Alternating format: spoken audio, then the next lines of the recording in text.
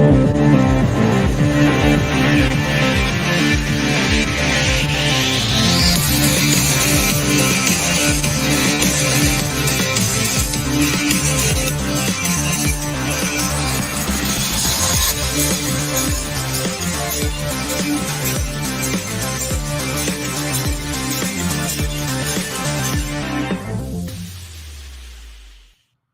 welcome to EquinEdge Live. I'm Scotty McKeever from Fort Lauderdale, Florida, and we are covering racing from North America, mostly Gulfstream Park, which has 11 races today.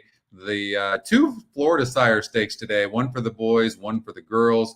I actually love a horse in one of those stakes races. Also covering races, of course, from Woodbine, and we'll have live streaming from both Gulfstream Park and Woodbine, and we'll cover a little bit of Kentucky Downs, as well as Saratoga, which has race number 2 coming up in 16 minutes. And but we've got Gulfstream Park coming up in about 4 minutes from now. And I actually like a pick 5, the early pick 5 in that race. So hello to everybody. Gary, what's up? Dan, Mike, Van, Scott, James, what's up, John? And good morning, Oldie, to you as well. Aaron in the house. Joe, hello to you. And you're in Dania Beach. Okay, yeah, not too far from me. Buenos dias, Michael, to you. Lexi in the house. And anyways, there's a lot of good races today. I like a few horses. I really like one. So I have a best bet today. I feel so strongly about this horse, I don't even want to jinx it. Now, it's going to go off as a favorite, but it's a free square, I think. Tony, hello. Pedro, buenos dias. Hello, boss. Mike in the house. What up, Bill Bode? So, all right. I'm feeling good today. I'm in a good mood, which of late that's been a rarity. Alan, hello to you too, sir. Anyways, we've got Gulfstream Park. I already did this, but let's throw in $80. I'm not sure. Okay, so it was a $96 ticket. Now here's the thing. I really, really love the first 4 legs. Not love one horse in particular, but I think that we're winning these first 4. It comes down to this here. And I was saying a little bit earlier that this Charlie Lightning, I really like this first time start of this 9. And then the 2 horse Salute the Troops. This horse was soundly bet and had a lot of trouble. And this horse was the top EquinEdge pick in this particular race as well. So give this horse another look with a good break. And so I'm covering the 2 and the 9. So it's a $96 ticket. And, if you like something else in the last, obviously you want to spread. So what's up, Z? Okay. So we've got, this is the ticket 1379 with 145 with 4, 5, 6, and 8 with 5 and 8 with 2 and 9. So the only one I actually think the race is between the 5 and the 8 in race number 4. You're going to see a few changes here today. Right now I'm working with one of our developers and making some changes. So you might see some weird stuff like Gulfstream Park race 5 and the video button. You see how that's off. So he's doing some updates. We got about 100 little updates we have to do before we're doing a release, hopefully next week. So anyway, so if you see some of that, sorry. If for whatever reason the system might slow down a little bit, then I'll just go over to prod, which what you guys look like. So, but you'll see some updates throughout the day, most likely. Okay. Hopefully you guys are doing well. Hopefully we're going to win today. We've got let's see here. We'll remove this, and we'll bring it back. Gulfstream Park. Probably about a minute or 2 before the race. And right now, the wagering is on the 9 horse here in this race number 1. That's one of the horses we have. So the wagering, we've got the 1379. 1379. So all those horses but the 3 are getting bet. Let's take a look at the 3 horse. Alba Mia, 13%. Throw out the last race. Horse did not really get that great of a trip. Is 7-1 on the EquinEdge morning line. Is 13%. Gets a new jockey. See, these subtle little things are the areas in which you need to look at closely to see if there's maybe a change coming.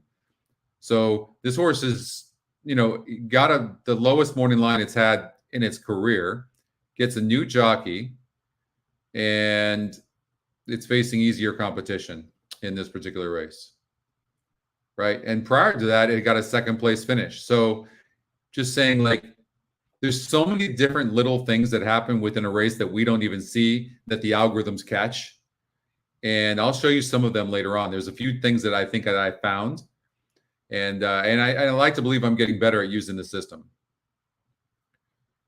So Woodbine's coming up in about 35 minutes from now. They're at the gate. 1 minute to the first at Gulfstream. And 1 minute before the race. 1379 is what we're covering in here. I never suggest betting to win a horse that's only 17% chance of winning.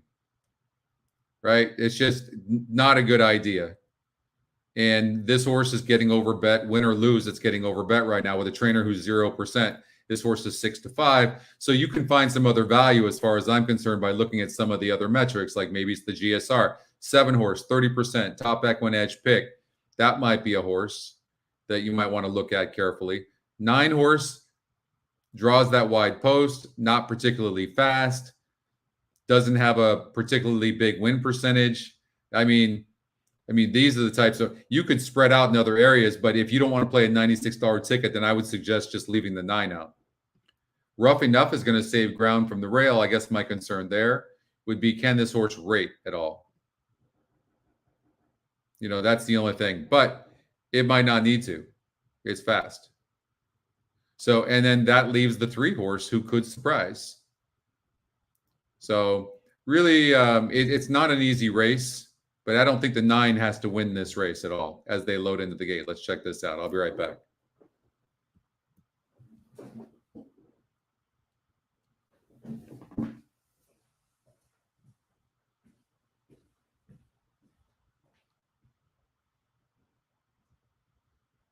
The horses are at the gate. It's now post time. Just waiting for the outside horse and race favorite Dubstep to complete the line. 11 races on the card today. Florida Sire Stakes Saturday. They go as races 8 and 10. Peter Knoll trainee Dubstep under leading jockey Miguel Vasquez up and in. Tracks are fast, and we're set for a start. Racing at Gulfstream. Sent from the rail, Rough Enough gets the first call and looks for the early lead. Alba Mia is on the go early. Racing 3 wide is Interesting Gem, 4 wide Syllabus, 5 wide is the race favorite Dubstep. Down at the inside, that's Karen's Revenge, who saves ground and draws within 3 lengths of the lead. Rivercrest Road is together with Stare If You Must, and the early trailer is Presencia. And the run around the first turn, it's Alba Mia doing battle with Interesting Gem. Rough Enough wanted the lead, but now backs into a sweet spot, 4th at the rail. 3 wide is Syllabus up into 3rd from Karen's Revenge. Wide on the course is Rivercrest Road. A gap of 2 to Stare If You Must. Then comes Presencia, and now at the back is Dubstep. 24 and 2 for the opening quarter speed. They're separated by 6 lengths with 4.5 furlongs remaining here. Up on the outside, Interesting Gem now sticks a neck in front. Alba Mia counterpunches and is right alongside second. Syllabus is now 3rd. At the inside, Rough Enough follows along 4th, and in hand 5th is Rivercrest Road. Now getting started 4 wide is Dubstep, so Chantel needs to get into action on Rivercrest Road or she'll lose her spot. Saving ground at the rail at Stare If You Must, and Presencia is last, but they're tightly clustered here, less than 3 furlongs from the finish. With the lead now, here's Syllabus making a move to take over. Battling back, Interesting Gem. Rough Enough is next. Presencia launching wide from the back. Dubstep just ahead of her, and they're at the top of the stretch.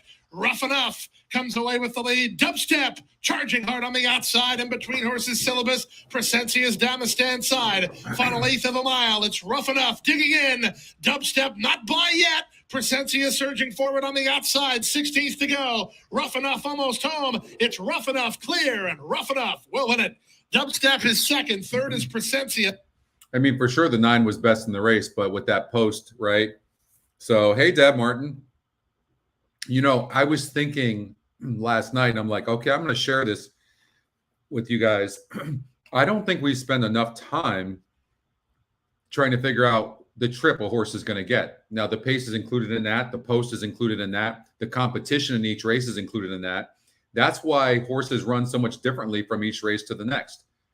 The surface and distance they're on as well. Of course, that affects it. But like, spend more time trying to visualize using the pace numbers and the post and where a horse is at. Also, its class, right? Because if it has higher class, that could move the horse up.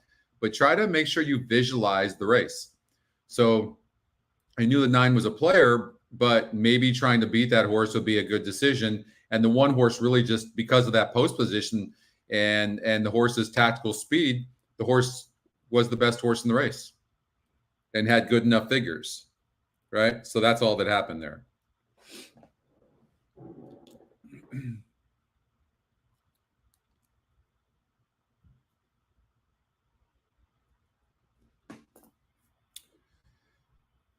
Okay.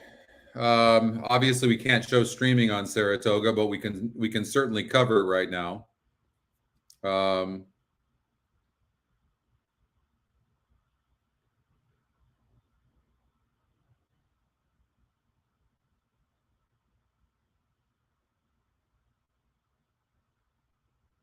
Yeah, I'm glad you use that as well.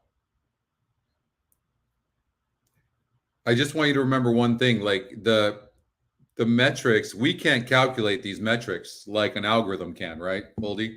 And so just something to remember is nothing wrong with leaving out a horse you just don't like because it's 0 for 18 or whatever. Fair enough. But I've gotten beat so many times by leaving horses like that out when the system is already calculating that stuff, right? The win percentage is already calculating that. So that's just something to think about. And then when you take the big favorite who drew the 9 hole, there was just something. Here's the other thing too. You want to talk about a tough race, and look at the EquinEdge long shot actually ran a very good race and got 3rd. But and we can't see why it would like a horse like that, but that horse didn't lose by a lot, right? What's up, Deb Martin? Thank you for noticing. But the thing about a horse trying to beat a horse like the 7 is a smart thing to do too, but you have to include it because you don't know when it's going to win. But look, it lost big as the 42% chance, 30% chance here, and lost. So this horse has proven that it'll burn money. It's not the best breaker in the world. In fact, it's broke horrible in its last 3 races. So, you know, that's something to think about as well. And while maybe you find a race that you need to spread in, as far as I'm concerned, we got a little bit lucky that the 1 won that race. But there's so many different circumstances to why a horse wins a race and why you need to maybe forgive a prior race. But if you're watching video and you see where a horse had a perfect trip, be very less forgiving. Don't be so forgiving in that case.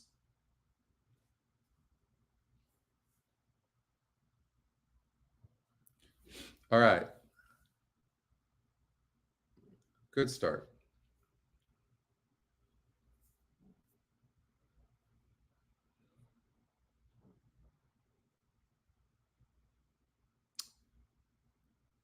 Okay.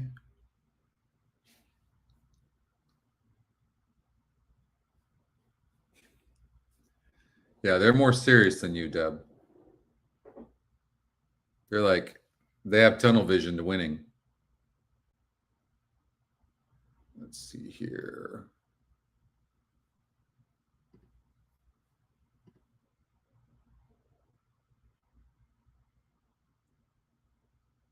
All right, so he's got some work to do there. Again, I'm on the test site, so I'm looking right now and I'm seeing Saratoga 2, and then I'm seeing the race information so far apart right now. So we're working with sizing and stuff like that. So readability is good. So anyways, ignore that. But again, the reason I use staging instead of prod is because all the new stuff is on staging, and I'm so used to reading staging that it's hard for me to go back to prod, which prod is what you guys use right now.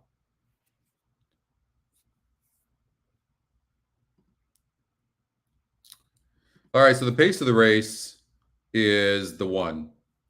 Just a second time starter. Yeah, it broke from the rail. Now, doesn't always happen, but this horse broke from the rail. Everything else seems the same except gets longer distance. It looks like the distance would be good for this horse. It broke 7th and only lost by 2.5 lengths. I mean, you could visualize that maybe the horse is going to get a better trip. And on top of all that, that horse was 3.5 lengths back after breaking slow from the rail. And now the system is saying the horse is going to be on the lead. So you would imagine, and this horse has the top GSR. So there's and 22%. So there's a lot going for this one. I think with only one start like this, and you have a lot of horses that are first-time starters, and a horse like the 7 that on paper looks so good. In fact, did they face each other? Yeah, the 7 and 1 faced each other.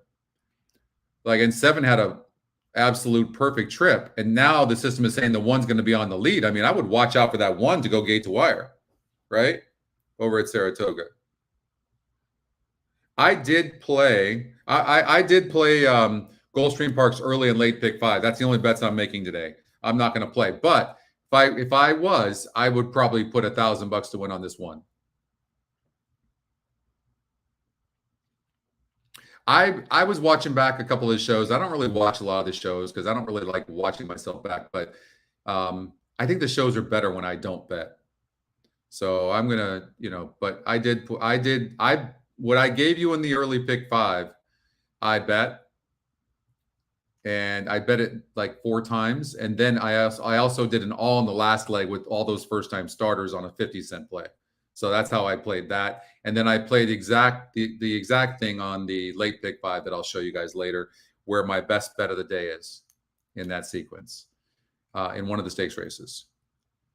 But in here, this one horse at 5-1 seems like great value. I think the 7 might be getting overbet. These horses often do that have good trips, perfect trips, whereas the 1 didn't. And now look at that pace number of 69. Is mandatory at Del Mar today. Oh, that's right. But somebody hit it a week or 2 ago, didn't they, Oldie? So I don't know that there's going to be a ton in there. I don't know. Maybe we'll look at it. So what, James? What's your question? Did I miss it? They're almost at the gate, 9-2 on the 1. I mean, unless one of the first-time starters steps up, I would like the 1 horse better than the 7. About 200 carryover. Hey, Lito, good morning.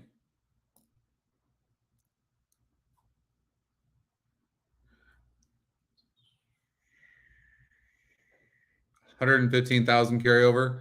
I'd probably see $2 million in it then, probably. People will play it. 2-day race. James, I'm so sorry, man. I don't know. I must have missed it. I'm not understanding what you're saying at all.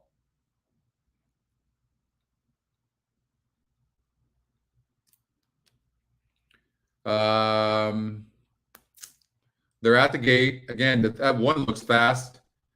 Hopefully it just goes in. It's kind of relaxed. Right now, it looks okay.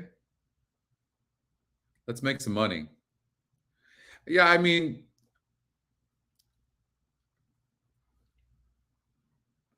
the 7's going to get a good trip, but oftentimes these horses. Oh, the second race. Okay. Oh, you're asking me if I like the 8 horse in this particular race at Saratoga, James?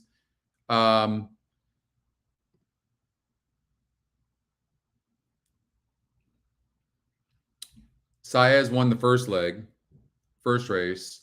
This horse got bet last time out, off slow, wide on the turn. Horses like this improve all the time. Plus, it's EquinEdge's second pick. I couldn't say anything negative about the horse, James, for sure.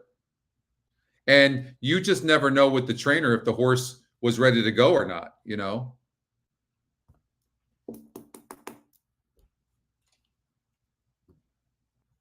Waiting for Morty's magic. What up, Kevin? You're a good man. I feel the same about you, brother. I hope you're doing well. Always glad to see you on the show. All right, so they're loading into the gate here at Saratoga, race number 2.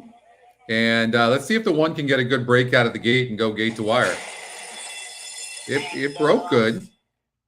From the extreme outside, it is surprise payoff. Quickly joined there by Powerful. Powerful goes on with it. Marty's magic. If it can rate, I actually prefer this strategy because the 7 got a good break.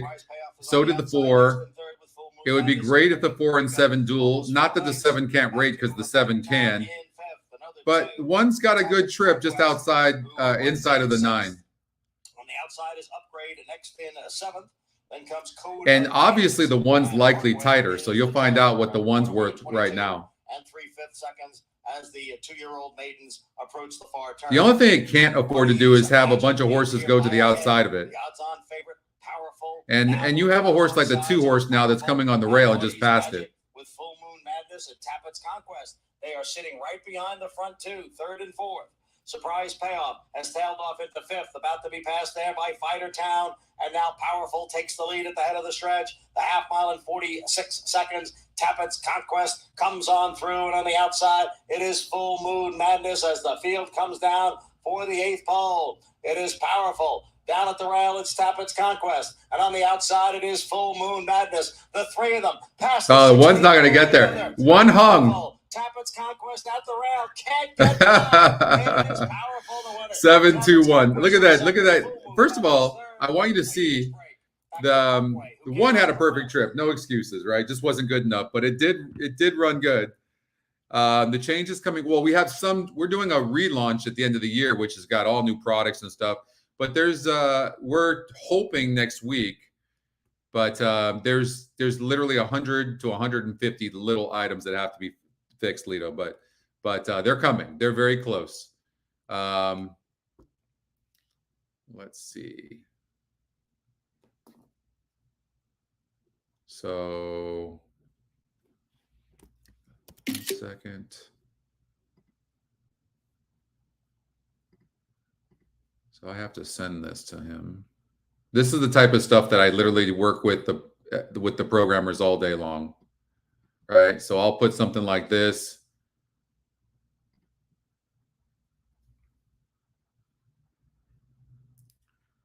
Right, and then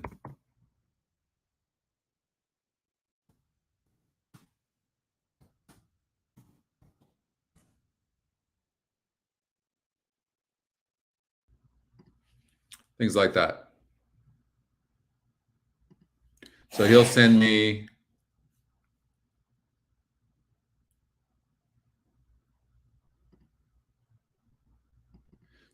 stuff like this. So you can see we're working just this, that alone is 3 different things we're working on. What do we got? We got Woodbine coming up in 17 minutes. We got Gulfstream Park coming up in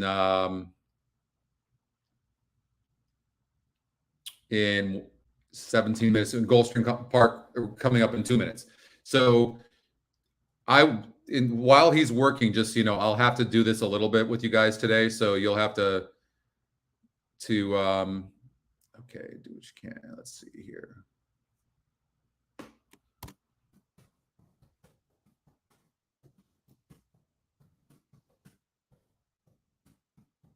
So this developer, Moxham, has been with us a while, and he's actually in Russia. And we have developers in Pakistan. Of course, we have developers here in the States. And we just hired 2 more developers, and we have another one that's starting on the 12th of this month. So we are really, you're going to start seeing over the, maybe in about a month from now, you're going to start seeing things just really start developing fast. So I know you guys need that. You need to see it like updating constantly. I'm the same way. So yeah, that 1 horse, I really thought that 1 was just going to go on by. Didn't you guys? Not that I know of, Lito. Not that I know of. None of the developers have said anything to me. All right, so where should we go? We got Woodbine coming up, Kentucky Downs. We'll cover Kentucky Downs too. This is behind the scenes. We have 1, 2, 3, 4, 5, 8 behind the scenes besides me. Yeah, the operating system's independent.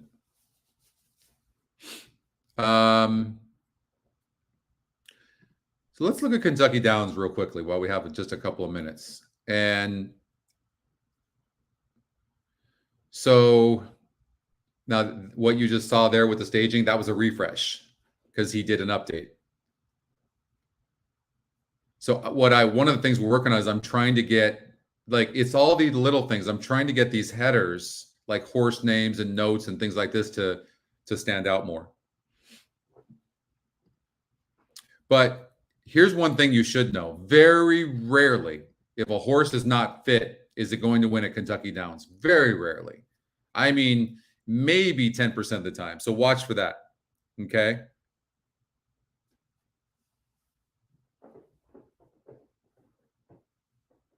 Thank you very much, James. You're always actually very, very kind.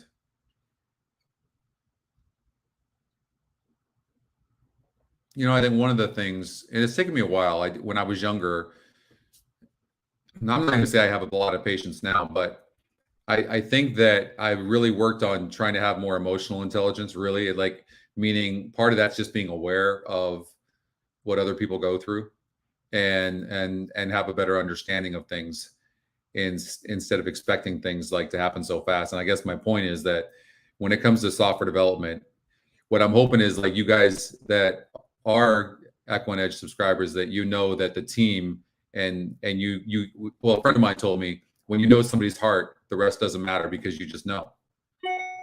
So you just give the benefit of the doubt because you just know.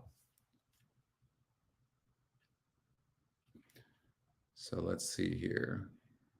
He said something is fixed.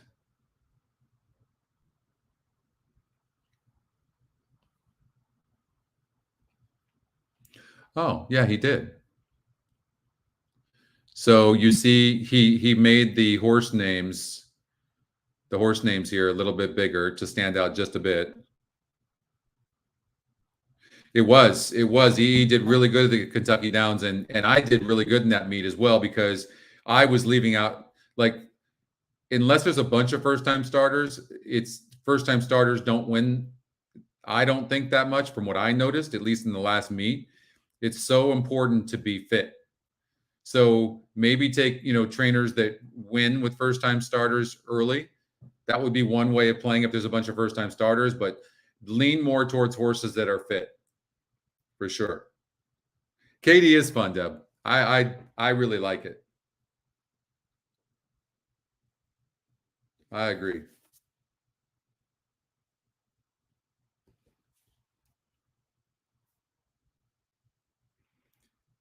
Thank you so much, Lito. Thank you very much for saying that.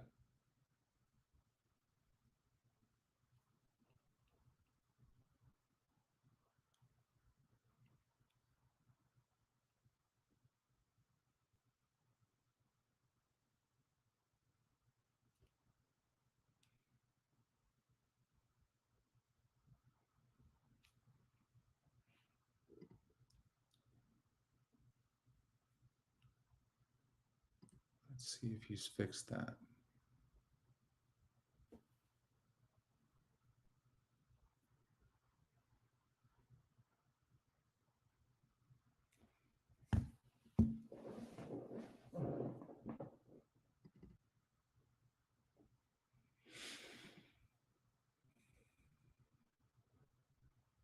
Pratt's at Delmar. That's interesting, Scott. Pratt's at Delmar, huh? Which horse is this, Oldie, you're talking about?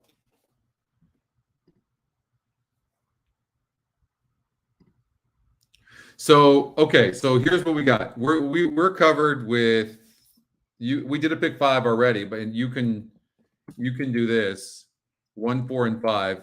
This would be the again, if you have the budget, maybe add a couple of more horses of first-time starters in this race. Now, I left the 4 out. Let me just tell you why. It's the top EquinEdge pick for sure, and maybe you should add it. You have a horse that's 20-1, but it's the EquinEdge long shot. We all know how EquinEdge long shots do with first-time starters, but you might want to spread. I actually don't mind the workouts on this 3-horse. Morrison jumps aboard the bug, 111 pounds there. This 1 horse has a huge GSR. So if I was going to add 2 more horses to this race, I would add the 1 and 3. That's right. The Pacific Classic today. Literally, like, I have been so busy. All I do is just work. We're working on EquinEdge constantly. And I didn't see that.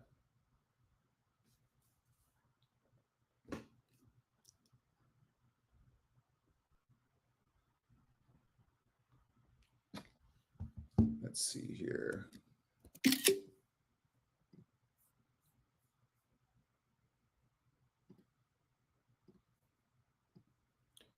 All right, so we're going to go to Gulfstream. We've got about 5 or 6 minutes before that race.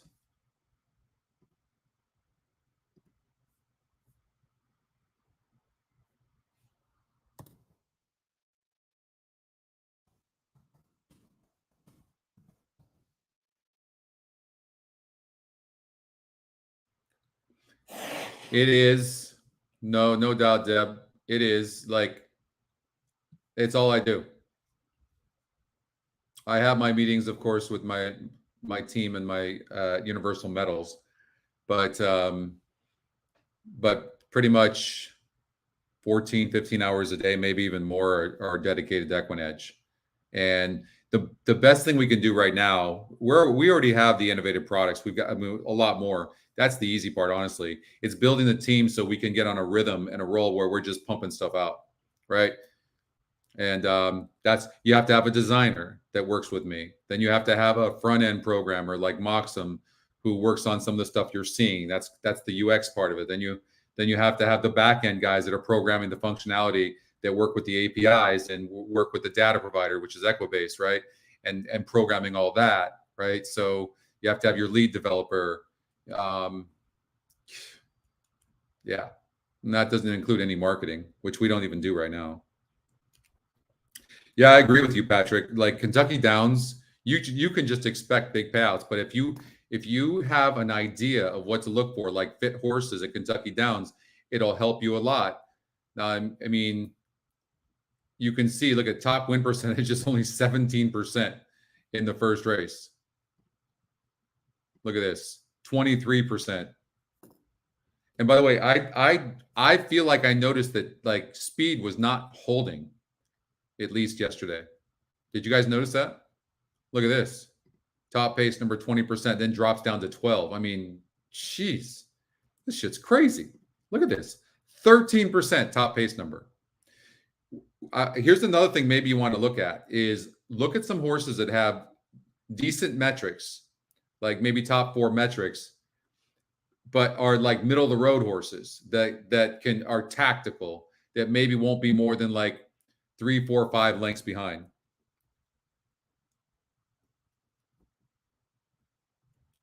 Thank you, Kevin, very much. Thank you, sir. We're going to change this game, at least on the handicapping side. And remember, the cool part about this, if you're new to this, is understanding that this is a subjective tool. It's no different than the racing form or any other product. All of us will look at this screen and look at this race, and all of us will handicap different. All of us will bet different. We'll put our tickets together differently, right? That's the point. That's the point. But at least you're getting good, solid metrics in all the areas that you need. Class, which is our SOR, the genetic strength rating, which is the breeding, the EquinEdge morning line, which you can compare to the morning line odds maker, the win percentage, which wins 36% of the time, and of course the top pace number by far in the country. And then of course we have long shot plays. Yeah, it does. Just kind of like down the hill, same thing. Hey, Ramon. I didn't like that 6-horse, Ramon, but I didn't feel like the 6-horse was impossible, but I wasn't a big fan of it. So Kentucky Downs, I imagine this early pick 5 is just going to pay huge. But anyways, good to be with you guys. I'm enjoying already. We're on a bit of a roll so far. We got 5 minutes before Woodbine, but we're alive in the pick 5 here. You can start an early pick 4 as well here at Gulfstream Park. We have 4 horses, 1, 2, 5, and or 3 horses. We have 1, 2, and 5, I believe, right? No, I like the 4. 1, 4, 5. So we're live to the 1, 4, 5 here in race number 2. This is a look at what you can do in the early pick 4. In the last leg, I really like the first 3 legs here. In the last leg, maybe you would add the 1 and the 3 possibly if you want to play a $48 ticket, or you can just take and roll the dice with me on the 2 and the 9. I think the 9 is very interesting. 2 broke bad last time out. Top EquinEdge pick. I think with a good break, the 2 could go gate to wire. So, or at least be very tactical and run a good race. But it's a cheap race. I mean, 6,250 claimers. And we got by with beating the favorite, overwhelming favorite in the first leg. You know, I feel like, too, when you beat the favorite in the first leg, a lot of people will take a chance and single in that first leg. Hey, Hunter. Yeah, we had an amazing Saturday last week, didn't we? It was good. Very, very good. So far, so good today. Big shout out to Ipica TV. Alfredo Pasquale did the Ipica show earlier this morning. And check that out if you haven't checked that out. In fact, on this new release, hopefully this coming week, we've got, you'll be able to see the site in Spanish. They're at the gate. Part of the site in Spanish. It's now posted. Caleb did? Caleb's my man. I love Caleb. What did he say, Deb? What did Caleb say? Last time he was here in Florida, I had dinner with him. Caleb is the best guy. Best guy. Stage Ready will be next. The colors of acclaimed racing stable. That's Double Tough. Yeah, I thought the horse had a chance, Z, but I really do like the horses we have. Mead, Rebelde, and Tone Feeling. One's going to have the lead and probably going to go gate to wire, but Mead's a good horse. And watch that 4 horse. The 4 horse is tactical. Let's see what happens in a tough race, but I think we can get by here. We're going to need to get a little bit of luck. I would love to see this 4 horse win by sitting maybe 2 or 3 lengths off of the 1. On the but you see the way it is in the gate right now? This has been the problem. Even with a top jockey on it, you're seeing this horse always breaking slow. It broke pretty good. A clean and level beginning. Not bad. And after the start, it was Hiedo who fired forward at the fence to take Hiedo's not that far in front. Tiger has speed up to the outside. Tone Feeling. Is he even in front? Is part of the early action today. So this really hurts the 1's chances. I don't understand why Jaramillo's getting tricky, but the horse broke a little bit slow. Out of the gate, rather, but last of all, and the 5 getting a beautiful trip is really close to the pace, which 24 seconds flat. is unbelievable as well. Into the center. Alongside him is I just don't like the 6 on the outside of that 5 horse, but he has a box seat to the leader as well in McKeever. Outside of him, he said that the EquinEdge pace figures are better than anybody. Yeah, they are. Speed is Triple Jeopardy, and the trailer is Stage Ready. That's the field. Yeah, I mean they're the best. Mile to the finish. The leader is still Hiedo in front by half a length. I'll tell you what, that 4 did not break bad at all. I hope he's got horse. That's Tone Feeling, Double Tough. Come on, Zayas. Rebelde ridden into the race. Reyes has him about 5. I told you we couldn't leave Mead out. Sonny Leon's been after Triple Jeopardy from the word go. But here comes the 6 as well. With 5/16 to run. 4 wide. Here's Rebelde. Let go for a run to try to take Mead off guard. At the rail, it's Hiedo looking for room. Double Tough Tiger. 3/4, 112 flat. Way out in the center. It's Rebelde who's rising to the occasion to take God, the lead. I tried to beat this Mead 6. It's not going to happen. Double Tough Tiger. Come on, 5. Come back. Back to 4th and Hiedo. Final 1/8 of a mile. Rebelde driven out. He has no dangers. Mead is clearly 2nd. Double Tough Tiger is 3rd. It's Rebelde in front. He won by 2.5. 2nd was Mead. 3rd was Double Tough Tiger. 6.54. That sucks. All right, let's get out to Woodbine. Today. So on the way to the start.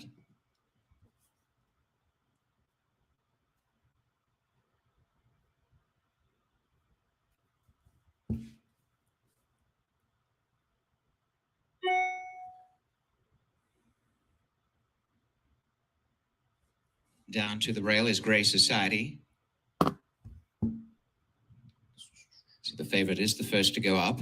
Moving forward is Island Bell. Another picture-perfect day at Woodbine. This is really often considered the best time of year. So Grey Society, I had looked at this race and I thought maybe this was a horse that we could try to beat.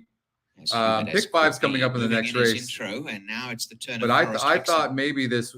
I didn't think this horse was all that. It had burned money 2 times in a row, and now it drew the rail here. And fire emoji for Justin Stein to the outside gate. I don't know. Horse to beat, but maybe try to beat it. We're not going to have a lot of time to figure out what to play. Start, race 1. Fire emoji comes up. But we'll just watch this race. Has gone in. They're all in. Locked up. Nice going, Oldie.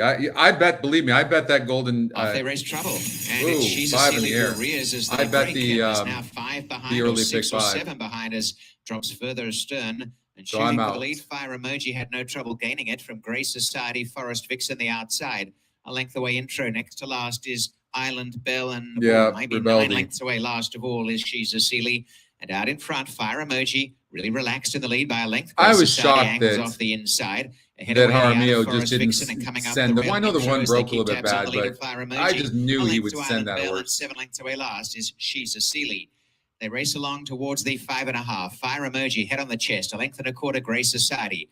On the rail intro, the Outer Forest Vixen, and 2 lengths behind them, Island Bell. And still about 7 to She's a Sealy is last as they reach the far turn. And Fire Emoji's lead down to 3/4. Grey Society and Forest Vixen moving up. On the inside intro, a length away Island Bell, and a long last She's a Sealy. Fire Emoji holding out nicely at the half mile. 3/4 Grey Society. Still 3 wide. Forest Vixen just a half behind. A length and a half intro pushed along. On the outside Island Bell, and 5 lengths to She's a Sealy. Fire Emoji's leader, long neck. Grey Society asked to make a sprint at the lead now as they come for the lane. Forest Vixen still right behind them on the outside. Almost a line of 3, and Grey Society has gone up and hit the front. On the rails, Fire Emoji, the center of the track. Forest Vixen, and then intro, and down the outside running is Island Bell, and from last She's a Sealy. But now Grey Society opens to a 2-length lead on Forest Vixen. This has been a big run by She's a Sealy down the outside, and Grey Society clear. They come inside the 16th. That 5 horse just ran well. huge, right? Grey For breaking Society in no the air danger. like that. Intro's That was gone a to good, second. good and run. A big wing. Grey Society get. Very good run.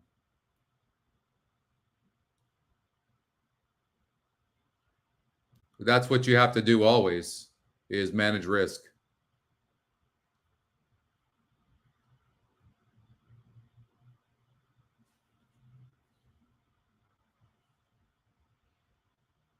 All right, let's get out to Saratoga, race number 3.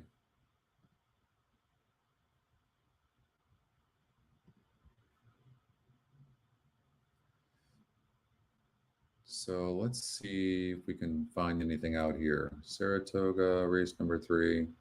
It's just a tool I'm testing. So let's look at the 3 horse. Seal Beach is an interesting horse. 15%. H1 EquinEdge morning line. Been facing top horses and has a good GSR. Let's do this. What's up, Doug? How are you?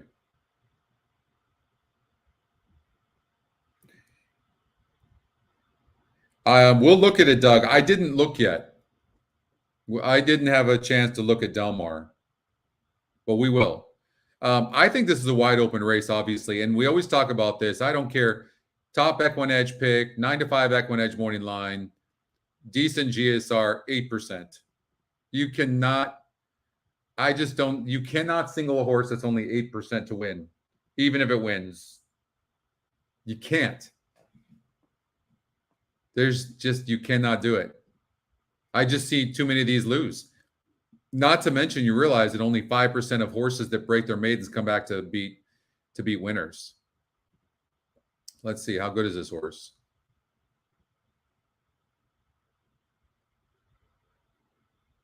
What did it beat?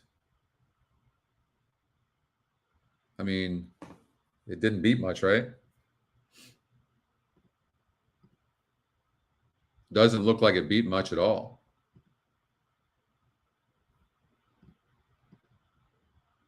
This horse came back at Saratoga in a 20,000 claimer.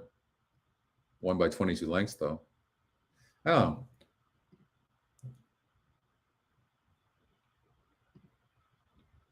Scotty liked the 5. It's 30%. It had a wide. It had to have had a little bit of a wide trip. Well, it was second throughout, and then it got the lead and gave up late. Saez jumps aboard. I just think on paper this is just a really wide open race. 8 might be a monster. No burn. No. Monster? No. Come on, Oldie. I mean, it's a nice horse, but it's not a monster. I mean, maybe this horse.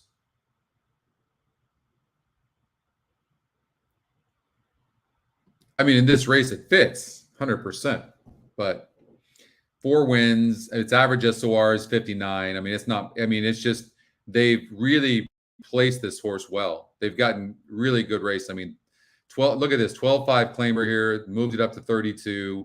I mean, it's definitely done well. It's definitely been. Yeah, no. I mean, it's good in here, but it doesn't have a lot of class. But as far as in here, it's a competitive horse. I don't know, something about this 3 horse that I like. So what happened in the last race? Remember, you have to be able to throw out races too. This is what I see. Look, you could get a price here on this horse all because of this last race. So look what happened. Horses was running on the dirt. Okay. It won. It beat only a 50 group. So we don't really know its upside right now. But what we do know is this horse went on the turf and not bred for the turf. Maker made a wrong decision. 77 GSR drops down to a 52, a 25-point drop. And it even got bet. Well, of course, on the turf, 52 GSR, dropping 25 points, and then moving up in SOR, 12 points. This horse had no chance to win that race. That's what's so great about the metrics, is because that horse is getting bet, and you could throw out a horse like that and play a horizontal and spread out in other races because of stuff like this.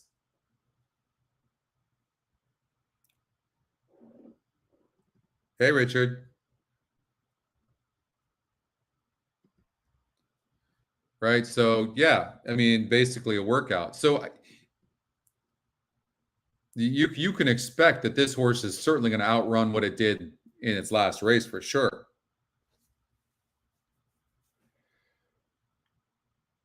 Oh, excuse me. Oh, I'm so mad to be out of that pick 5 at Gulfstream Park. I knew that needed to get by that race.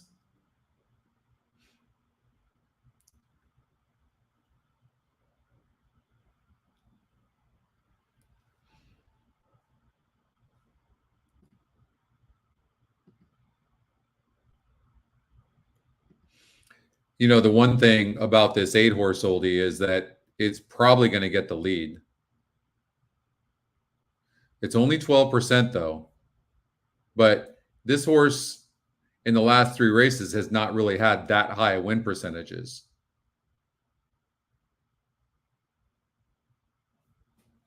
It's a tough read. This is a very tough race. For those of you that are saying you like the workouts on this horse, I don't blame you. It's a lot of bullets. But a lot of horses like this, they end up needing a race usually. From what I've seen, they get all these bullets, but they don't really run to that. Let's see here.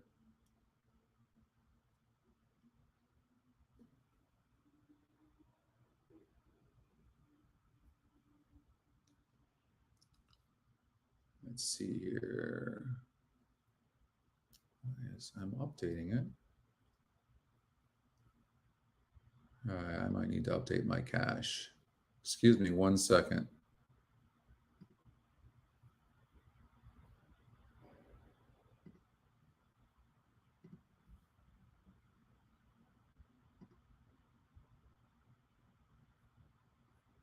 All right, we got Saratoga coming up.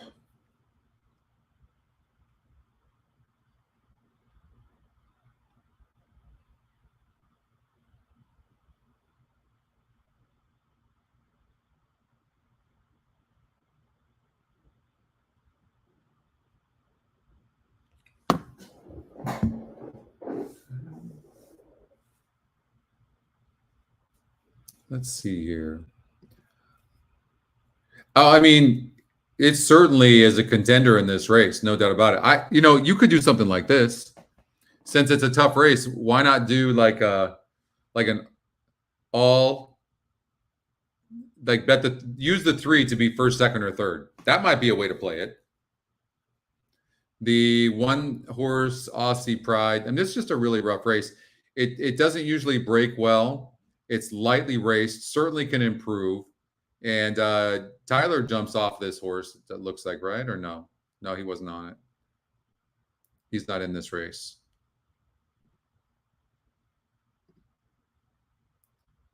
What a tough race. Yeah, I mean, what I do like about the 1, it's 5-2 on the EquinEdge morning line as well.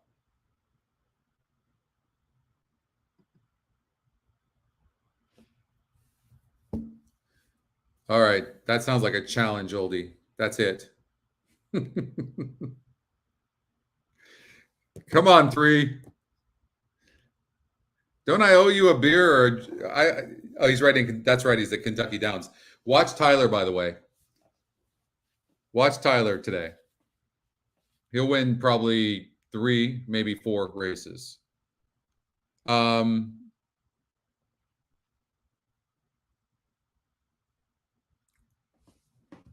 I think the 3 can be in the money. I throw out the last race. You're right, though, but he did it easily. I don't think that here's the problem. All I'm going to say is this, oldie. I don't think the class was the reason why this horse didn't run good. I think it's because he didn't like the turf. That's going to be my thought. And you can find prices with horses like that. So that's where I'm coming from. Waiting for Perceived and No Burn. I don't love this 8 for some reason. I just don't. I think it's going to be on the lead, but I don't love it. They're in the gate. I think 5's going to try to go to the lead on the inside with Saez, and maybe they'll duel. Quality and Tiwanaku. Strong Quality has the lead up to the mark, has now moved up into second as they leave the Wilson chute and go on to the main track. Strong Quality with the lead over up to the mark, and on the outside is No Burn in third. Just in behind is Tiwanaku. Seal Beach is down at the rail. And then it is a big break back to the 2 trailers, Perceived and Aussie Pride. The quarter went in 24 and 1/5 seconds as they race up the back stretch. And the leader is Strong Quality, narrowly. Up to the mark, runs in second. No Burn in the clear on the outside in third. And then it is Tiwanaku in fourth. It's another 3 lengths back to Seal Beach, who has dropped further out of it, and at the back of the pack, Perceived and Aussie Pride. Half mile in 47 seconds. Strong Quality up to the mark. They are heads apart. No Burn sits just off of them in third, and then it is Tiwanaku. So now we know that the 3 horse probably this is too classy for them. It is still Strong. Here comes the 8. But there's the challenge now from up to the mark. Up to the mark, Strong Quality. Here comes the 6. Extreme outside. As they so home now. Is Speed holding up there as well? A narrow lead. Strong Quality continues to battle on closest to the 8's outside. It is No Burn. Running huge too. I mean, look at this 3-horse race all the way, and I think 8's going to catch them. On the outside, the 3 of them fight it out to the finish here, and it is No what a hard knocking Strong horse. Quality got second over up to the mark. We all like something different in there. Yeah, no, I think the 3-horse just not classy enough.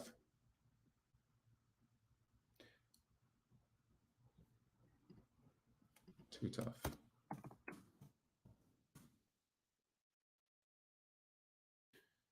All right, Kentucky Downs we've got coming up. Let's go out to Kentucky Downs.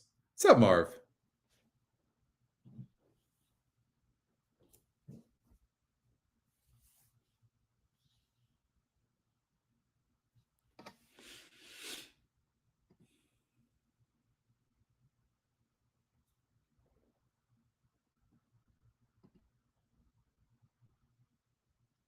Okay. You got last? I was second last. All right, let's see what we got here. So we got Remember, at Kentucky Downs, you need to be fit. You really do. Fit horses will win more often.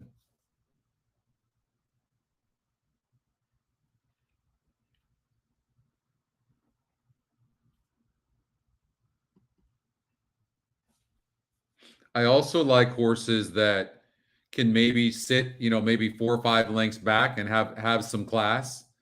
So let's see if we can identify some of those in a race that, by the way, top win percentage is 17%. But let's check out the pace.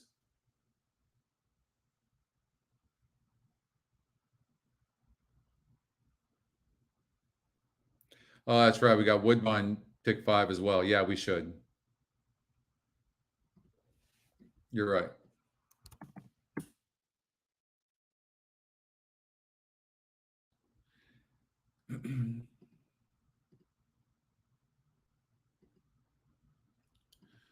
So this is a tough race. The 2-horse When True is completely dead on the board, and it's burned money, a lot of it. It just doesn't seem like whatever they do with this horse, they can get this horse to win. It is dropping in class a little bit, but it's just such a tough one. It's such a tough call. Now, it was only 9% to win last race out, and it got third by 1. And it just, no matter what, it was 37% 2 back, 34% 3 back, but it just seems to, hey, Catherine, it just seems to not get there. But you know how that goes. The minute we don't play that horse, and this horse has been off since June.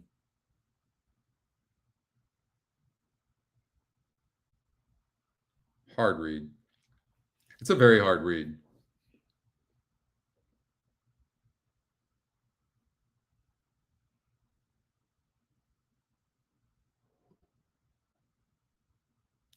So clearly this is a front runner right here. And it's hard to throw a horse like this out because a couple of reasons. One, it's EquinEdge long shot. And 2, it's got the one of the top SORs, right? So that makes it very, very difficult. It's 7-2 on the EquinEdge morning line as well. But you want to talk about a horse that's burned money. And I honestly just think this horse is better on synthetic. I can't use this horse. I don't think I can use this horse. And it's got a 23% win. Has it ever even won on turf?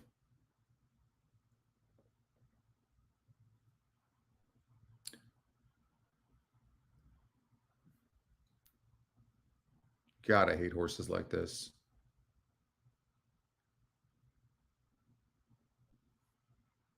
But it's going to have the lead most likely. I think that, look, if the 1 or 2 win, this is not paying anything anyway. Like, I think maybe you take chances, right? Like maybe something like this.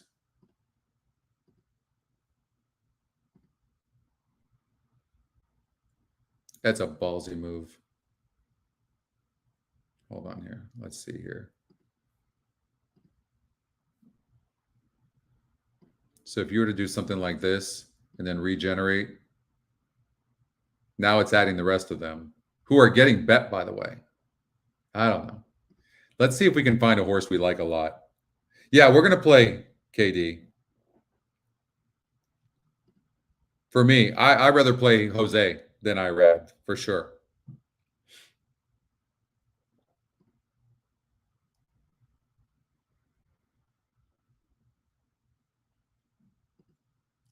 Now, don't forget, the EquinEdge morning line's only predicting what the off odds are supposed to be. Not necessarily if you can win. I just want to point out that this horse doesn't have a lot of class in comparison to this field. That there could be some horses that wake up here. So, you might want to just think about it before you just automatically single that horse. Just something to think about. Now, this horse is also lacking in class. It's top EquinEdge pick though, but it barely hung on last time out. But speed is really killer up there. Like it holds. But you have a horse like this one who's 38% to win, 11 wins in 26 tries, always breaks good. But it's going to be chasing speed. Man, I think this is another race that maybe you could beat some of these favorites. Let's see what my note on this horse says. Not a great trip in this last race for the 9. The 1 horse top GSR by far. 6-5 EquinEdge morning line. Top pace by far. Maybe this is a single, I would say. Now the 9 didn't have a great trip.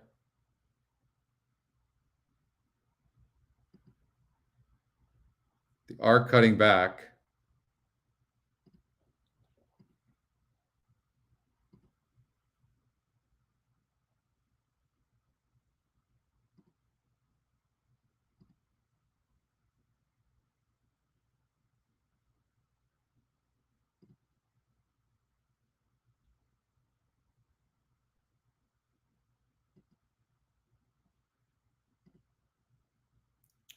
So even more than GSR sprinting on the turf, I always lean more towards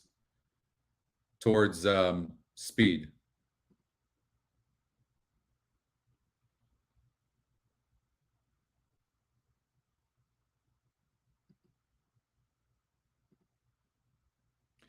You got a bullet from the gate right here, and then you have the EquinEdge long shot. I would imagine the 2 is very live. Okay, in that race.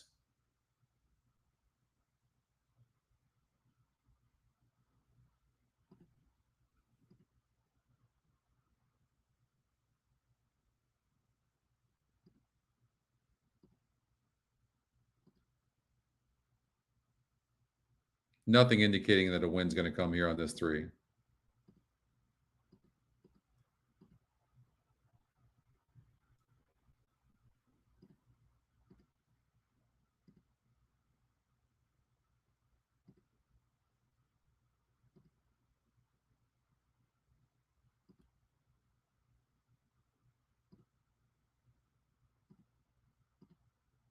So I'm going to force the system to single this 1 horse here. Although I find the 9 interesting. And that would be the ticket. No, I didn't hear about that. I didn't hear about that, Bill. Hopefully none of that was yours.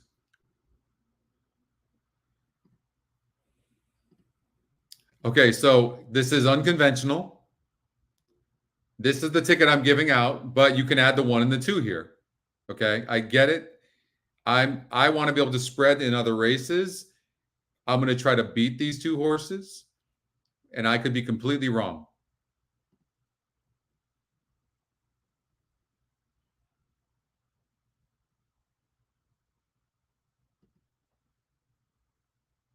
I'm trying for a price in here. Okay, so again, if you want, you add the 1 and 2. I want to make sure you guys know that. Like, I'm not even suggesting the ticket that I'm putting here because I'm not going to play, but it's something I would play. But this is what I'm somewhat suggesting. All right, Kentucky Downs. Let's see what we can learn in this race. I mean, you need to be fit. And I want to take a horse that's tactical.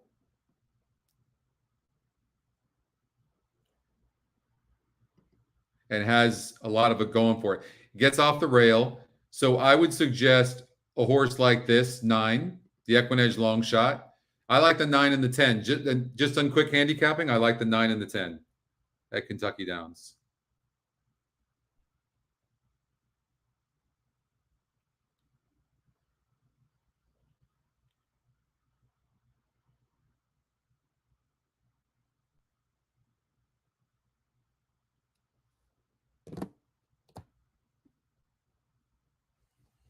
into the starting gate. Botanical now steps forward. Just a few left to load here. Lady Eva now moving into line. Del Rosso is backed out.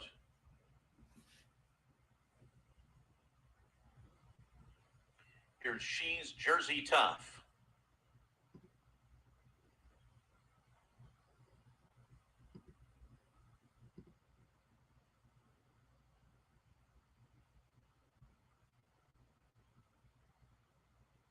There is no reason to take a favorite in a race like this, in my opinion. She's Jersey Tough and She's a Shining Star.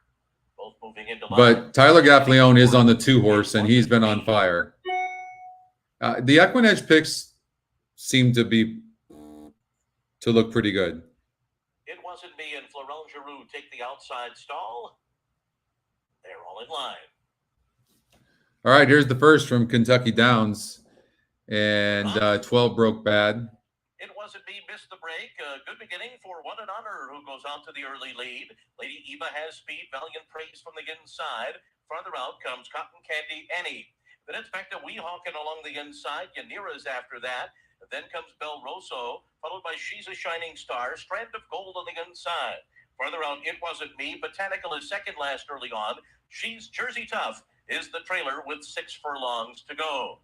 So down the dip they go, and moving for the far turn. Tightly packed on the front end. It is What an Honor. So right now, from what I can see, I mean, the 9's on the lead at 14-1, which is huge, but 10's loaded with horse. So it's the 3 horses so far that we've talked about. I don't really see anybody else coming. It's early, though. One seems to have some horse. Strand of Gold has the rail with less than a half mile to run, about 7 lengths behind. It Wasn't Me is alongside of her. Break another 2 lengths to She's a Shining Star as they make their way around the far turn. Then a wide Yanira, who's 9 lengths behind, coming toward the top of the stretch. Botanical is next. The half mile was 48.33 seconds, and they're coming to the top of the stretch here with One and Honor on the outside, Cotton Candy Annie on the inside. These two right together on the lead. Trying to come up the rail now is Weehawken with a late bid.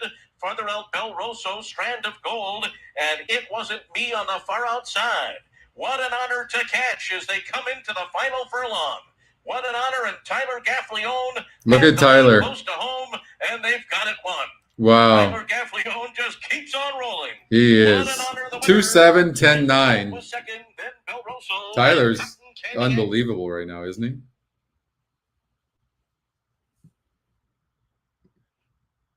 All right, Gulfstream Park. East. Proven form in her corner today for jockey Chantel Sutherland. Race number 3. Second choice is a battle between a second-time starter in Cozy and a horse making her third start, Awesome Identity. And I'm out of this. Another horse with race But I experience, Milk Money, I like the holding at a 10-1 number. 4, 5, 6, and 8 Even money, though. in Gin this Rit. rate. 4, 5, 6, and 8. Awesome Identity to take the outside. Field of 7 at 6 furlongs. They're at the post. And they're off. Good start for Gin Rin. Awesome Identity has some speed, and so does Milk Money. These are the first 3 out of there, with Cozy away racing in 4th, followed 5th by an improving Browsing, who's ahead of a Gladiatora, and the trailer is the newcomer Diosa Fortuna. Gin Rin now speeds through at the inside to take the lead from Milk Money, who's back to 2nd. Cozy is at the rail and racing into 3rd. From 4th, it's Awesome Identity. From 5th, it's Browsing. Then back to Diosa Fortuna, and now the trailer is Gladiatora. Around the far turn at the 3 furlong point, Gin Rin controls her own fate from here. She's in front as the public pick, and she's 3 furlongs from the money, a length and a half better than a struggling Cozy, who's down toward the inside. 2nd is Milk Money. 3rd is Awesome Identity. 5th is Browsing as Gin Rin threatens to blow it wide open. To the top of the stretch, a quarter of a mile remains for Gin Rin, who appears well in hand. Cozy's trying to muster another effort with Milk Money and Awesome Identity, and they're at the top of the stretch. Gin Rin, Chantel asked her to finish it up, and the job is long over here as Gin Rin is even money with no dangers. Gin Rin running up the score late. It'll be all Gin Rin. Nothing much more to add. Milk Money's trying to hold on to 2nd. Here's a late run from Gladiatora. Gladiatora surging forward, but she missed 2nd as Milk Money held on. And then it was a photo between Awesome Identity. All right, they're on the turf over at Woodbine. Let's get out to Woodbine for this pick 5. And here's what we got.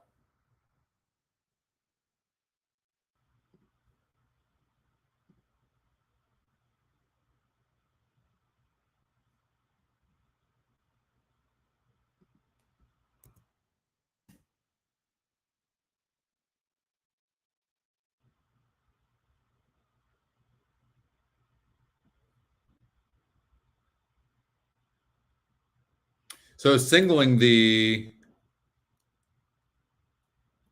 one horse in race 5. That was a system single, wasn't it, Goldie, right? Yeah.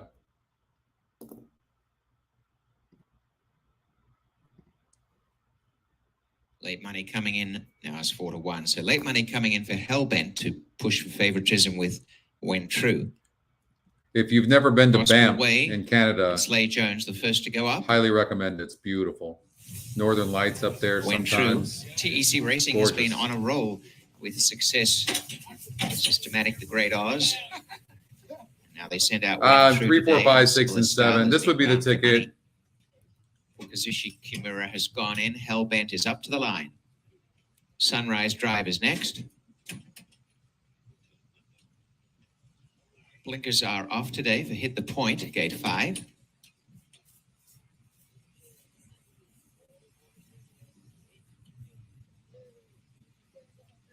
And Antonio Gallardo won the first. He looks for the double with I'm Dashing. I'm Dashing moving in. Also blinkers off for Call My Banker, who's got out to 17-1. It looks well turned out. They're almost right. Race 2, all in.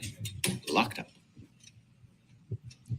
On their way, and one of the best out is on the inside. Gospel Way with When True, Sunrise Drive. Out wider, I'm Dashing, and the deepest of them is Call My Banker. There's not much pace on. Hellbent tucks behind the top trio, and in the early part, last is Hit the Point. Out in front, it is on the inside, Gospel Way. About 3/4 When True, 3 wide, Sunrise Jasper's Drive. Enjoying beautiful. a nice trail, Hellbent. Quarter bit wide, Call My Banker on the outside of I'm Dashing. And last, as they take the turn out the stretch, Hit the Point. And out in front, remaining with a length lead, Gospel Way. Sunrise Drive going up on the outside to be a clear second from When True. A length away, Call My Banker, just one off the inside now, and Hellbent the rail. 1.5, I'm Dashing, second last, Hit the Point at the back. Slay Jones controls the pace on Gospel Way. First quarter went in 23 2/5, and out in front, Gospel Way by almost 3/4, Sunrise Drive. Now tucking in behind them, When True, a length and a half to Call My Banker, just shading Hellbent. Next to last is I'm Dashing, and last is Hit the Point. Only 4 lengths covers them, and still out in front, Gospel Way, Sunrise Drive, and When True. Hellbent started to move up. Call My Banker to the outside, stays with Hellbent as they gain. A length to Hit the Point, second last, and I'm Dashing at the back. Little between them as they reach the far turn, and Gospel Way and Sunrise Drive go on. Hellbent called up is grinding. When True's there on the inside as they come down to the final quarter, and Gospel Way still the one to catch. When True's gaining up the inside, saving ground, and is now emerging off the rail. Hellbent trying to come down the center of the track, and so too is Hit the Point from the back. What's up, Out Colin? in the lead, Gospel Way shot clear for Slay Jones by 2.5 lengths to When True and Hellbent. When True's coming now, although ducks about. Gospel Way by a length. When True straightening up is flying on the Astor's one's outside. flying. When True That'd coming, be Gospel close. Way. When True got up. When True at the wire from Gospel Way. Back in third is Hit the So Point. When and then True did get up. And so it was the 2 horses we talked about. Wow. So speed holding up there. Gospel Way and When True. Good to see you as well, Colin. You got that, oldie? When True, how about that? 37%. Off the layoff. Gets the win. The Zenyatta's over here.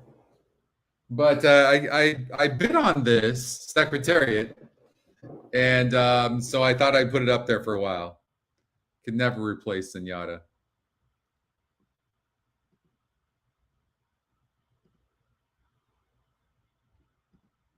All right.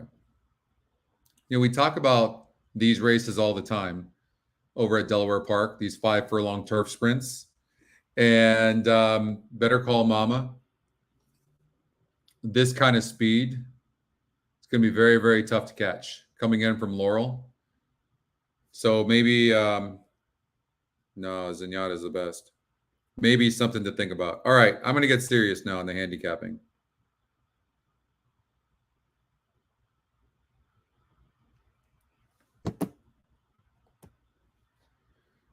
So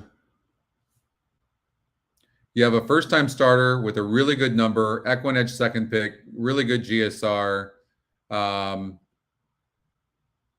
And let's see if there's a fast gate workout to indicate. There's not a fast gate workout to indicate. So I don't see it beating the 5, but I can see it getting up. You know what I mean? So this horse can get up as well. So I like the picks. I like the 5 over either the 2 or 8, but I think the 8 could get up. For me, Zenyatta was not the best horse I've ever seen, but my favorite horse of all time. My favorite.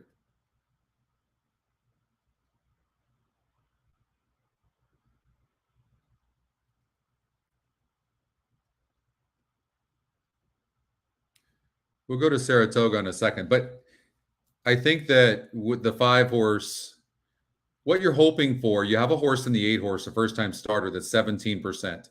The 2 horse is 6-1, right? So I don't necessarily think the 6 has to. I know it has speed. It's coming in from Saratoga, but I don't necessarily think it has to run second.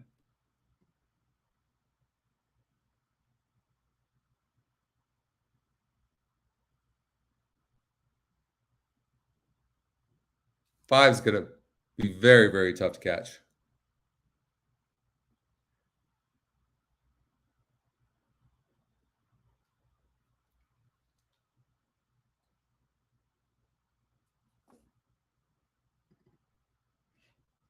They're on the turf course over at Delaware. I feel like the 5's a free square with that kind of speed, unless for whatever reason, and usually the first-time starters kind of break slow. But I think in situations like this, what I try to do is just try to hit a trifecta. It's not about the exact almost more than it's the trifecta. So if you have a free square in the 5, and then you get a free square with the 2 and the 8, so you would do something like this. You go 5, a bigger one, 5 over 2-8 over 2-8. And then you would come back and do a 5 with 2-8 with all smaller, right? And that's how you would make money. You need the 2 or 8 to be second. Or you could do something like this: 5 with all with 2-8, and then you could do 5 with 2-8 exacta. That makes sense.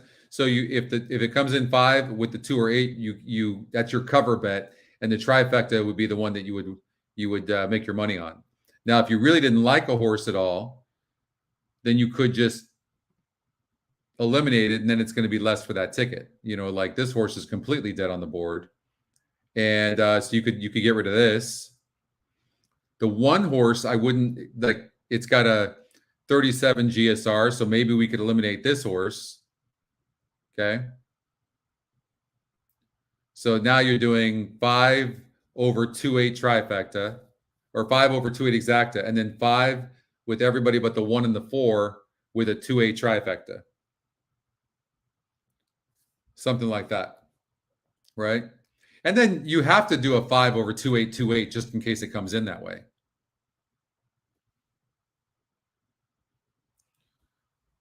So there goes the 3 horse Turby into the gate over at Delaware Park.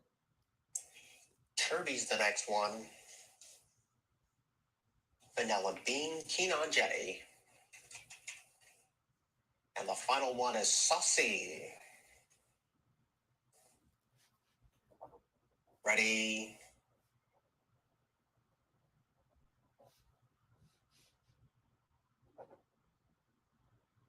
Away, Yan, running. Animal Princess topped in the air at the start. Pomme Sauvage showing good speed. Wow, 5 did not get the lead. Right there too, on the far I didn't outside. even like that. Is so crazy. I don't know what did it break bad? Anybody see? And Turby came away in 6th. On the outside, Vanilla Bean has one beaten, and that's Animal Princess, who lags to the back of the pack with 3 furlongs to go. So Pomme Sauvage leads the charge into the turn, and Saucy's And this right 8 there is running applying that heavy pace beautifully. pressure. On the far outside, Better Call Mama tries to close in while Don Diva stays at the rail, and Keenan I mean, the Jennings jockey is so strangling this 5 in a bad way. It's not Saucy even on the funny. outside, trying to take the lead away from Pomme Sauvage. They're homeward bound. Saucy has a neck in front. Better Call Mama's hunkering down in the center of the track, and Better Call Mama closing with power and pace now at 2 to 5.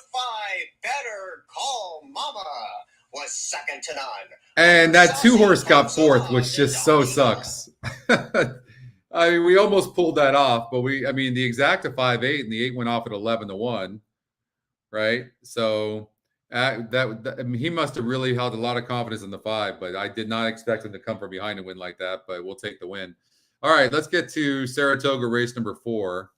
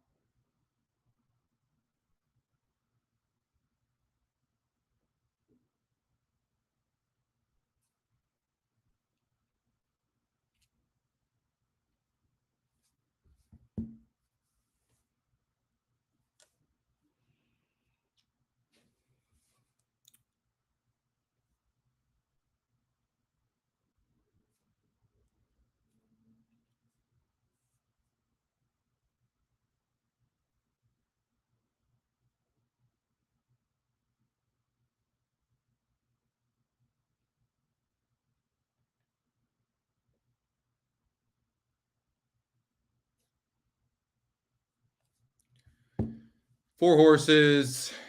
No, there's no value.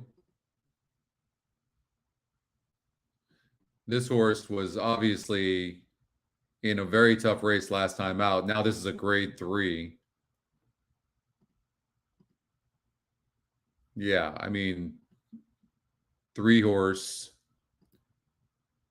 I think that the money is in trying to beat the 1 for second and get the 4 for second, because 3 is winning this race.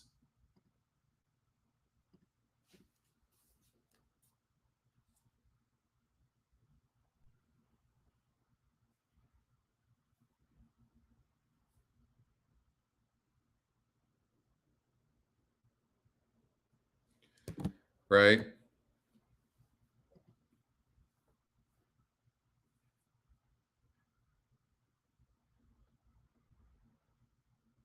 The 1-horse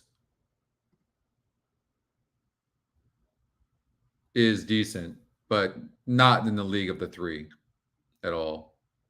55% to win. Annapolis. This horse is just a nice horse. Yeah.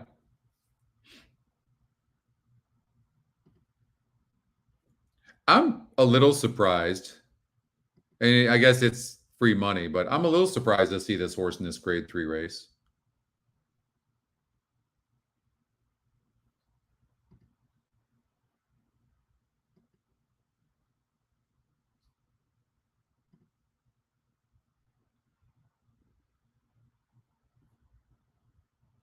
I'm surprised to see the EquinEdge picks have the 1-horse not in the first 2 picks, to be honest with you.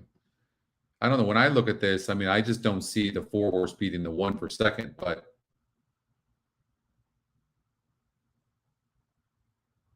I'm looking forward to seeing Annapolis run.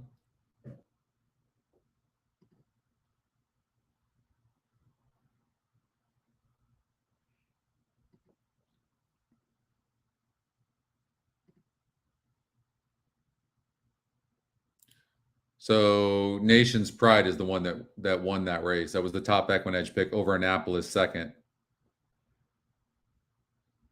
That was back on August 6th.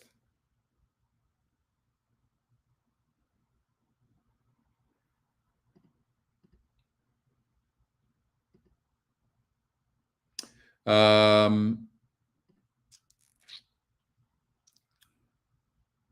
mean, it didn't run, so it's not in that. That wasn't a bad effort over here, but it was against a 62 group. This horse got a nice third place finish in a grade 2.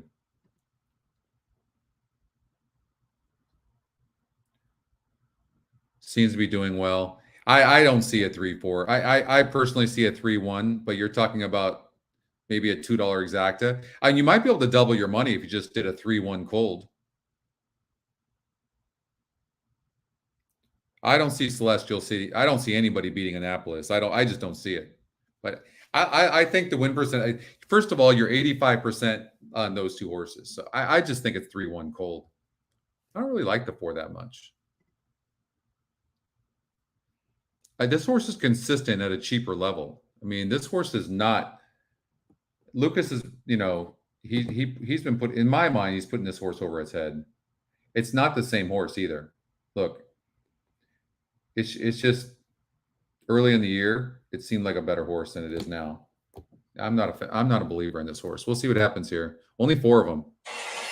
And they're off. And it was a good beginning for the big favorite, Annapolis, who is out for the early lead. Fuerteventura is on the outside. Celestial City down at the rail. And then Ethereal Road. They go into the line for the first time with Annapolis, leading here now by a length and a half. Fuerteventura and Celestial City, they are right together, second and third, with Ethereal Road at the back. And the 3-year-olds are now going around the clubhouse turn. And it is Annapolis leading here by almost 2 lengths. The quarter went in 25 seconds. Annapolis takes the field to the backstretch and is the leader here. Fuerteventura is on the outside, racing in second. And down at the hedge is a Celestial City with Ethereal Road in fourth. And now they're midway up the backstretch. And it is the 1-9 favorite, Annapolis, the leader here by a little more than a length. It is Annapolis who ran the half mile in 49 3/5 seconds. Annapolis in front by a length. Celestial City down at the hedge. Alongside is Fuerteventura, and Ethereal Road continues the trail. And now they're going around the far turn. And it is Annapolis in front. Fuerteventura moves up on the outside into second. Celestial City is now in third, and Ethereal Road. Annapolis was put on the lead by Rod Ortiz Jr., and they have the lead into the stretch. And now Annapolis is in front by 3 lengths. Celestial City comes on again to grab second. And then Fuerteventura and Ethereal Road. It is Wow, this one's going to lose second, I think. And this is like a stroll through Congress Park. I mean, that 3 won easily. Wow, that's really close. I think the one on the rail, maybe. And 2/5 seconds. Anybody see who got second? It's hard to see from my phone.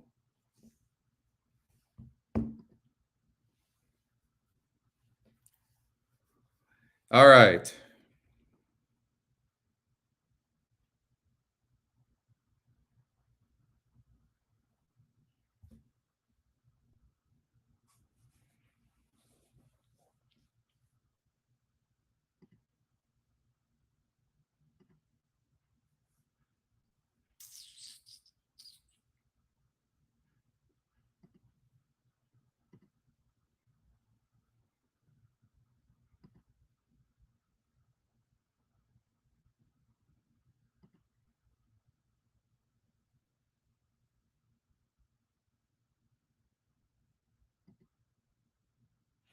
I thought this race is strictly between the 5 and the 8. I mean, for this horse right here to be 5-1 right now, EquinEdge morning line 9-1. I know it's the EquinEdge long shot and it's got Zaya as a board. But it's also gaining 7 pounds. I mean, it just doesn't like to win.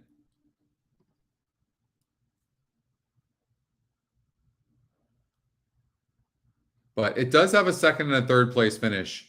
I think the horse will probably be in the money. I don't think this 4 is going to run.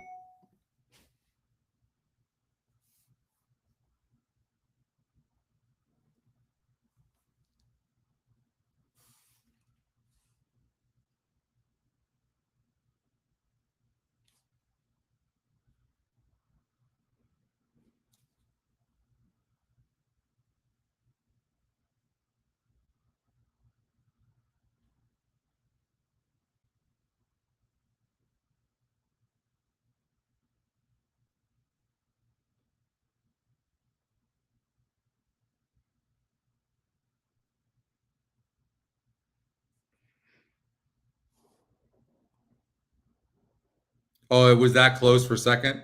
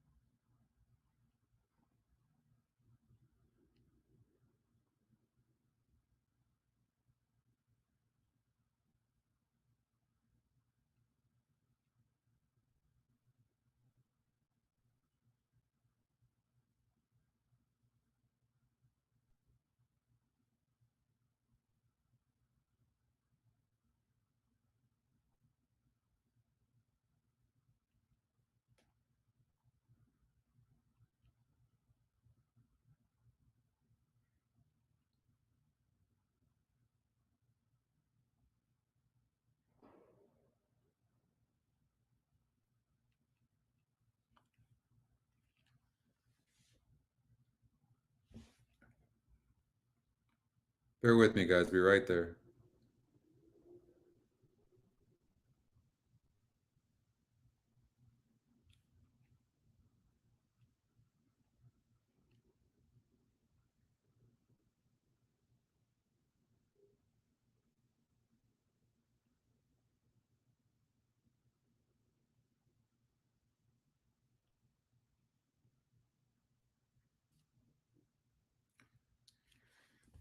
Okay, sorry about that.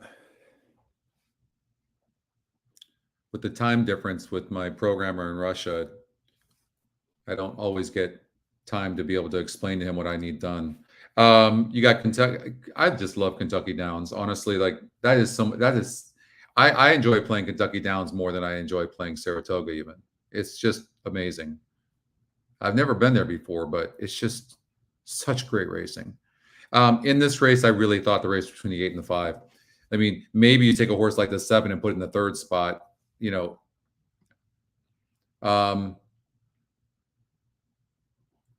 Now, here's the problem with the 8. I will say this. You have a new trainer. So, but you have a new trainer also on the 5. So when you get these new trainers, so look, you have a new trainer on the 5, 7, and 8, right? So whenever you get the new trainers like that, you just don't know what's going to happen. What I was hoping for is at least one of those, the 5 or the 8, would run good, but you do have new trainers. And then you know, Zayas you would think the trainer on the 8 would invite him back. Did Zayas decide to not jump on the 8 and jump on the 7? I mean, I guess it's possible.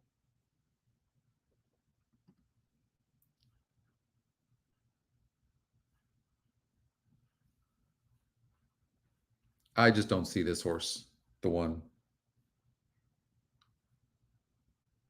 All right, so let's go to Kentucky Downs.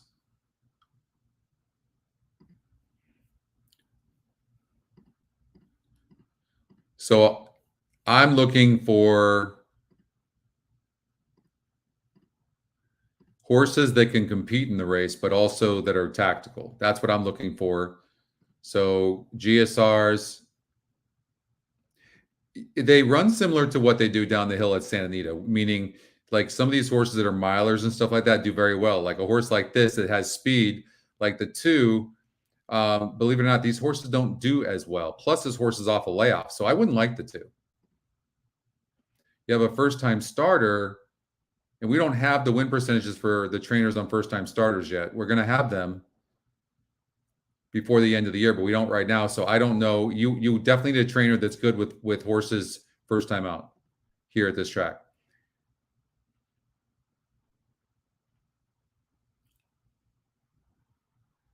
You have Steve Asmussen takes over on this horse, the EquinEdge long shot.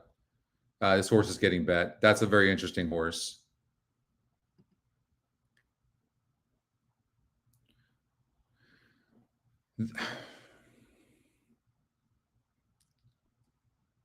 This is the EquinEdge top pick. Bejarano jumps aboard. I just think this horse has had chances, and I don't know that I'm willing to trust this horse.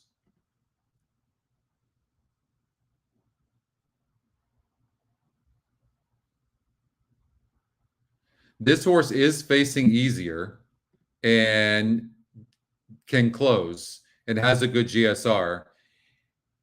It's not liked by the EquinEdge morning line, but that's only one algorithm. This is a tough race. Oh, he does?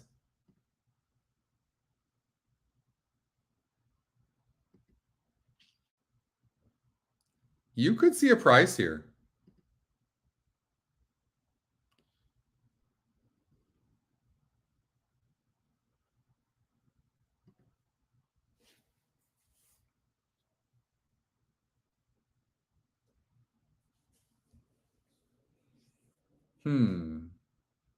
Trying to find an angle right now.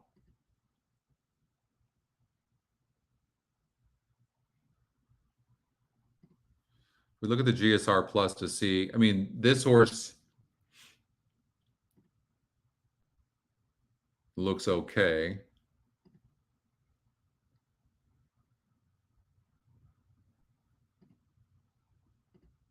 Steve Asmussen now takes over here. I could totally see this 9 sitting from that post. Completely see this 9 doing very well, but I would prefer to see it off the pace, and I think it's going to be near a slow pace.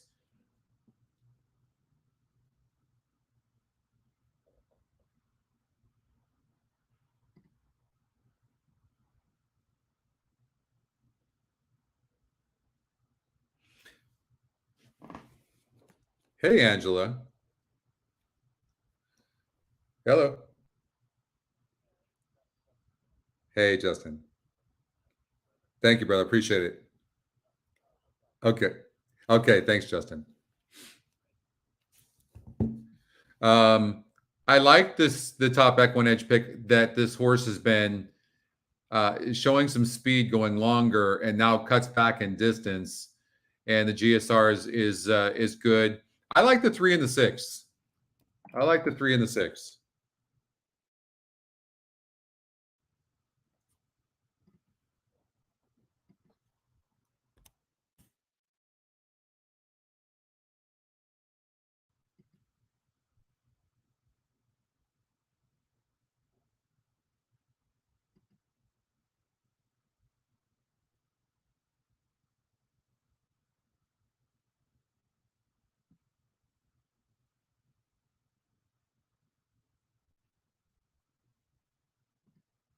Hey, Curtis.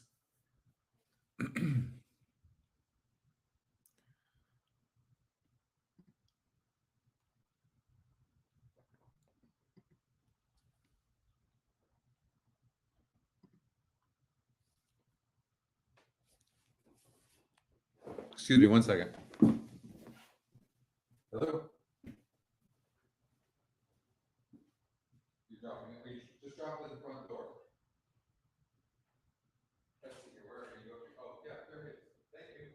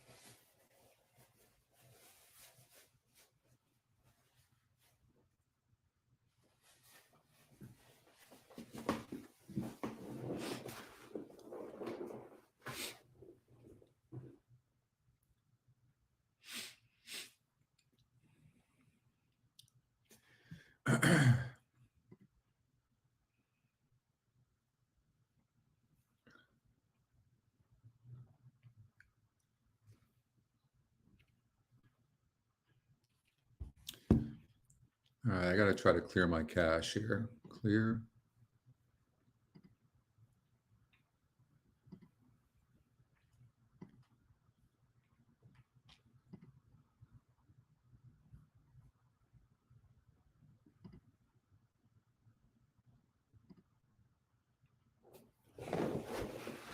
They're on the turf course over at Woodbine as well.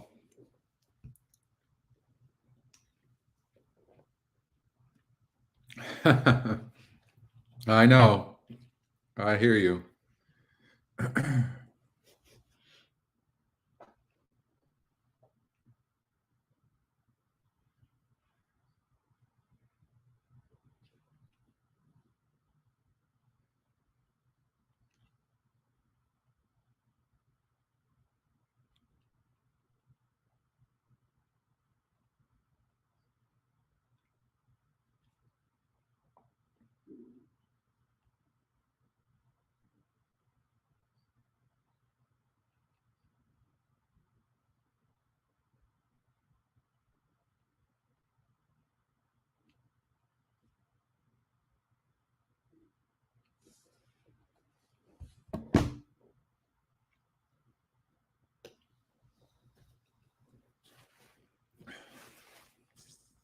We're the leader now. So the 8 got the lead, which we knew it would. New York Style is last of all as Miguel Vasquez takes a big rainfall of Starlight Walker.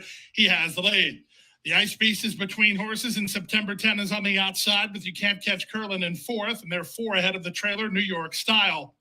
Opening quarter, Casual, 23-1. They go half a mile from the finish. Everything going the way of Starlight Walker to this stage. He'll have a threat momentarily from September 10, who's bidding up 3 wide. The Ice Beast is asked to quicken between them. 4 ahead of You Can't Catch Curlin, and New York Style outrun. Past the 3 furlong points, Starlight Walker bracing for the oncoming September 10. The 2 favorites have it to themselves as the Ice Beast is an out-kick third. 7 ahead of then You Can't Catch Curlin and New York Style, and they're at the top of the stretch.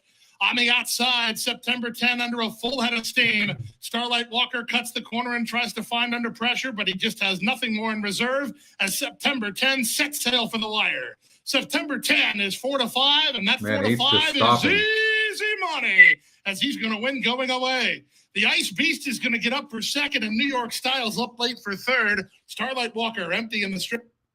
And hits the front with Banff. Banff down the outside for Sahin Savachi's come from last and taken away the lead from Long Pond. And Banff is stretching one now and is going to win well. Banff Talk about right down the play. center of the track, out by 3 at the wire. Make it 2 3/4 lengths to Long Pond. 7, 5, 6. Perfect Crime Cruden Bay behind.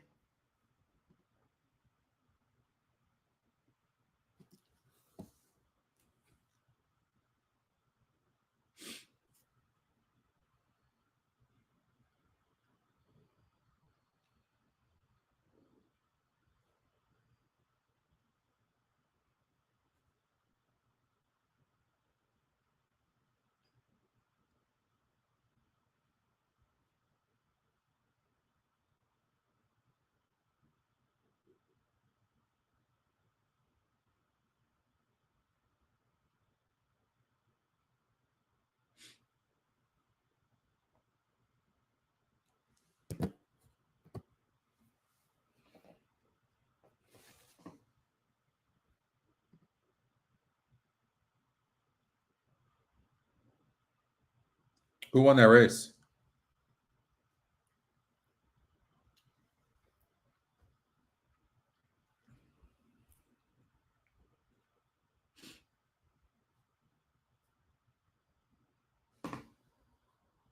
Two.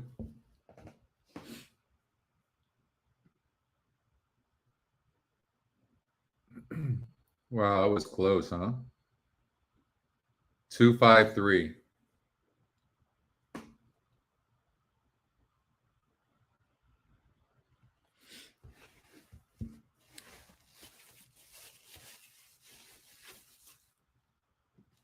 All right, we got Saratoga race number 5 coming up.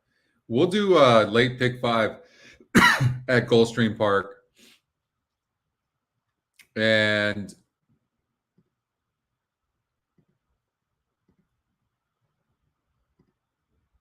I might give you my late. Yeah, I have a key horse in there as well that we'll cover. So that's coming up in about race number 5 at Saratoga is coming up in about 5 minutes, 10 minutes from now. I'll be right back.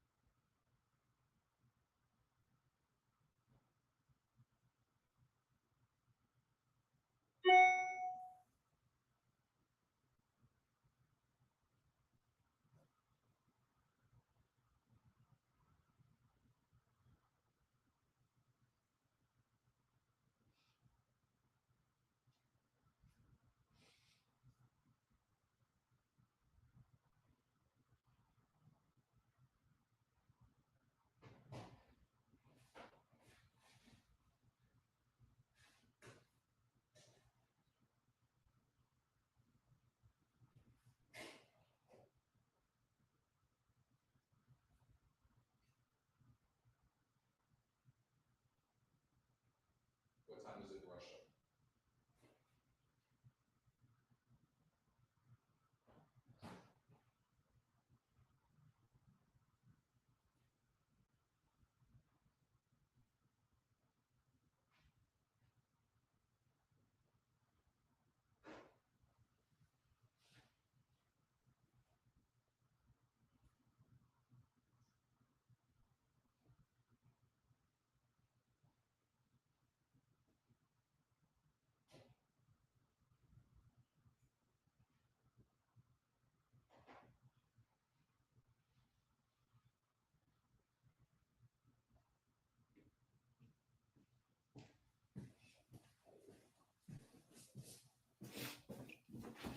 Sorry, guys.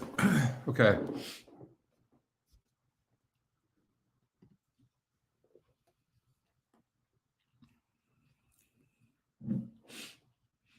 So a lot of musical jockeys here. You see Rosario gets off of the 2 and the 12.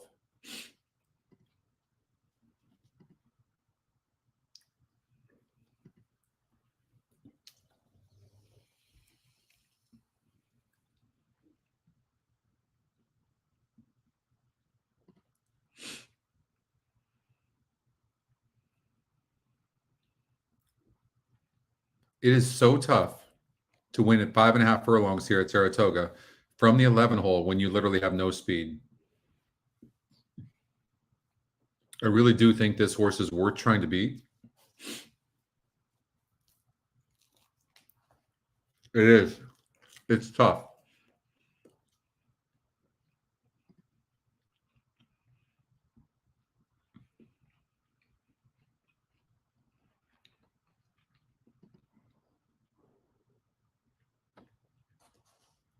I think Irad Ortiz and the 7 horse Customs Bobby. There's a horse to beat.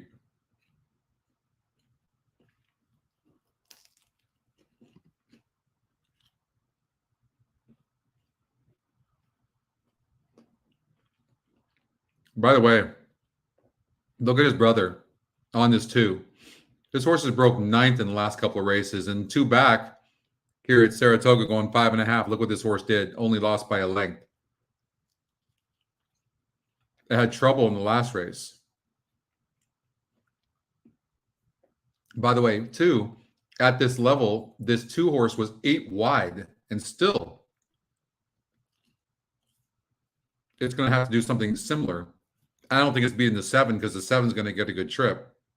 And by the way, the 7 has the class. Now, 10 does, but only 2% to win. So it's got nothing else going for it. So we can get rid of that. Okay. Could be the Ortiz brothers. The EquinEdge long shot.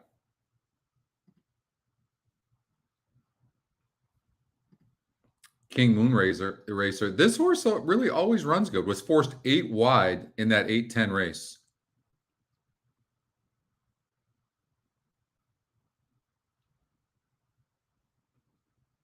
Castellano running good. I would try to beat the 11. I like the 257, 725.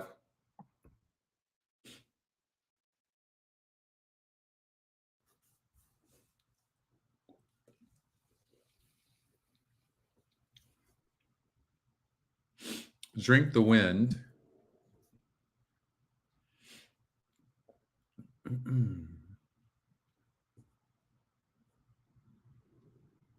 To me, this horse looks like a horse that needs the lead. And it's probably going to have the lead, but it doesn't have any class. Watch. You see a 78 pace, but the 4 has a 77 pace. But now we'll sort the SOR, and they're at the bottom. And a lot of these classier horses will move up in pace. So I would say no. I would say no. Let me get my phone.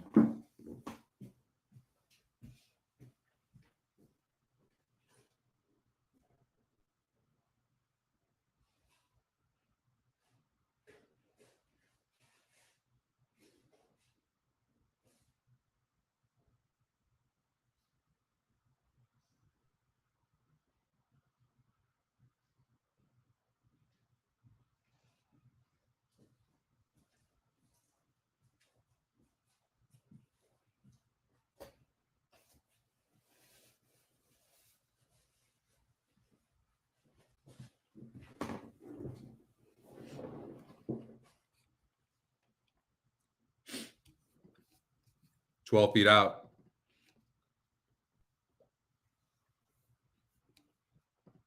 You can see that here.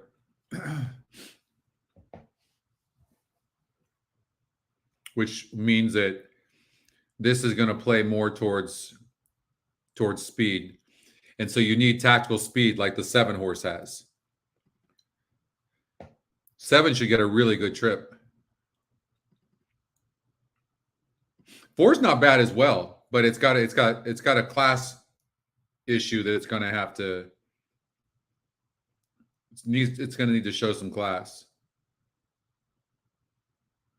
and we don't really know what that class is for this horse. It's got a good win percentage.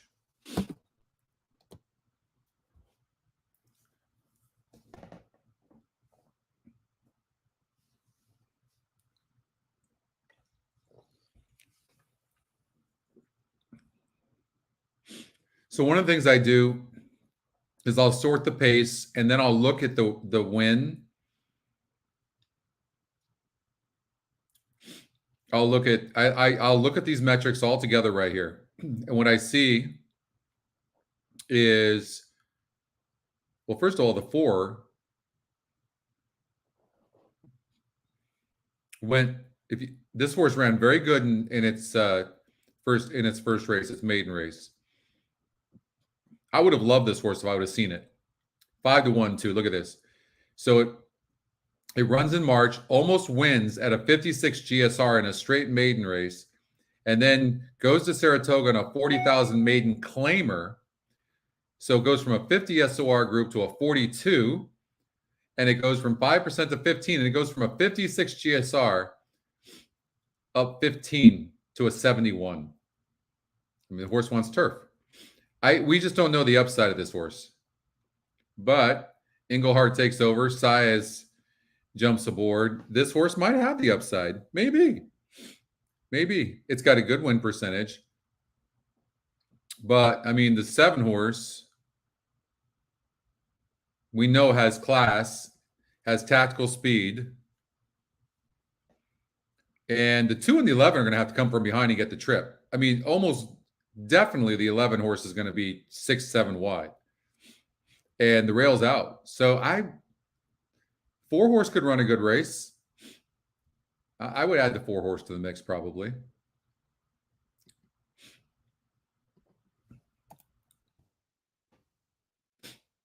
That's what it looks like.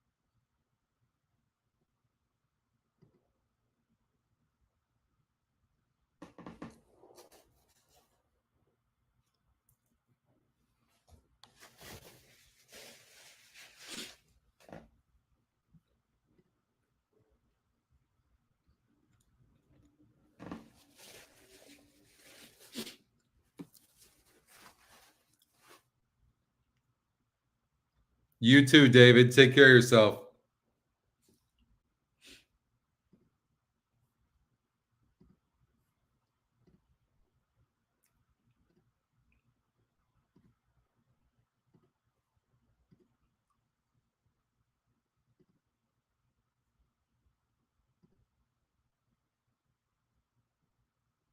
I would probably do something like that.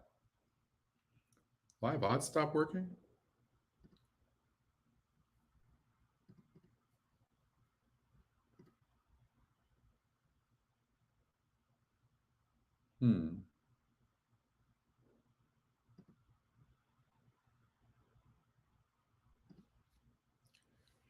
Oh, let's see what happens. They're just taking off. Custom Bobbies is going out for the early lead. Now moving on through down on the inside is a Drink the Wind, a grab second as they move up the backstretch. And the leader is Custom Bobbies. Sugar Gray Leonard has now taken second. On the inside is Drink the Wind. Next in third, Mr. Chairman runs in fourth. And New York Anthem is in fifth. And then comes a Blinding Light, who's in sixth. Hatches on the outside in seventh. Starry Night looks to advance down on the inside and had a steady there.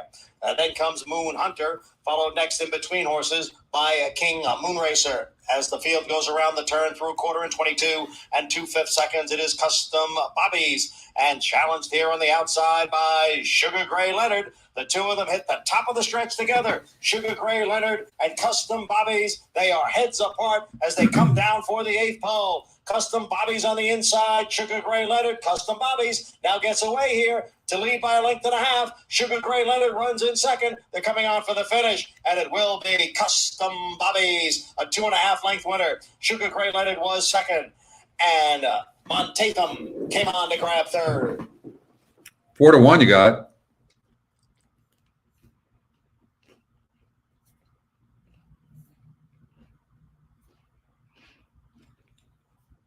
That wasn't that hard to find.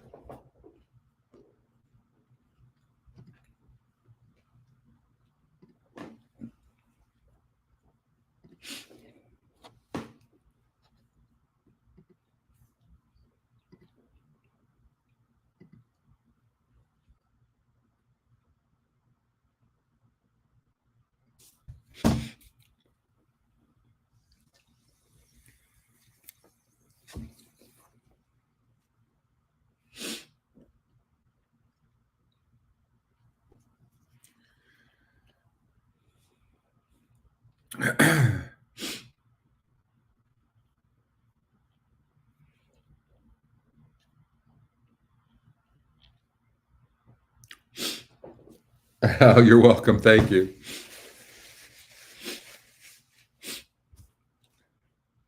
I've got a little bit of a cold. Summer cold.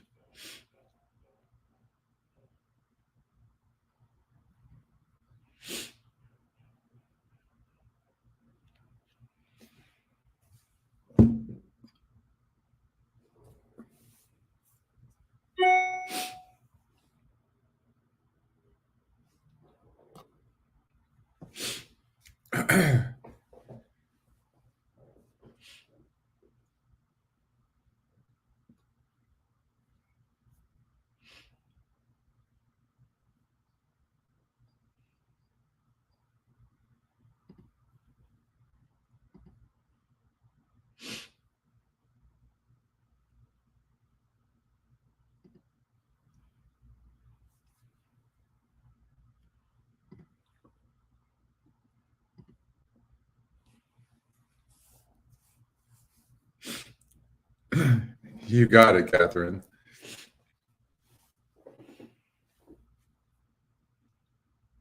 Try to pick our spots here. How about I tell you what I really like? I love a horse today. Now, it is the favorite, okay? So don't give me a hard time. But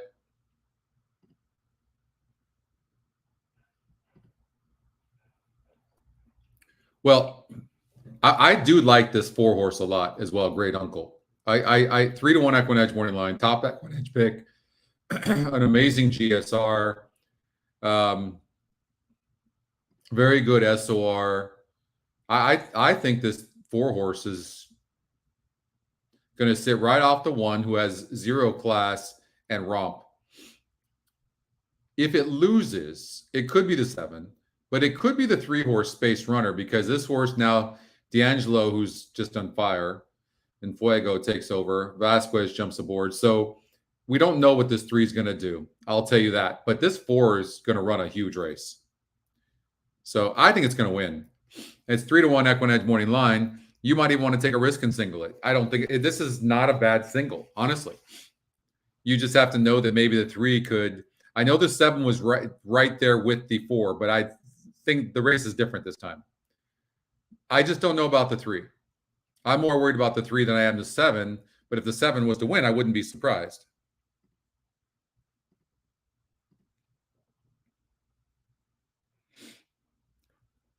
Nice, Aaron.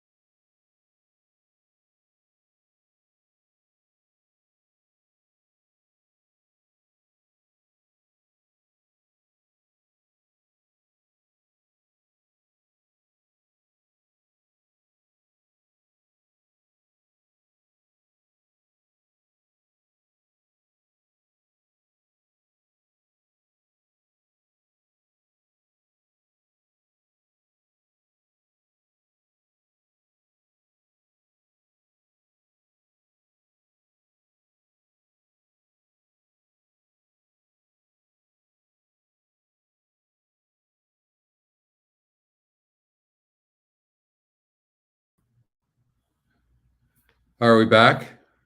Let me know if you guys can see me.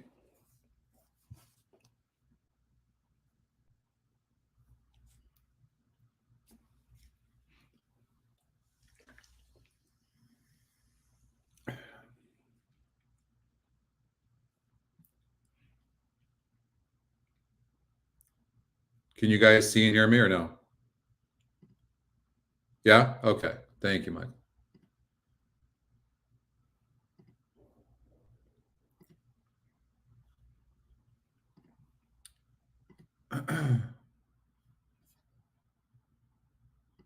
Okay. Why am I having such issues?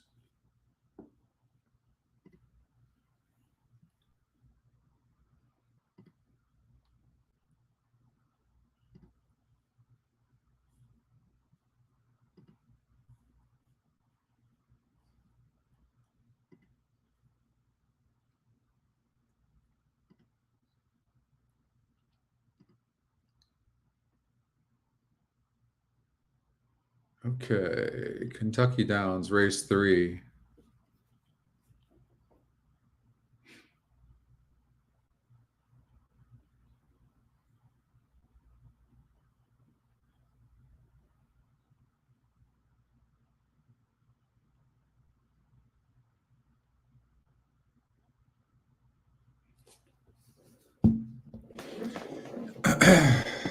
Yeah, you're right. You need to get a producer for sure. Well, I'm also working with my developer in Russia right now, so sorry guys, but I'm trying to get this release done for next week and we're behind.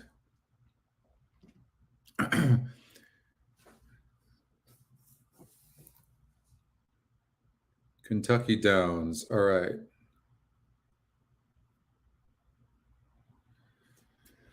Won them before the race.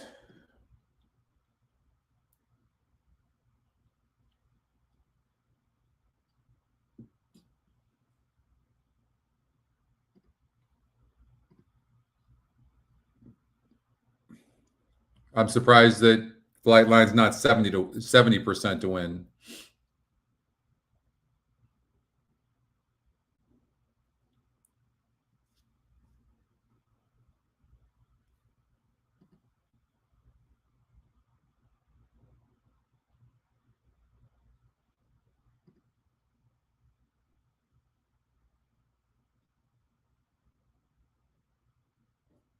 Did you see that? Tyler Gaffleone and Wesley Ward are 42%. Is that incredible?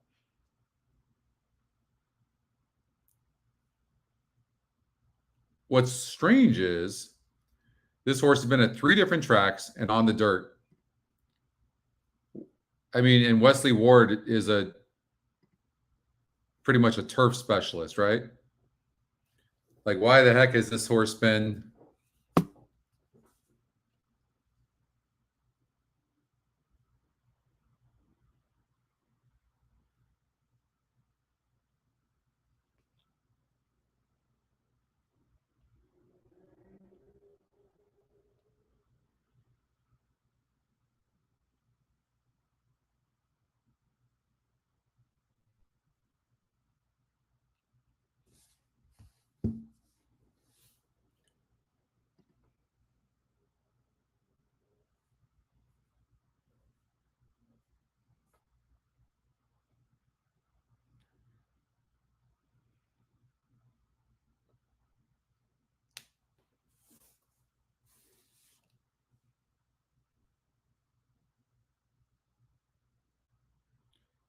They're in the gate. I'm just going to watch this race with you guys because I think this race is tough. I mean, I don't really see anything that stands out other than the 6 horse could improve. That's all. That's about all I see. They're off. Scent Shines came out very well. Fenwick on the inside, also flashing foot. Apache Tears between those two. And then toward the inside, it is Romancer as they race down the hill. Dominican Pioneers got 2 lengths to make up. Zippin' Gigi goes up on the outside of the moment. Then it's Martini and Moonshine, followed by Button Boy to the inside. Break up a length and a half, back to Right Tone as they race onto the hill. And then comes the two trailers, Policy Option and Minnesota Ready. So they make their way down the hill here with Dominican Pioneer emerging up top, the leader by a length and a half. Zippin' Gigi second with a half mile to go. Scent Shines is third and down on the inside. And it's Apache Tears fourth, up the moment fifth, and moving on the outside while three wide, a length and a half clear of Martini and Moonshine, who's riding the rail and now angles to the outside.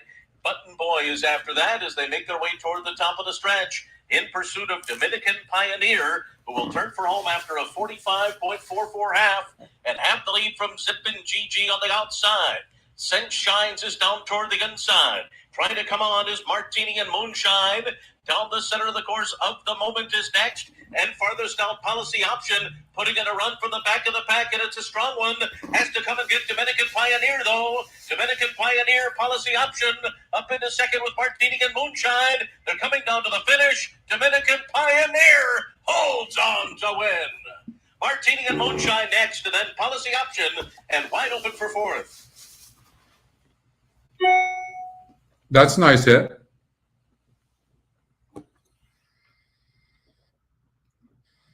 Six to one.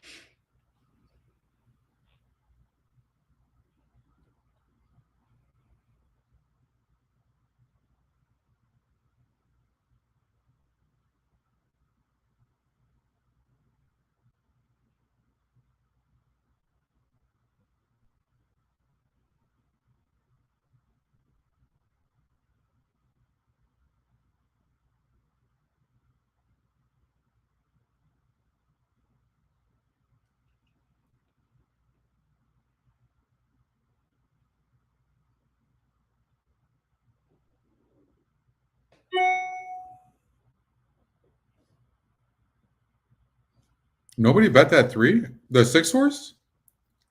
Wow.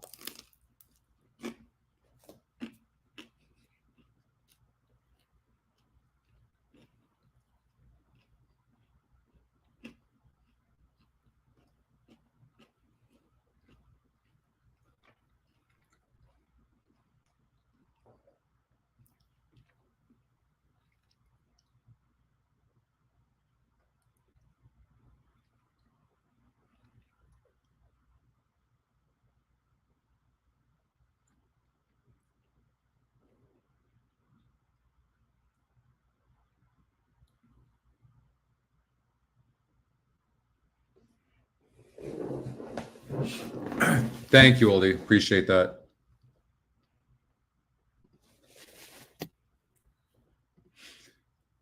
This is the race where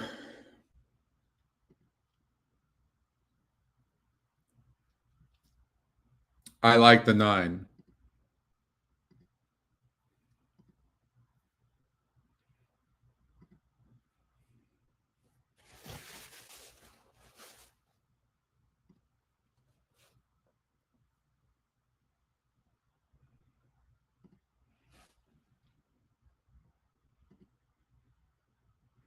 It's really a wide open race, and we don't know what they're going to do. But I think you might be able to. At 5 to 1 is it just drives me crazy. Soars. We're able to show live streaming on only 2 tracks, and they both running on top of each other. My Eagle Soars going up. Even money on the 9. Wow. Now Charlie Lightning.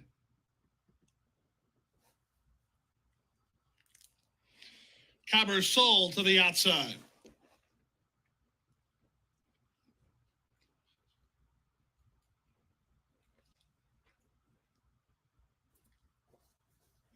Caber Soul coming up and in.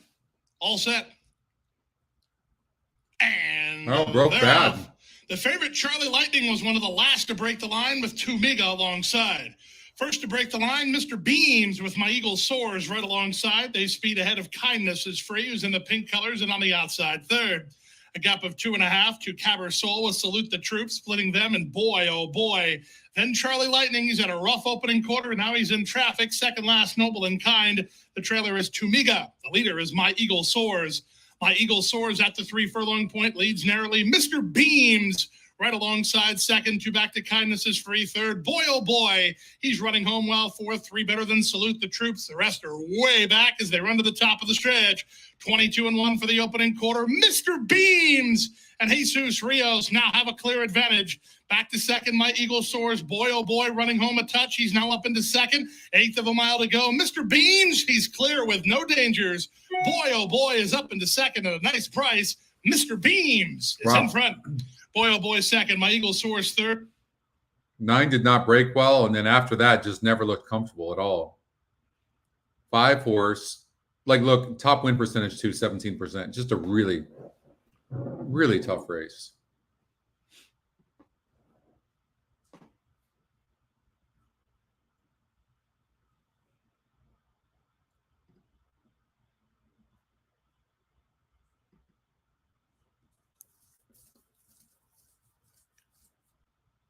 Yeah, that was terrible.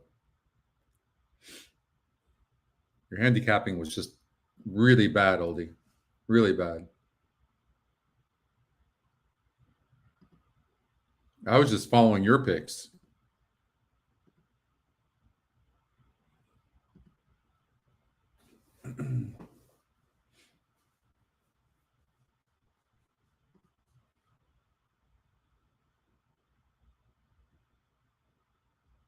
Here's an interesting horse in the 6, but the EquinEdge long shot is very interesting.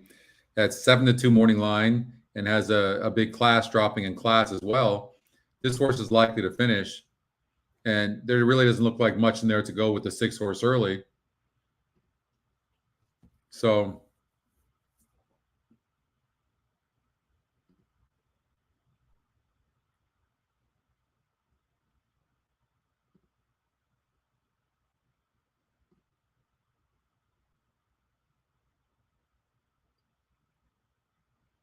most of these horses don't finish either. So I would, at Monmouth Park, maybe do like a 6-7 exacta.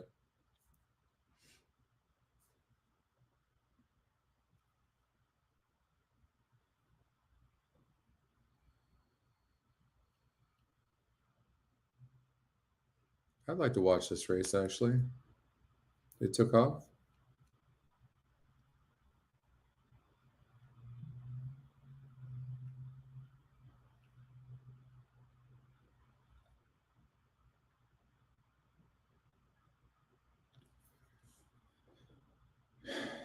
Five, 8, 6.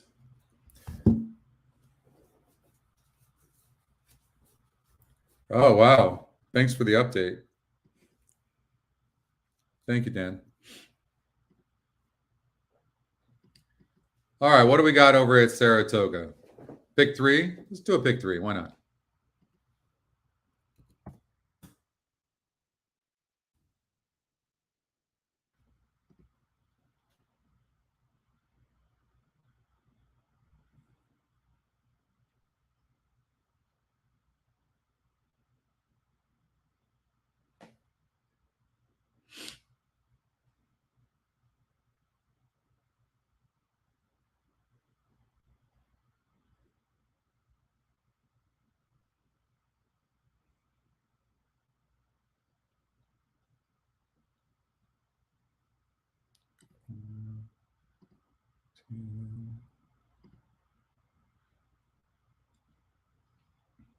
So the 2 horse definitely looks like a player.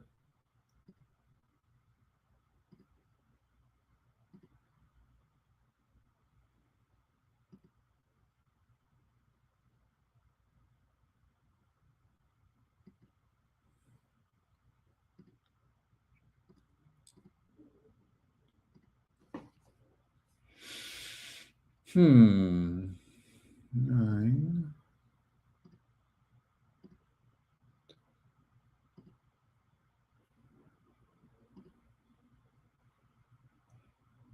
So again, with these first-time starters, we'd love to see just look at, the horse is fast. Look at the 9. You see that gate work 3 of 126 for the day on my birthday? I mean, that is, plus it's got other nice workouts that aren't from the gate. Plus it's EquinEdge second pick. Plus it's got the second top GSR. Plus it's got the top win percentage, lukewarm, but right. So there's a lot. I know you can't let one algorithm like the EquinEdge morning line throw you off. It's not, none of the algorithms are perfect, right? So I would imagine the 9 horse is going to come out flying out of the gate. Let's look and see this one, 8 of 69.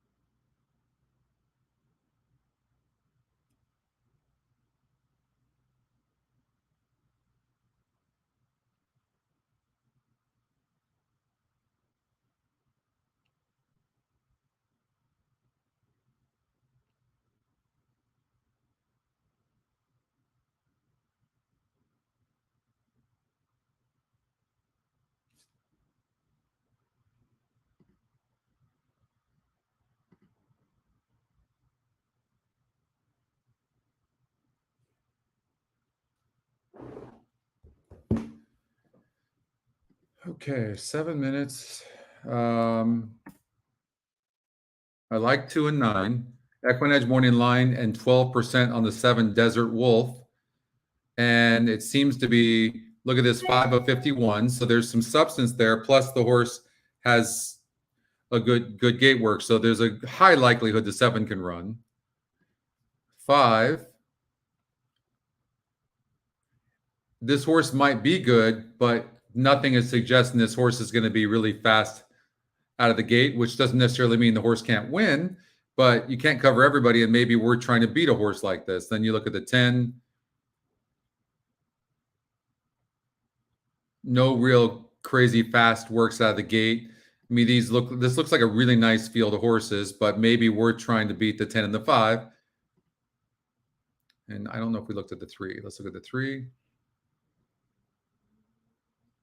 This looks like a decent horse as well, but it draws inside. I don't really see any really fast gate works. So maybe do something like this.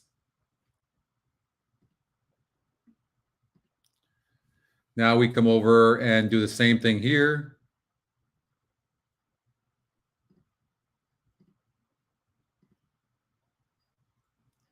Look at this 8.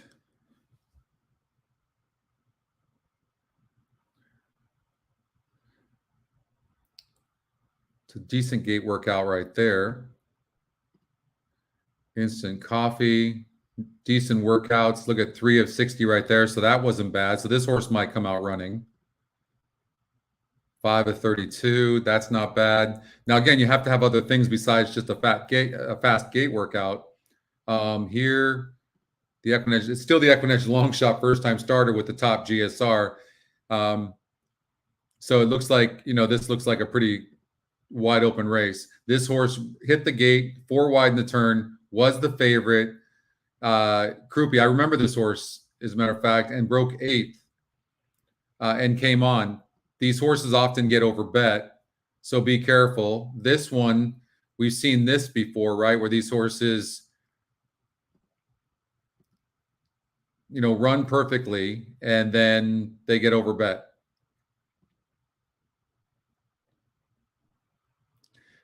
You would imagine maybe one of these first-time starters, like the 1 horse is going to send. There was some fast horses. 6 to 5 on the 3 horse. Wow. Yeah, sorry. Brad's looking at the staging right now. My staging is really having issues.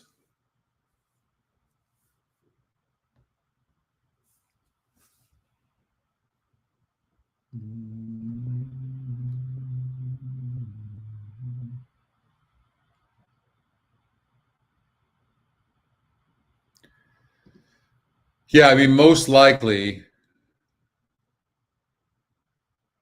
Let's see which race. This is race 6.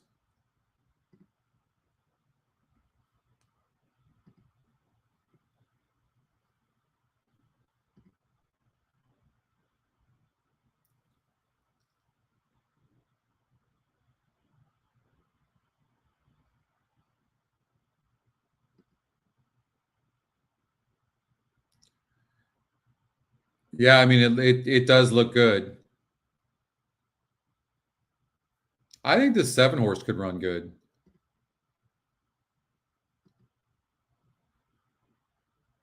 Hot trainer and jockey as well.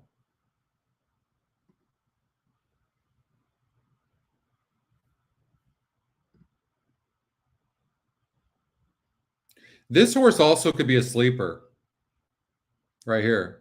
This is not a, these works are actually really nice. This 8 horse. So maybe watch out for this 8. Maybe we throw this horse in there just in case. How about the Moe's Treasure? This horse is 9-2. How does this horse get 9-2 on the EquinEdge morning line? I have no idea. Like, we don't know because the system, we don't know why it's doing that. We just know it's that for a reason. Could it possibly all of a sudden just show up? Why is this? What is this horse at right now? This 4. Is it getting bet? I mean, it's 9-1, so it's getting bet some.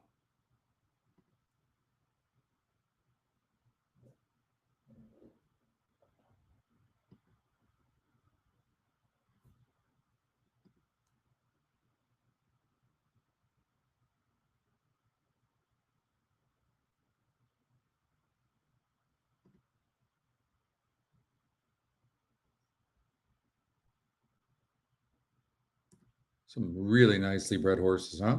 Tap it, Volta Oro. Into Mischief. Medaglia d'Oro. Curlin. Always Dreaming was in there. I mean, you could cover, there's a lot of horses you can cover.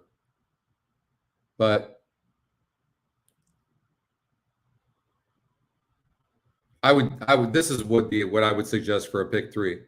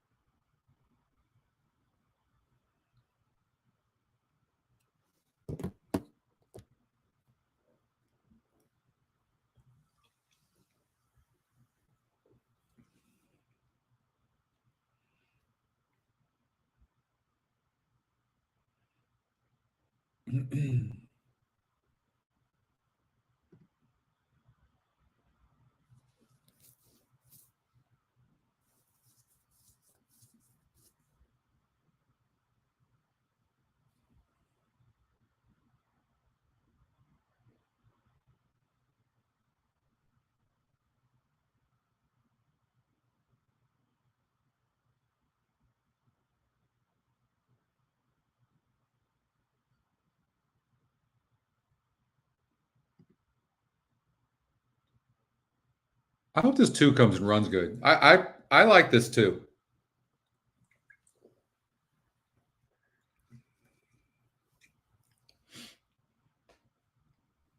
Top EquinEdge pick.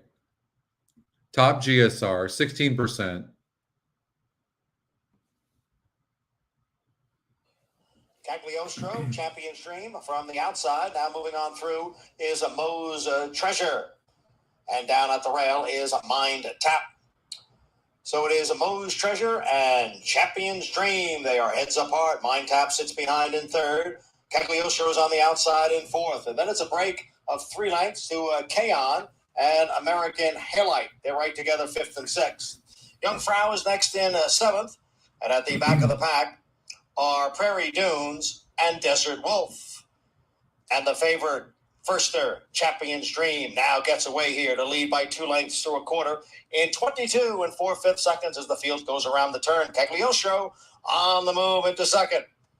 And down at the rail is a Moe's Treasure, and alongside is a Mind Tap, who has made his way to the outside. The half mile in 45 and 4. They're coming for the top of the stretch.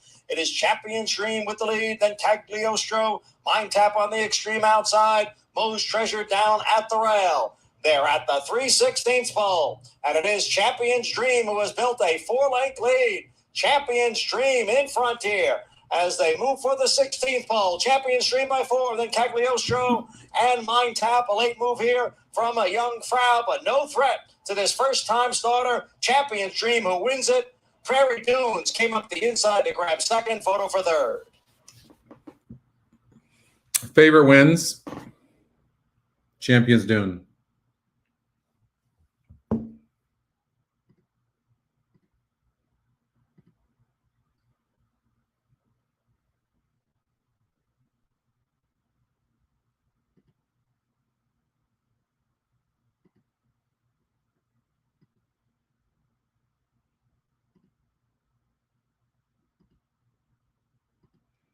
I am trying to get rid of that, and it won't even let me do it.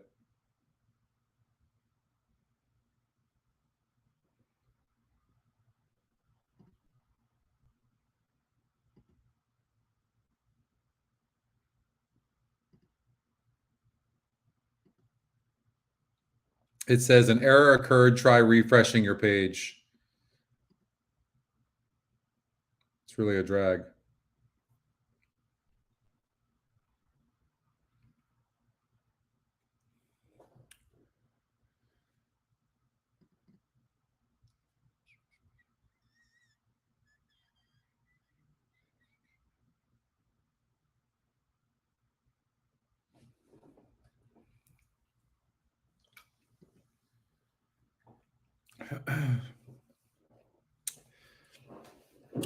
You got to keep a positive attitude, Michael. You got this. You do. You really do. Because it's a self-fulfilling prophecy if you don't. So just try to stay up, keep positive attitude. Don't hammer anybody when you're not doing well. Don't hammer anything, right? Just stay patient. Stay patient. You got this. I mean, these are some tough races too. And then even like in here, look, a top win percentage only 13%. Now, if you have the money or you have the cojones, you can spread, right? So we obviously can't use the win percentage just to do anything in here because they're telling us that the race is wide open. So you're hoping to find another angle.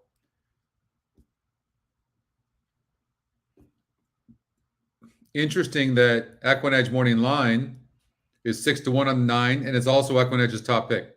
And it's got the top GSR. The horse is 15-1 right now on this first-time starter. Interesting.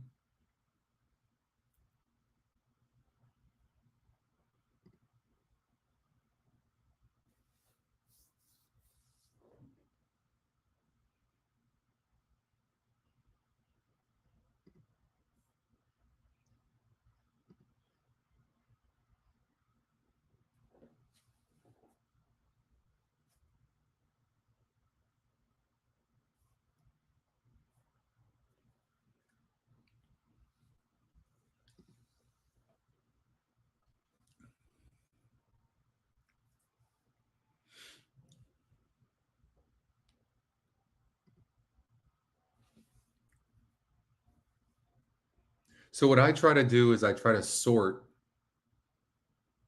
each of the metrics to see if something stands out, right? I also see if like the same horse is actually in a lot of the categories. So like you got the 9, 1, 10 here, 9, 1, 10, 8, 11, let's just say. Then we sort this. 1 and 10. Now you have a bunch of different horses. Now you have different horses, right? So when you do that, when you sort all those metrics and you come up with different horses that seem to be lining up, like we could go like this. Watch what I'm doing. I've been doing this a lot lately and it's been working pretty good. But sort the, you look at this and you go, okay, depending on how many horses, there's a lot of horses in here. So I'll go, okay, I'm going to look, I want to see if a horse is in the top 4 of all the categories or as many as possible. So I see the 8. Okay, now he's 2. So now I'm counting in my head. Okay, top 4. So in 3. So he met 3 of the categories. So now I'll look at the 6th. It's 1. Doesn't make that one. Doesn't make that one. Doesn't make that one. Doesn't make that one. Right? See? Now we'll take the 9. 1, 2. So we can take the 6 horse now.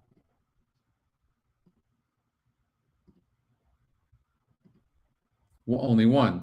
So sometimes you'll get it. You do that as well, Aaron. So that's, and then it kind of gives me an indication of who the contenders are. But when you're getting like, sometimes you'll get like every category, you'll get a horse. I mean, that's a single, especially if it has a good post and is tactical.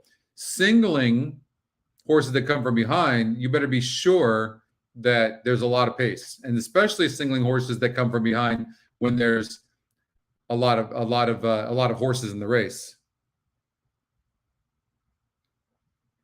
So that's one way to do it.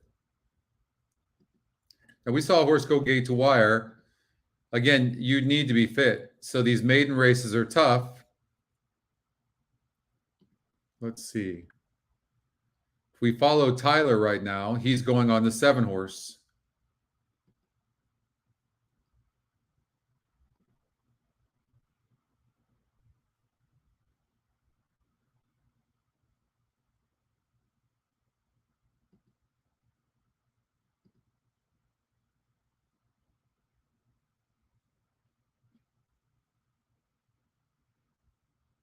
Now we can look at the GSR Plus, and this horse is more bred for the dirt.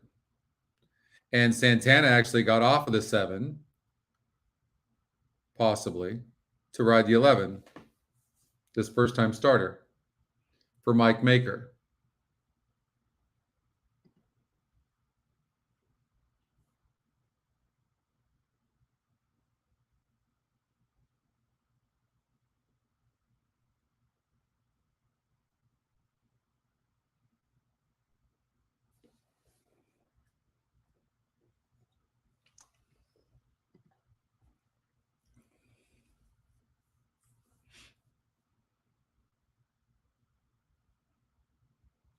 This horse dueled last time out. Now jumps on the turf. And the GSR drops, though, from a 74 to a 57, Patrick. So if you look at the GSR Plus, it's still a 66. Not bad. I mean, this horse,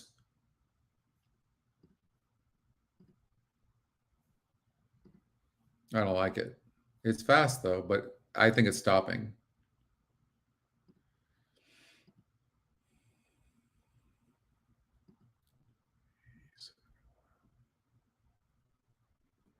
I think this horse might run a better race.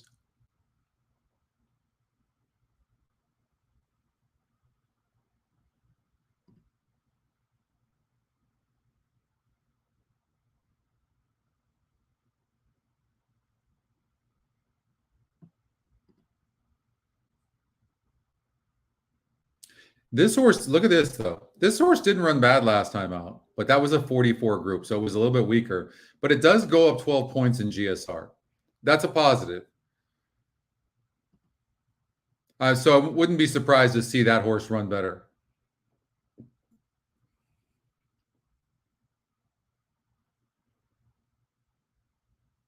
God, this is a really, really tough race.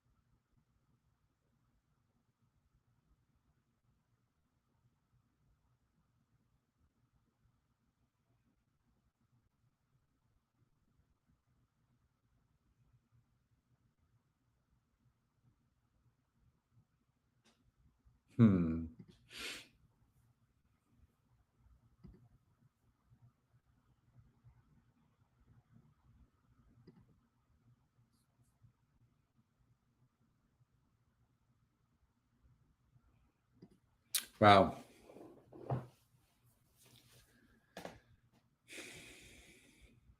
All right, we're going to get out to Gulfstream Park. Well, hold on.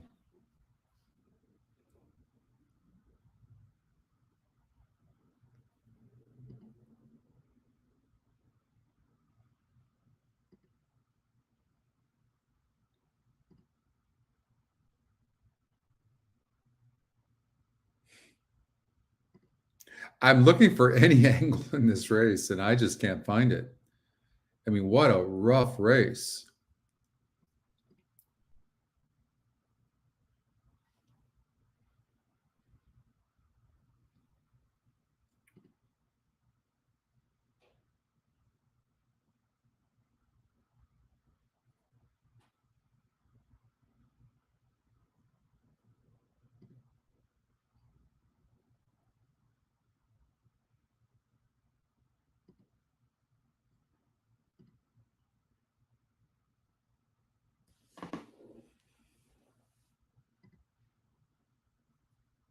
You know, I would probably take a flyer, honestly, on this 9-horse, the top EquinEdge pick.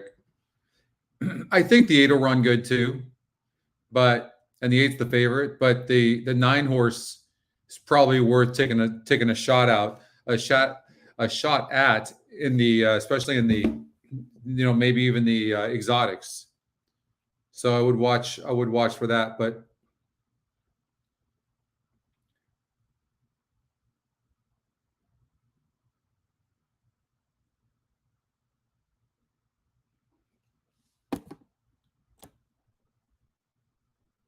I'll watch this race with you guys.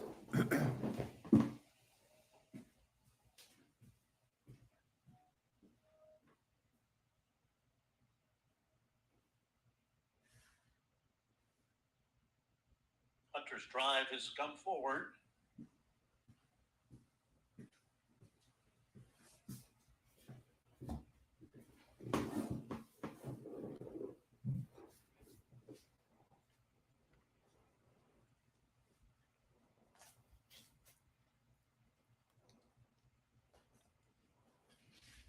Now Uncle Headley's gone in. In Spite of Trader, the next one.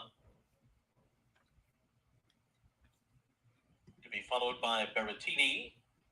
I don't think that's a bad play, Michael. I think the 11 has a good chance as anybody.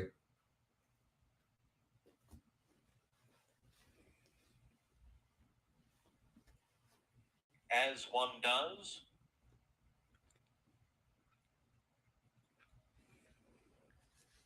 Going in.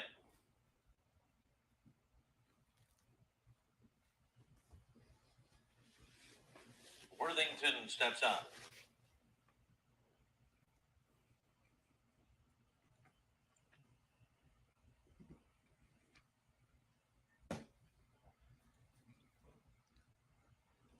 Here's Miranda Wrights. B minor.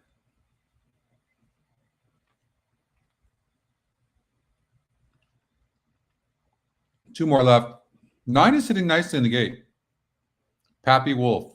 And Gaslight Dancer. 6-1 on the EquinEdge morning line.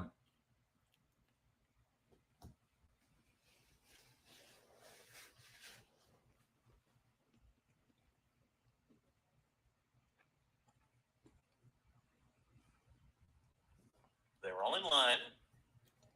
They're off. Slow start by Pappy Wolf. Wow. Uncle Headley on the inside, out well. Farther out, there goes Swiss Guard to flash some early speed and gather the lead. And it will be Swiss Guard taken on now by Hunter's Drive, who quickly takes over as they race down the hill with 6 furlongs to go. Worthington now moves up quickly, and Worthington and Gaslight Dancer go up. And now these two take over, and it's Gaslight Dancer to the front. Worthington running along in second. Hunter's Drive follows in third. Break of 2. Then it's Miranda Rights on the inside of Swiss Guard. 6 Missions in behind them. 2.5 to In Spite of Trader. Berrettini alongside. Break of another 2 to B Minor, who's got 8 lengths to make up.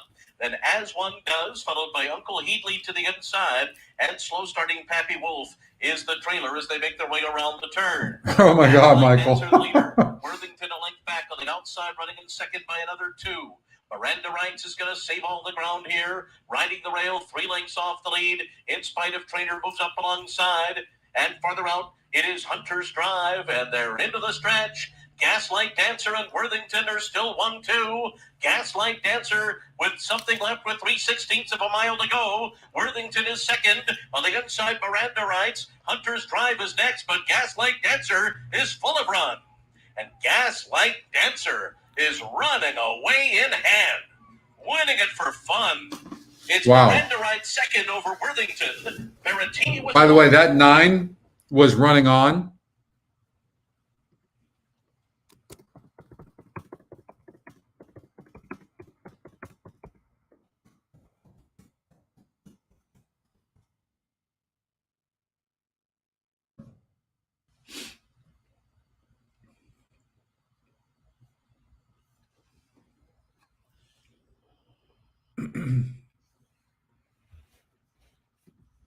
All right, Gulfstream Park.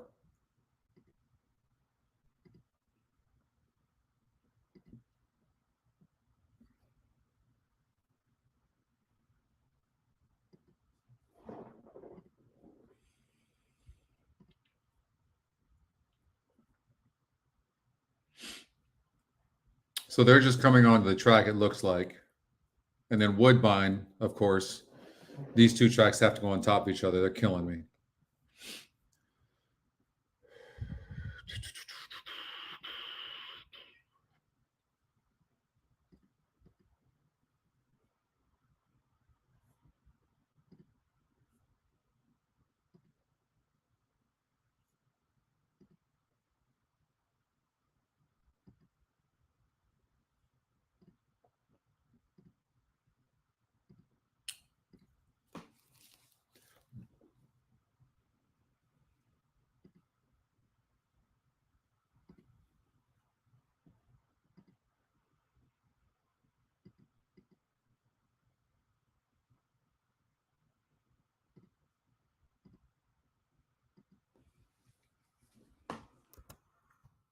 So I like the EquinEdge picks. All of them. I think the 1 has a strong chance of going gate to wire.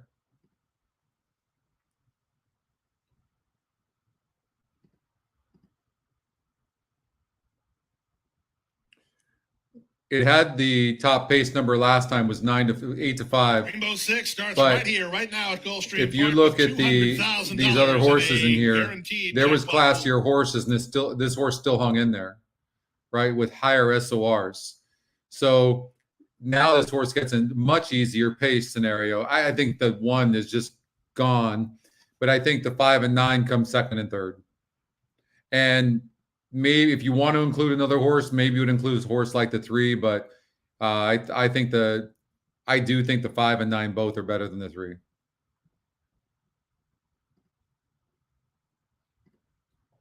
Pick 5 is coming up in the next race over at Santa Anita. Or at, excuse me, at Gulfstream.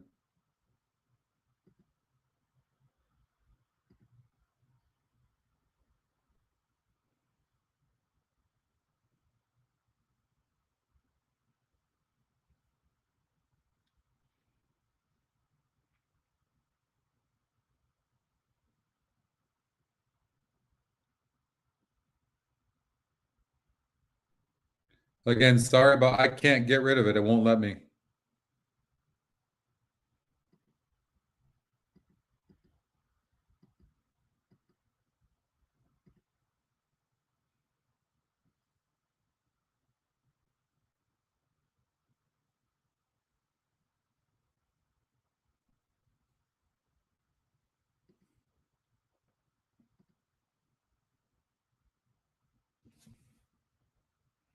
So at Gulfstream, I think this is one of the only races I didn't handicap.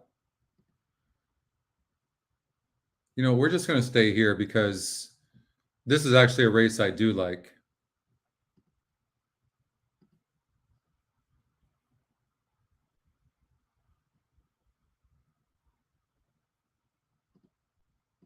The horses are at the gate. It's now post time. Coming to gate 5, Dance Rhythms. So 159. So far for Marty Drexler. He If you beat this 3 for second, then you're going to get paid. Is in. Gilly Marie has come up.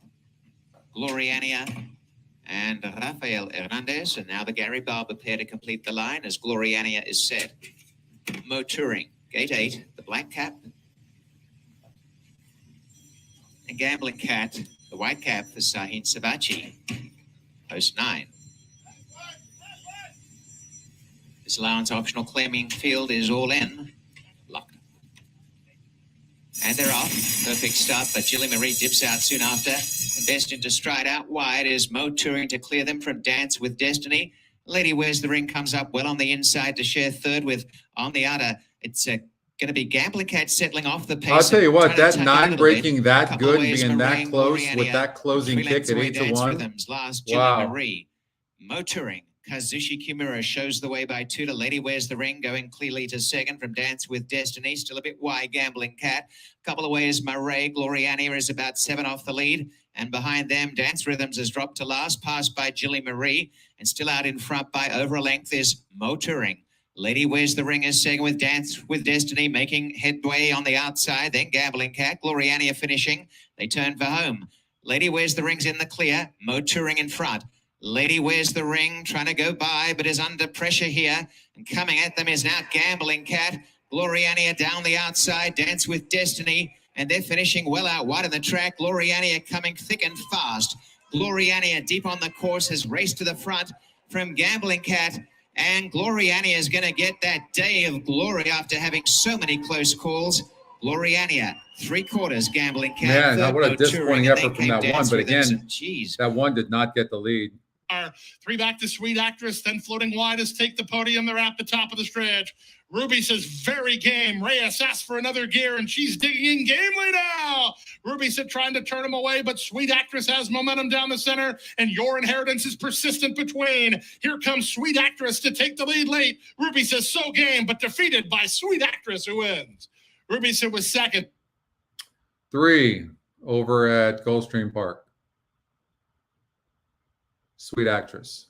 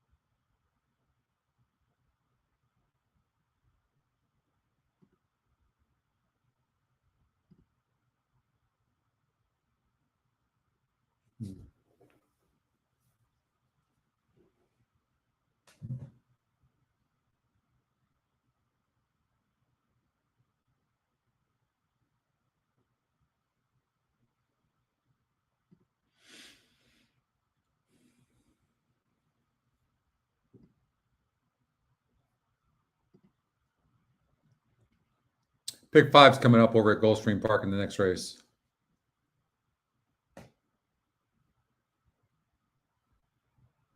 And I have a best bet as well in that sequence.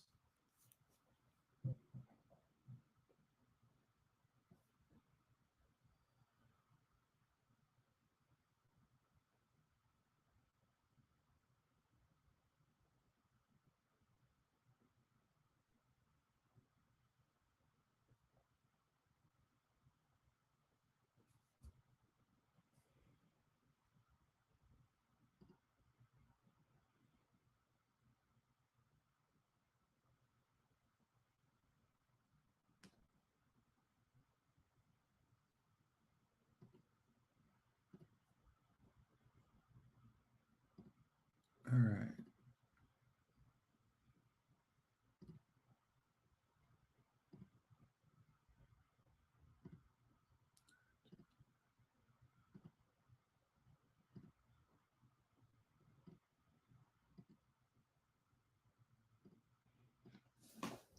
So this horse won 2 straight races, coming in from Churchill Downs. 42% last time out, 38% this time, moving up in class. This is much tougher than what this horse faced in that allowance race. Not one is the one last time out, other than maiden or claiming or starter. So higher standard. COLD, thank you.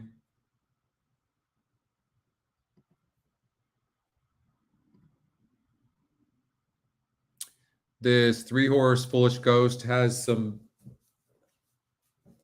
pace, but not class.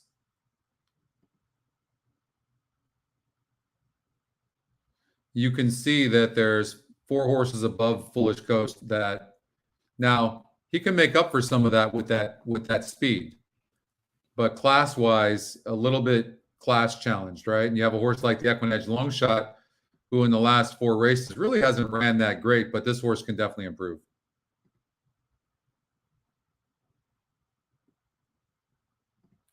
So let's try the pick 4 here. So I just try to eliminate horses more than try to add.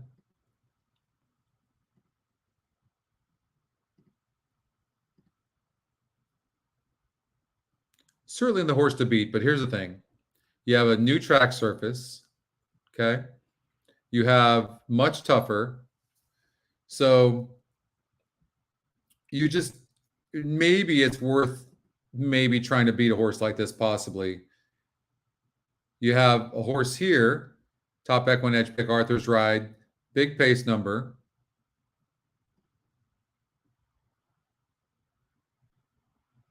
But you have some unknowns. So that always makes it tough. And this horse is only 21% to win. And it's on the inside. It could go gate to wire. It's 6-5, and it's going to probably get bet like it. Maybe, I mean, if you look at the EquinEdge morning line, I mean, this horse broke terrible. You can imagine that this horse is probably going to run a better race and show more speed with a better break, right? I imagine. And proven at the surface.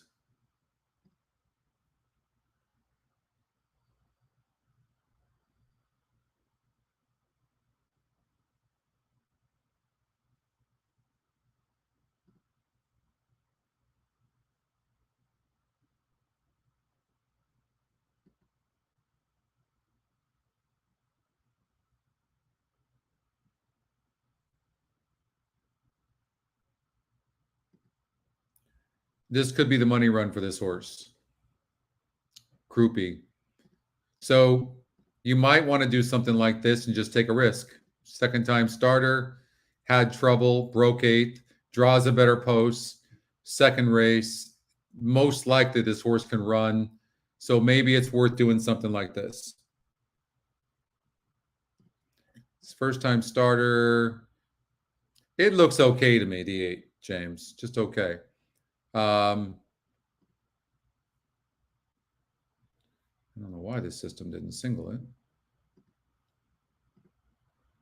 There we go. So now just by doing that, the system does its job, but we might be able to, Yeah. So let's.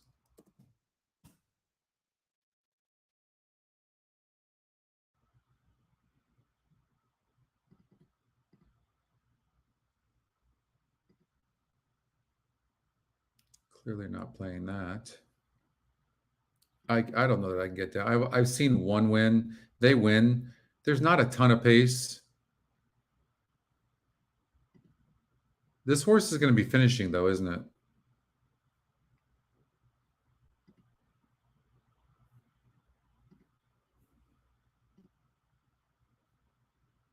Yeah, another horse.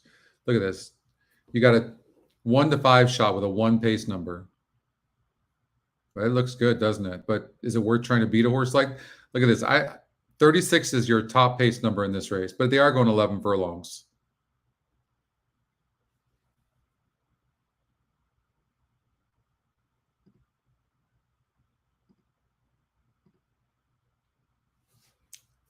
That's what I would do.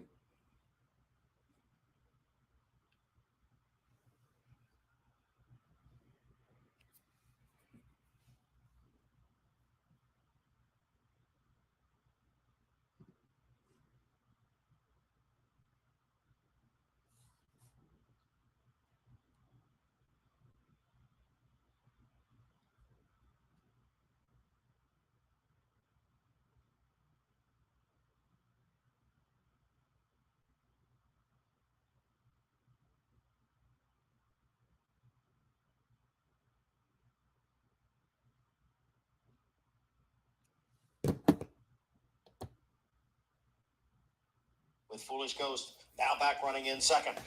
And then it's a break of a couple of lengths. On the outside is Hoist the Gold, who's racing in third. Cost Basis is alongside in fourth. Amundsen in the white blinkers dropping back down at the rail there in fifth after the slow start. Higher Standard now moves up. Then it's the favorite, Elite Power. Big break back to the trailers. And they are Pain along with Shadow Matter. The quarter went in 22 seconds. As Miras takes the field to the head of the stretch, challenged on the outside by Foolish Ghost. Be great to get this 7 to win. Third, and Elite Powers on the far outside. Cost Basis, Higher Standard down at the rail. They are catching up on Miras. Elite Powers. Here comes the 5 favorite as they head for the 16th pole. Here is Elite Power. Elite Power coming from well off the pace and is really rolling here. That 7 ran huge too. 1 by 4. 7-5-2. Faded to third. We had the horses, but it doesn't matter because the favorite won. Easy too. Not even close.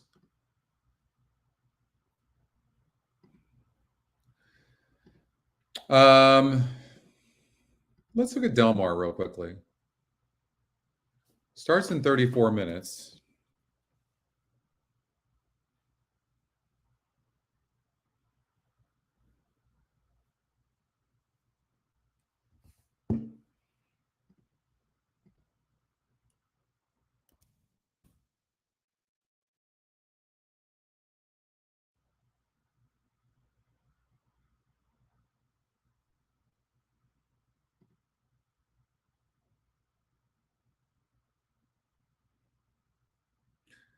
So the system is singling the 6.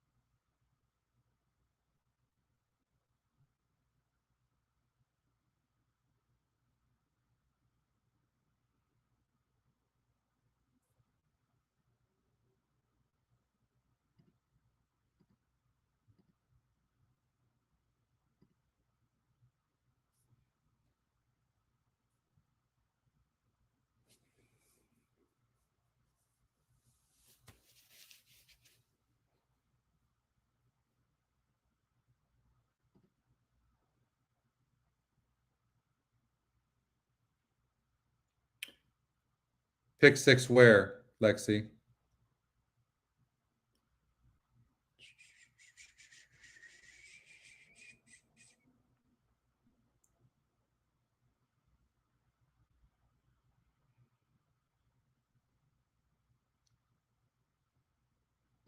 Hmm.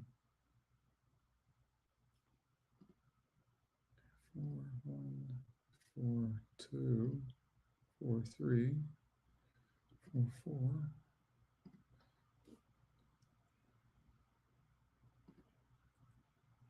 6-1, 6-2, 6-3, 6-4.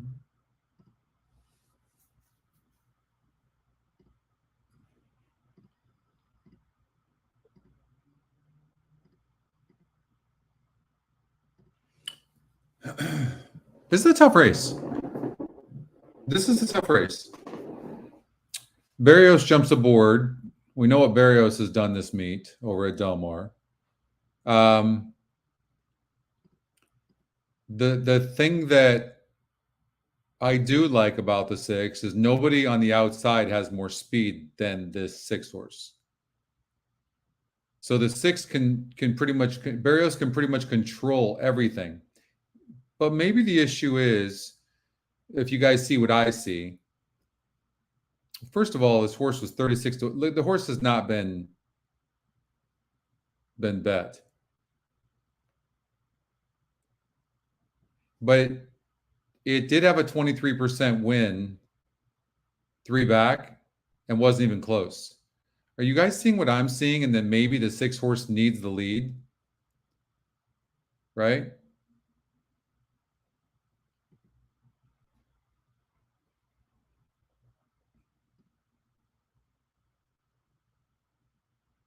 Like the race is not played out for this horse at all. Races haven't.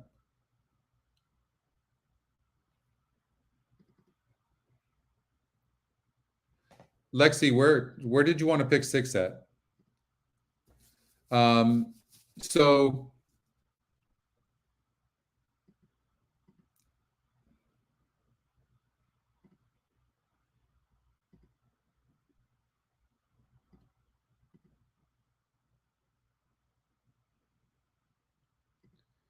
you know, I will say this about the 6. At least it doesn't have anybody on the outside of it.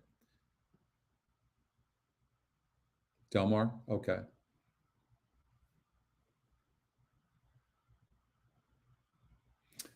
Oh, that's right. We got the mandatory payout in the pick 6, huh? Gotcha.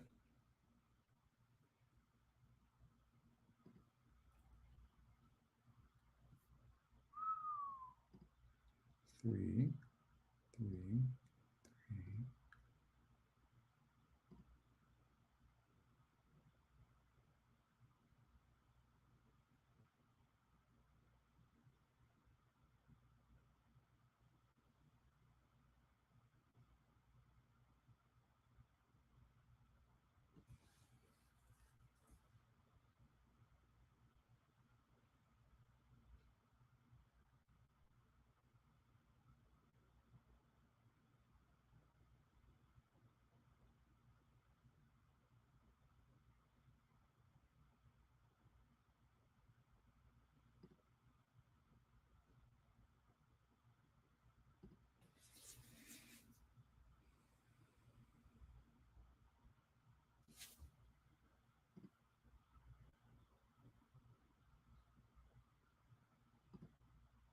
Now,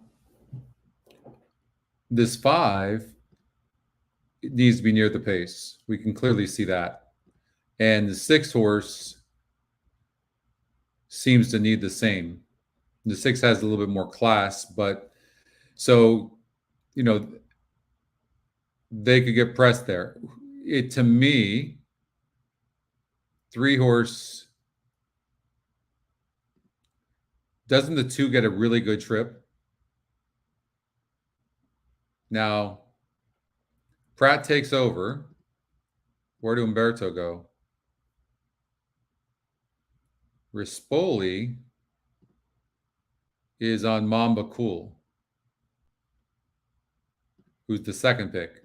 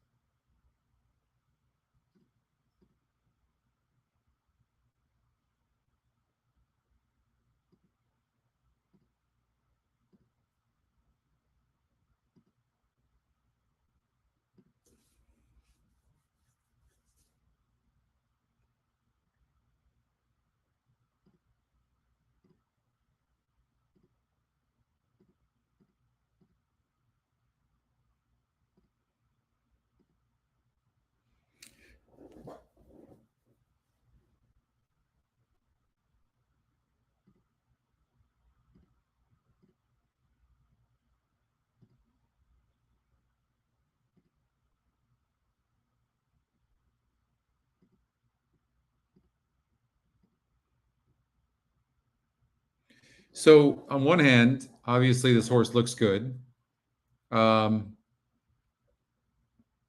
It's even money on the EquinEdge morning line, which is interesting considering you have Pratt in here, Velasquez, but it's only 21% to win. And it draws the rail. And the 3-horse seems faster. You know, so it can win, but it might be worth trying to beat. Then you have a horse here that went, look at the gate speed, 2 of 65, 4 of 80. Clearly this horse is going to come out flying, but it only has a 51 GSR. So are we going to see a crap load of pace between the 1, 3, and 10, which will set it up for the 9 and the 6? Is it worth, maybe,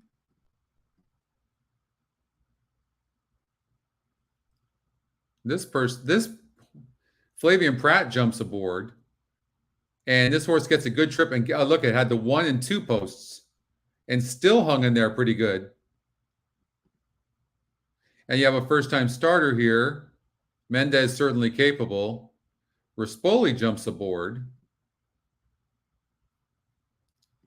Maybe just covering the 6 and the 9, taking a risk. I don't think it's that much of a gamble, but it helps you spread out in other areas.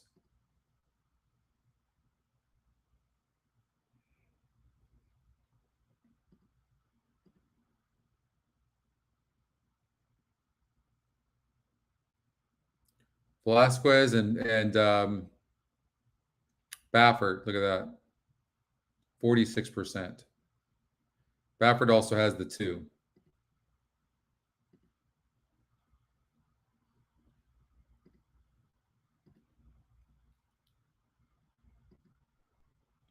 Horse needs the lead.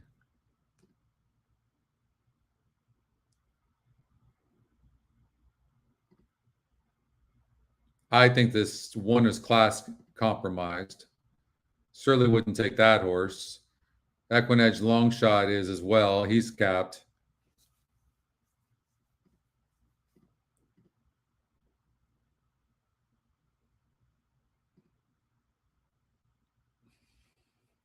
This horse hasn't ran since February for Diamato. Maldonado riding with as much confidence as I've ever seen him ride. So I'd have to agree with the system there.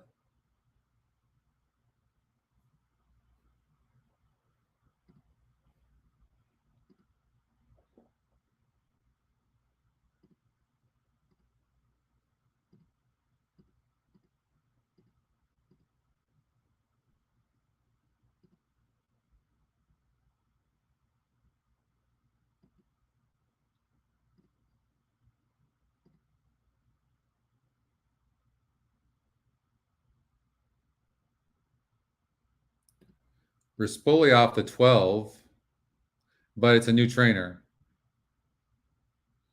Hernandez off the 10. And he'd ridden this horse 3 races in a row to ride the 5-horse, Naismith, who's the EquinEdge long shot, in what really does look like a wide open race. Top win percentage, 21%. So maybe it'd be prudent to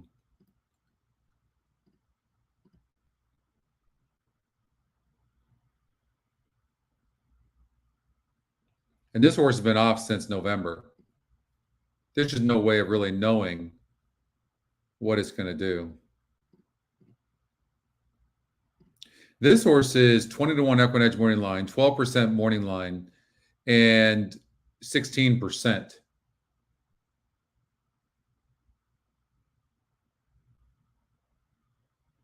Coming in from Gulfstream Park, hasn't been seen since February. Not getting any love whatsoever. Look at the 6-horse, EquinEdge second pick, 21%, 3 to 1 EquinEdge morning line. The 5-horse is 9 to 2 EquinEdge morning line. And the 3-horse is 9 to 5 EquinEdge morning line after breaking slow. Man among men. Where's Pratt?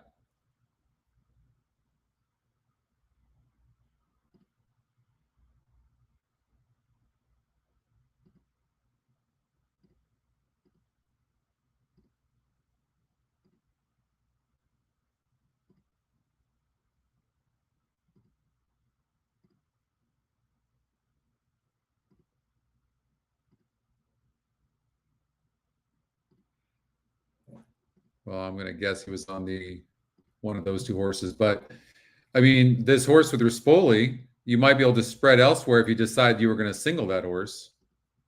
That might not be a bad move. This horse coming in from Ireland. This horse is like just burns some money, kind of just hovers around, doesn't it? Now, it did draw the 10 hole for sure.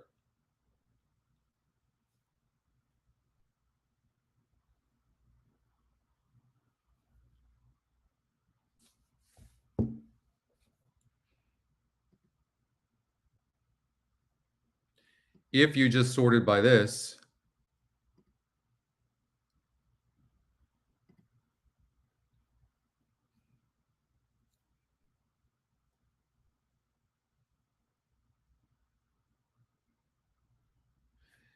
look at this. Whenever Mandela uses Rispoli, 0 for 10. 0 for 10. Like, why didn't he put Hernandez? He uses Hernandez a lot. Interesting, right? Might be worth spreading.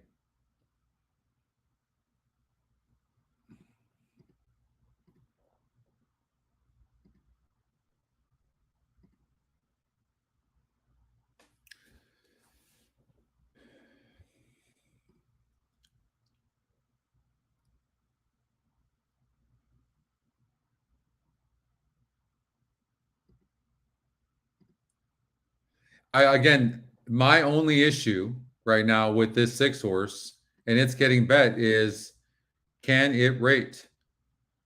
You can see its best races have been when it was on the lead, and now it's not going to get the lead at all. Let's look here and see what the pace situation was in this particular race. So Superman Shaq, who ended up going gate to wire,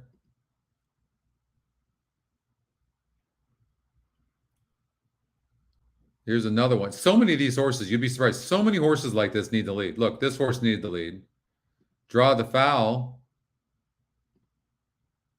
had the second top pace number. You see? Pace makes the race. So important to watch for that.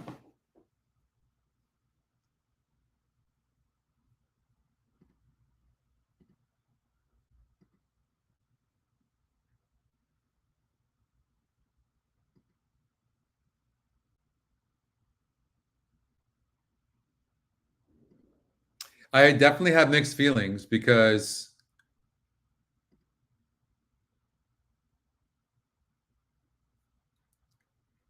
this 6 is 31%. It's going to get a good trip outside of the 2 and the 3 for sure.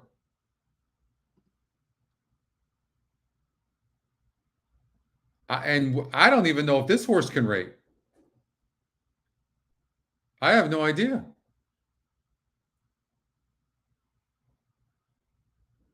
It's in for $16,000. I guess it rated a little bit here.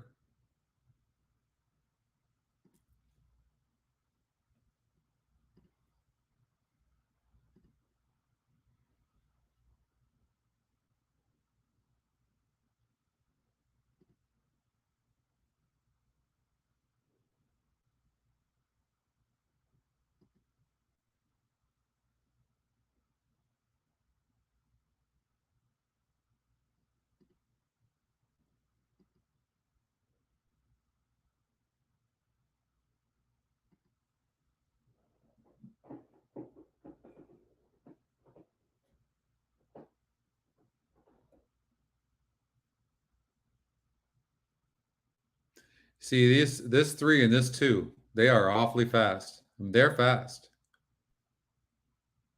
And they're going.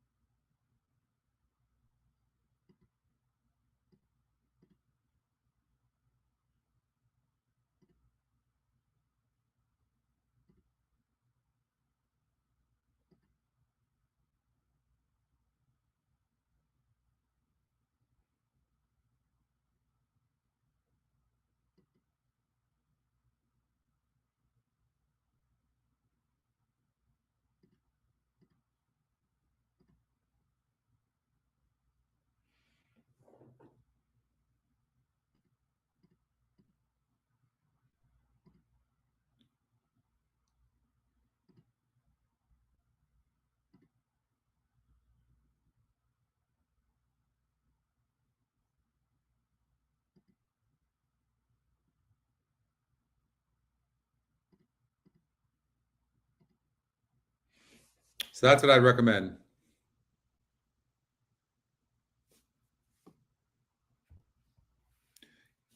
Now, depending on how big you can play, you maybe would add the EquinEdge long shot in here. This first time starter that might be able to run. But this horse gets off of the inside, gets Pratt, should run a very good race. That's what I'd recommend as far as the Del Mar early pick 5. Is our at the gate. It's now post time. All right, this is my pick 5 ticket, everybody, right here. That's it. No, that's not my ticket. Jesus, where'd it go? That's not my ticket.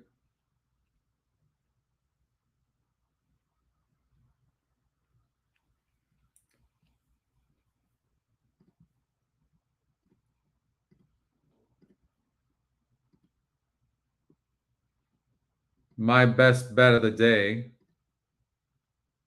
The horses are at the gate. It's now post time. Lining up and moving. I love race Great number Uncle, 7, the 3 and the 4 as well, but I like the 4-horse best here. Great Uncle number 9, could even be a single. From the barn of Louis Ramirez, Jose Morelos riding for Smith Ranch Stable. National Unity. 25711. The outside 5150. That's my ticket.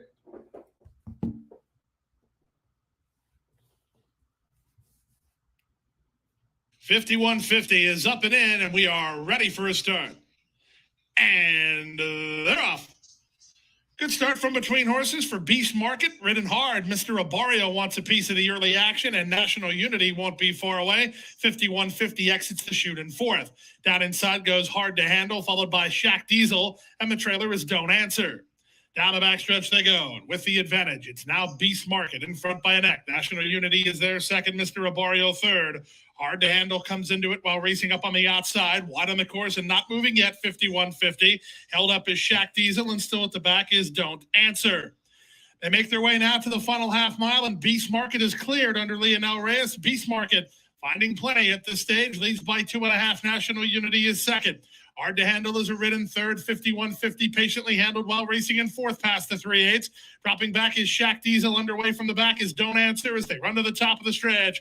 At the 5/16, Beast Market has the lead. Hard to Handle is their second, 51.50. Swung to the center and running home from the back is Don't Answer, less than a quarter of a mile to come. With the advantage, it's Beast Market now. Hard to Handle starts to get a read on him, and now Hard to Handle's finishing up pretty well. Vasquez and Hard to Handle have powered forward to take the lead. Beast Market is back to second, 51.50, trying to catch him. Then it's Don't Answer. But as they come home for the wire, rock and roll fans rejoice. Black Crow's on top, Van Halen second, Hard to Handle wins. 51.50 was second, and Don't Answer was third, and 120.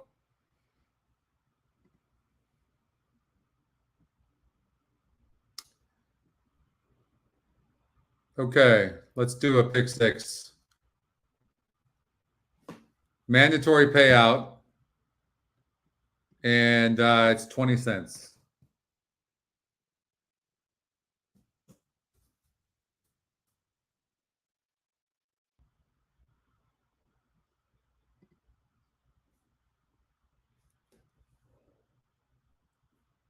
The 4 in the 8th or 9th, what, Jay? I'm sorry, I missed that.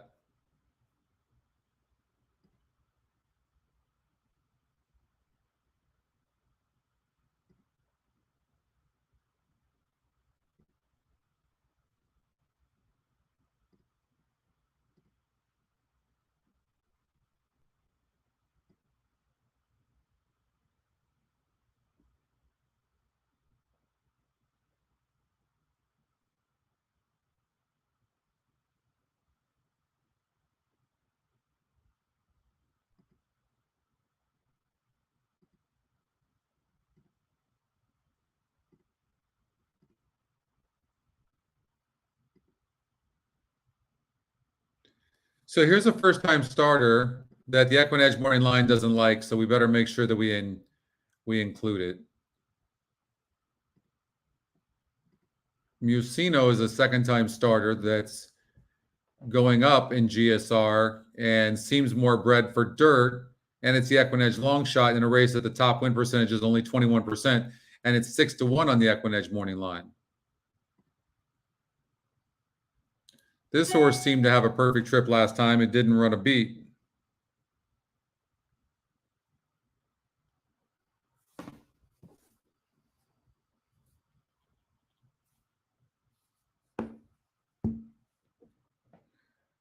At Gulfstream, the 8 and the 9.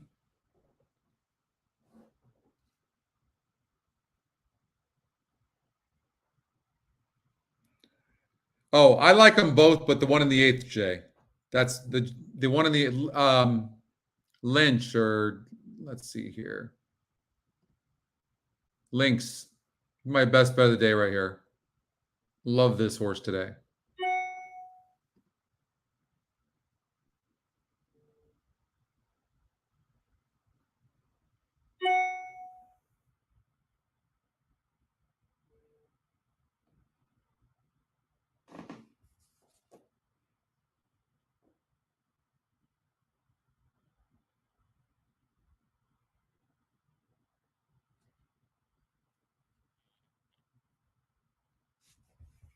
But I really like this horse too, Great Uncle. So you could see 4 win both those races. Mandatory payout.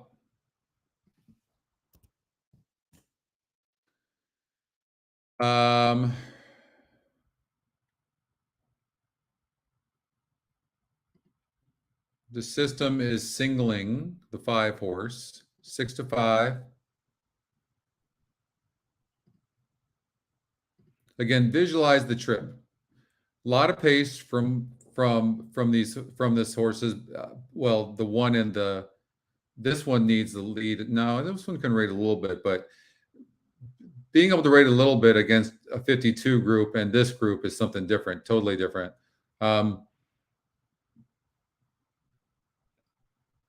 issues in its last. This is not a bad horse. I mean, 3 wins and 6 tries with issues in the other 2. Lacked room, that's everything. This one could really hurt the 6 horse's chances, who really doesn't seem to have much upside to me. It does have a lot of speed. I'm going to just guess that the speed's going to stop. But I just think there's some upside with some of the other ones.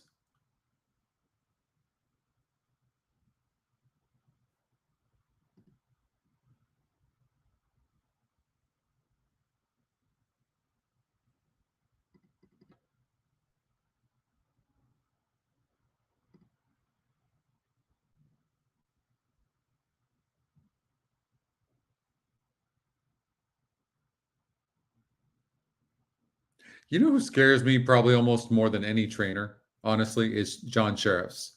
How many times does he win with long shots? He's had time off with this horse. It doesn't seem as classy as these, but John Sheriff believes that off the layoff, this horse belongs in a grade 2.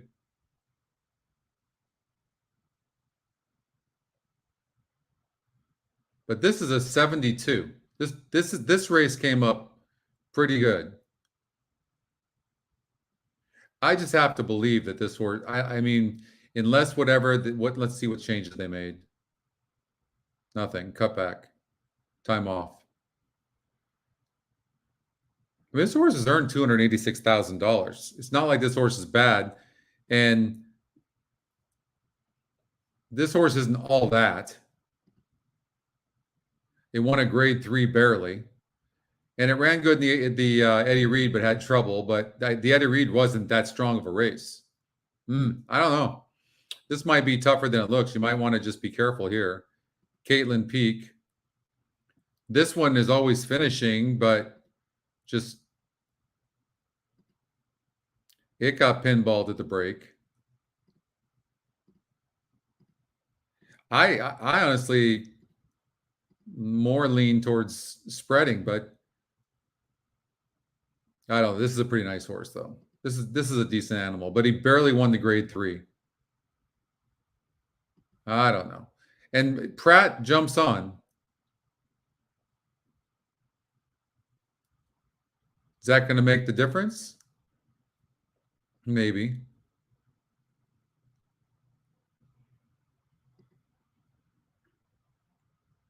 This one sure doesn't get the pulse going, does it? But 6 wins and 18 tries. Let's see.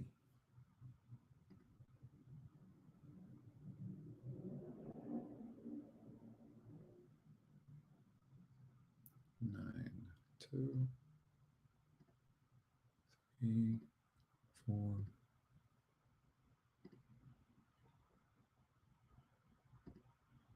Pratt takes over here as well.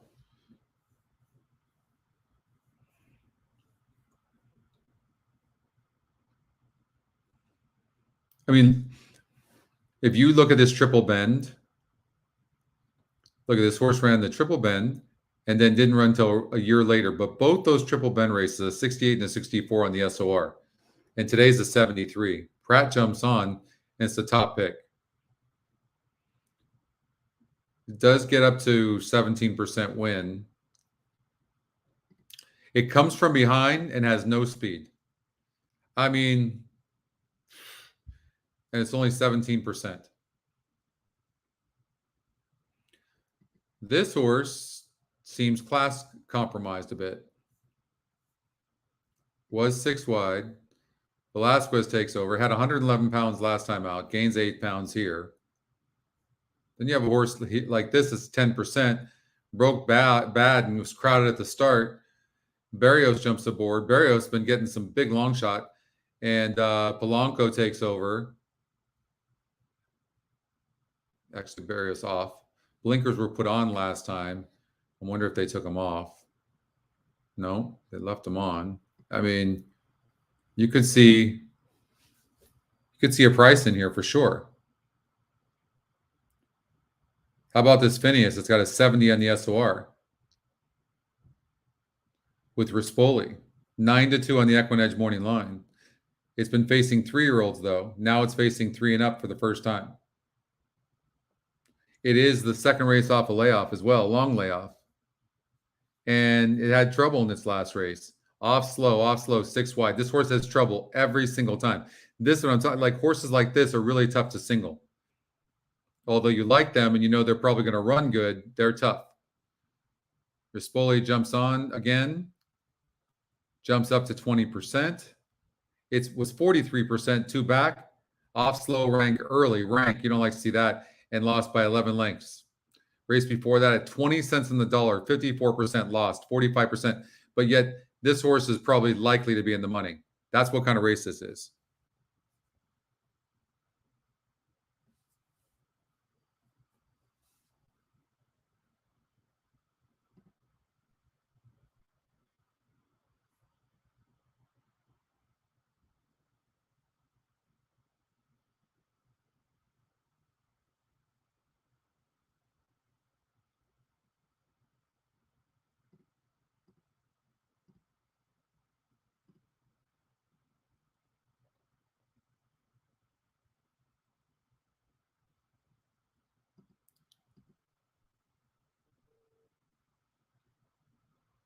You'll have that, I think, next week, probably. Hey, Wes, what's up? I know, we need that, don't we? Let's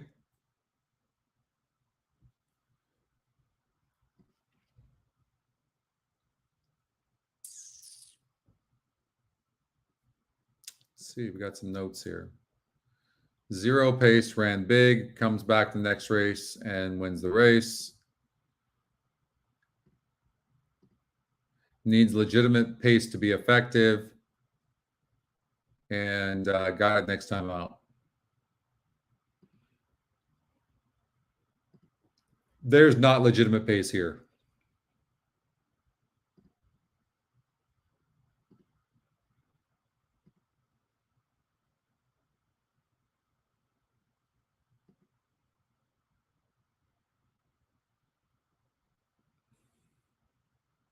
There's hardly any pace. So wouldn't that make it really tough, you would think, for this 9, right? I would think.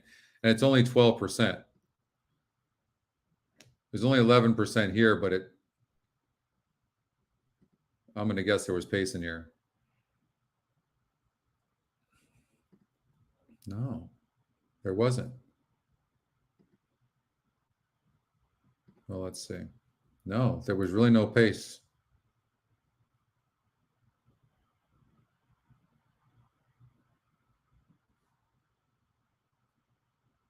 Wow. Can't really love anything that came out of that race, right? McKinnon, St. Anthony.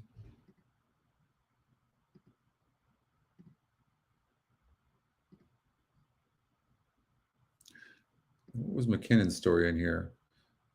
So 32% broke from the rail, but still, like, literally no issues. Pulled. Eddie Warhol. Man, you could see this is your favorite. Like,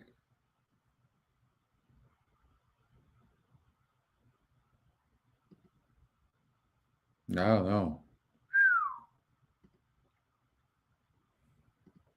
Looks like a wide open race to me.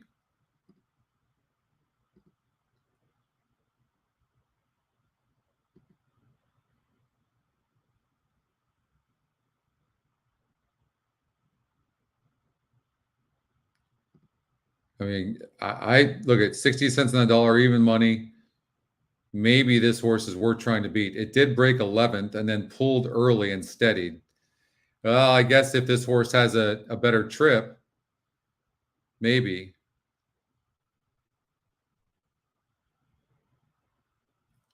Maybe they've just gotten really unlucky in the last couple of races. Why did this horse pull?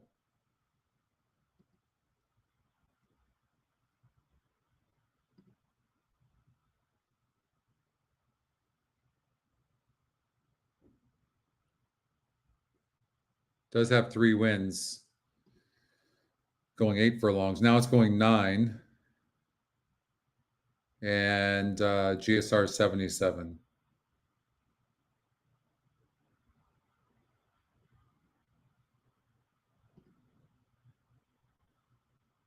This horse did break 13th. Clipped heels, broke 13th, and then came back to win. But I mean, my God, this horse has 0 speed. What a rough race.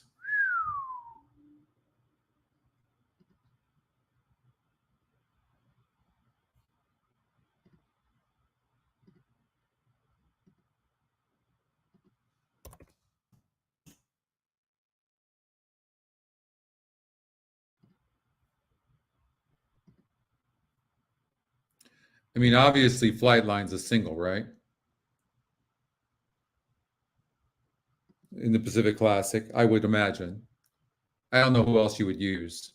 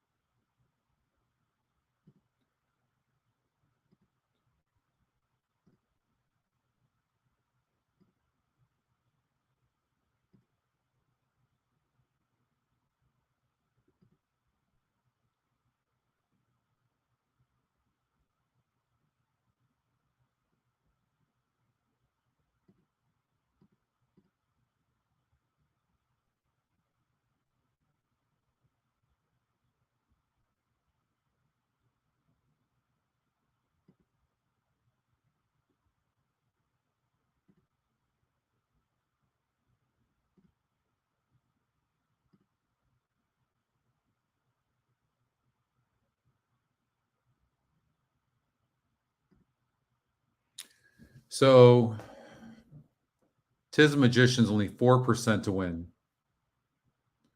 Was 48% last time out, 42 the time before, and lost both those races. Now he's 4% to win. Jumps on the turf, where he's only been 1 time. Now the GSR is decent.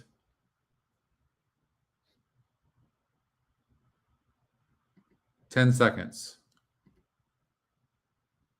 This horse needs to be forwardly placed to win, for sure.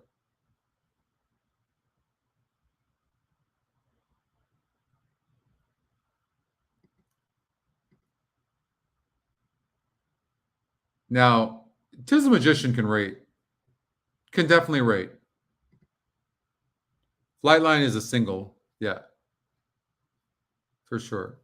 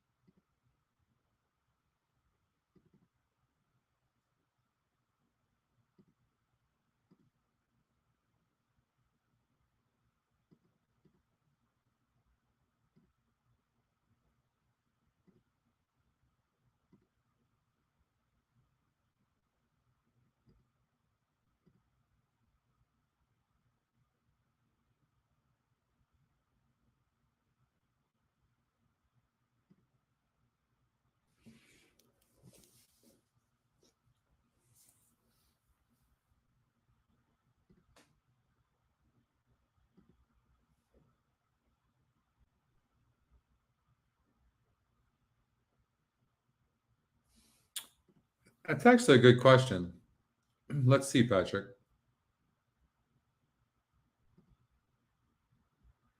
$82 on the GSR.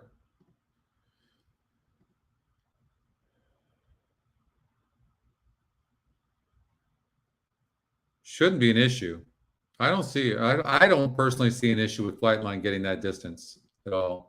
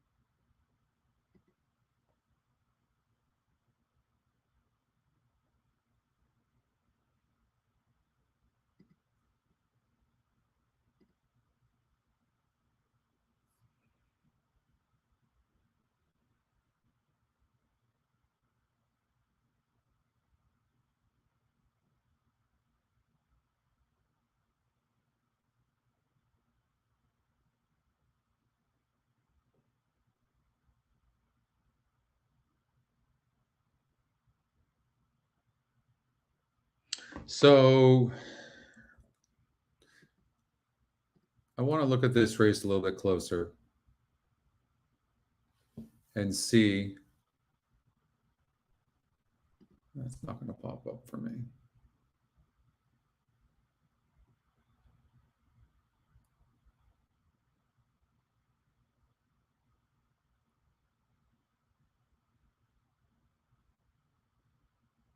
Often these races are really tough. Now you have a horse here that's really interesting, Hong Kong Harry, at 37%. Now it got pinballed and checked early, and of course they put they're not going to mess around, and that's a drag that happened for Vasquez. But you got Pratt, who you can get, you have to take it, and it's 6-5. Maybe this horse is a single. This one just kind of hovers. It was 7-5 that day. 7 wins and 11 tries.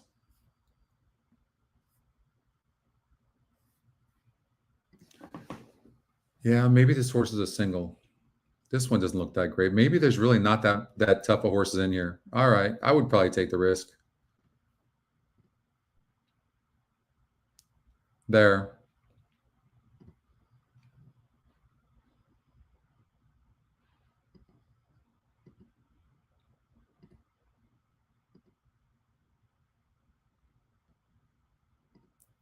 I would try, if you could, to get those in here.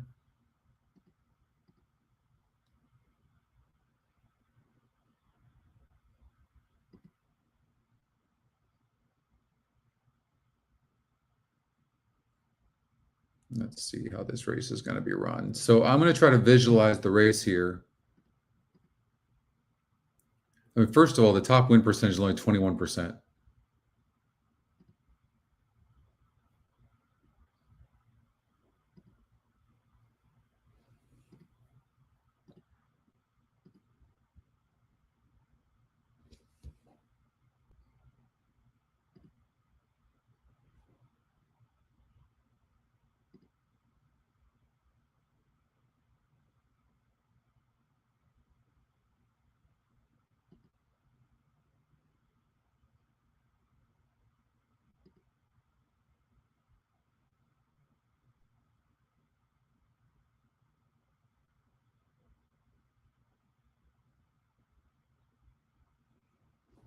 Jeez.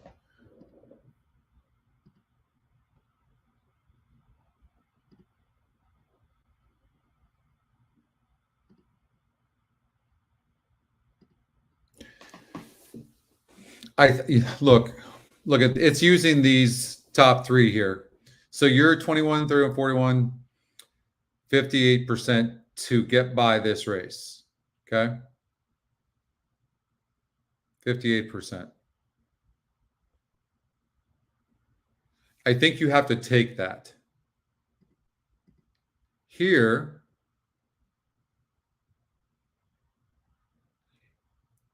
I think you have to take some risks. Like you can get rid of some of the horses maybe on the inside, but like a horse like this, it's 491 from the gate, can probably have some gate speed, right?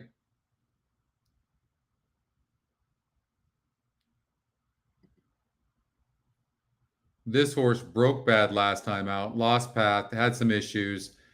Let's take a, if we can, let's see if this is going to work. Having some issues with the test site right now, but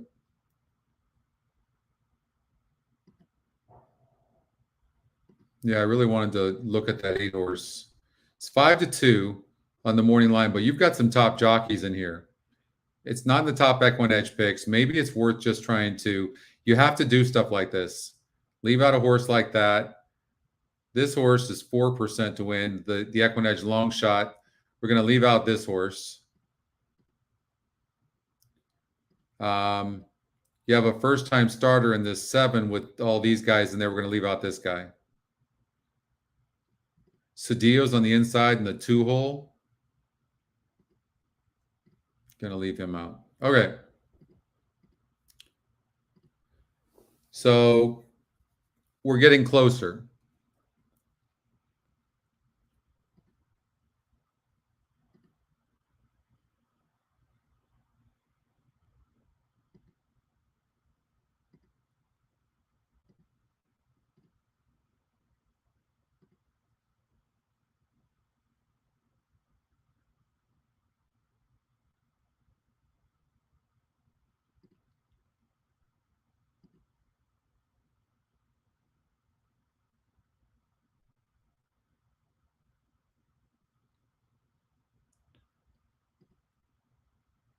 I guess maybe we have to try to, we can't necessarily throw out. This is just an absolute grab bag. Like,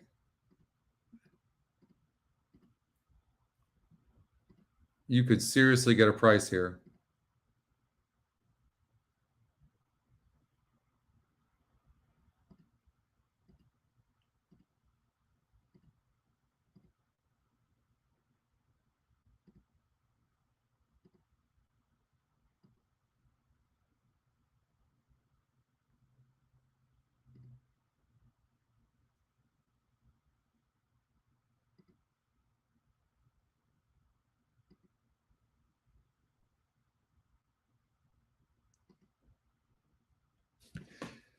This horse has burned a lot of money in the last couple of races, but it looks like it's had legitimate issues. It does. Who's he got to beat? He's probably got to beat Rispoli on the 9. and Pratt.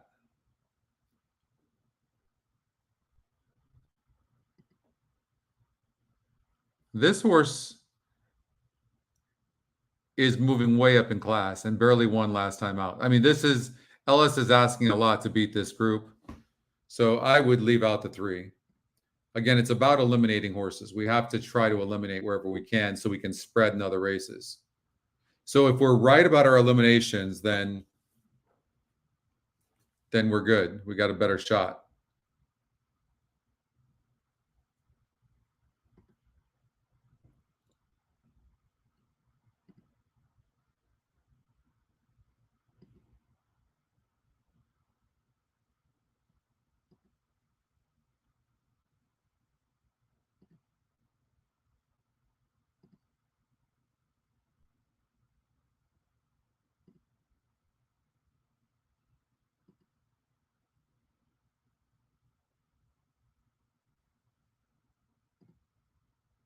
I mean, look at this 11th. Look at this race here.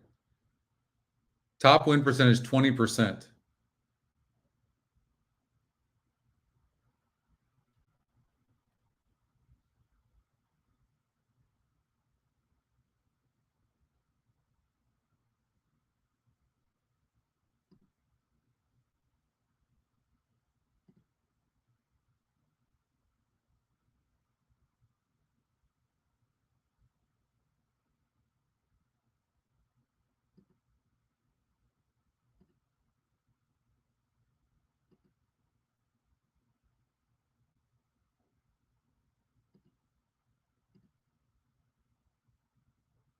And this race just did not come up that tough.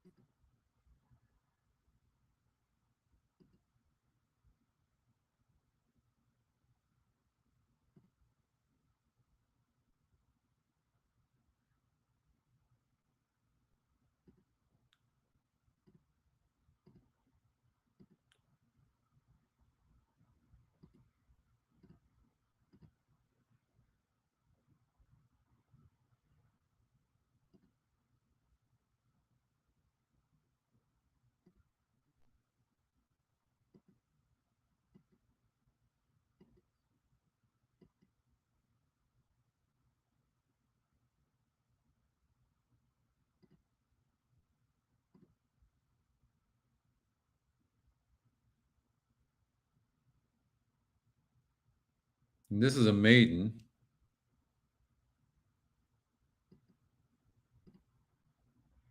No. All right, that's the ticket.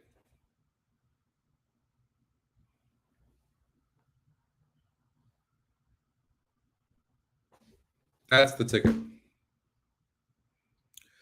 3, 5, 10 with 5, with 1, 2, 3, 4, 5, 7, 8, 9, with 1, 2, 7, 9, with 5, with 2, 3, 5, 6, 9, 10. That's the mandatory payout pick 6. All right, they're at the gate over at Gulfstream Park. And we're live in the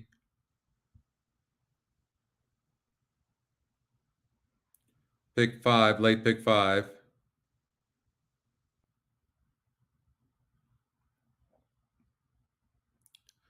The 4 is my best bet. So this is the non-graded stakes race. $200,000 though, FTB OA Florida Sires. So this is the filly division. And race number 10 is the male division. All right, but you might have a 4-4 double here, by the way, too. I didn't love a horse to be second in this race. I just really, really like Lynx. But at 4 to 5, so does everybody else. Good luck. For High Fashion Lady to the outside. High Fashion Lady invading from Virginia to take the outside gate. They're at the post. And they're off in the Susan's Girl division of the Florida Sire Stakes. Excellent beginning for Cajun Tease, and she's going out to a clear advantage. Up on the outside, Time Passage is away in second. Guardian Angel is third. The favorite Lynx is with her. Down at the rail, it's My Cajun Lady, 3 better than Girl By. The 2 at the back are Shiloh and High Fashion Lady. They complete an opening quarter with Cajun Tease under stout restraint from Jose Morelos, leads by a length and a half, and posted an opening quarter of 22-2.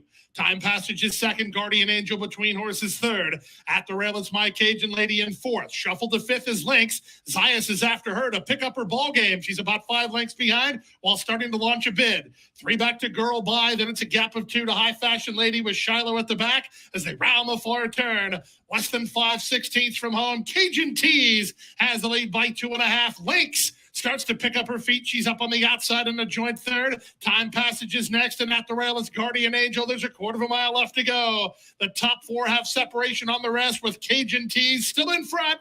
The rail open for Guardian Angel over the top. Lynx continues to charge. 3/16 to go. Lynx down the center. Guardian Angel up the rail. Now they're at the 8th pole, and Lynx is still closing. The added ground proves a valuable commodity for Lynx, and she has a date with Florida Sire Stakes Destiny going 2 turns, and she's now 2 for 2, capturing the Susan's Girl. Second is Guardian Angel, third Cajun Tease, then Time Passage, and Shiloh in 125-3.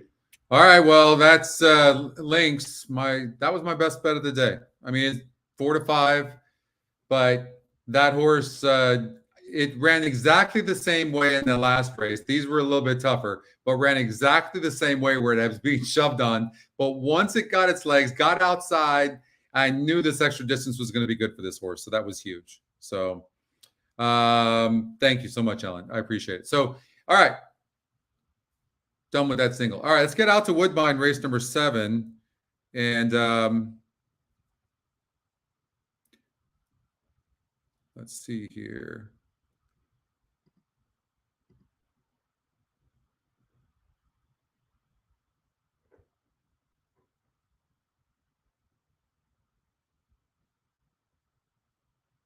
You got it, Dan. Thanks, Jay.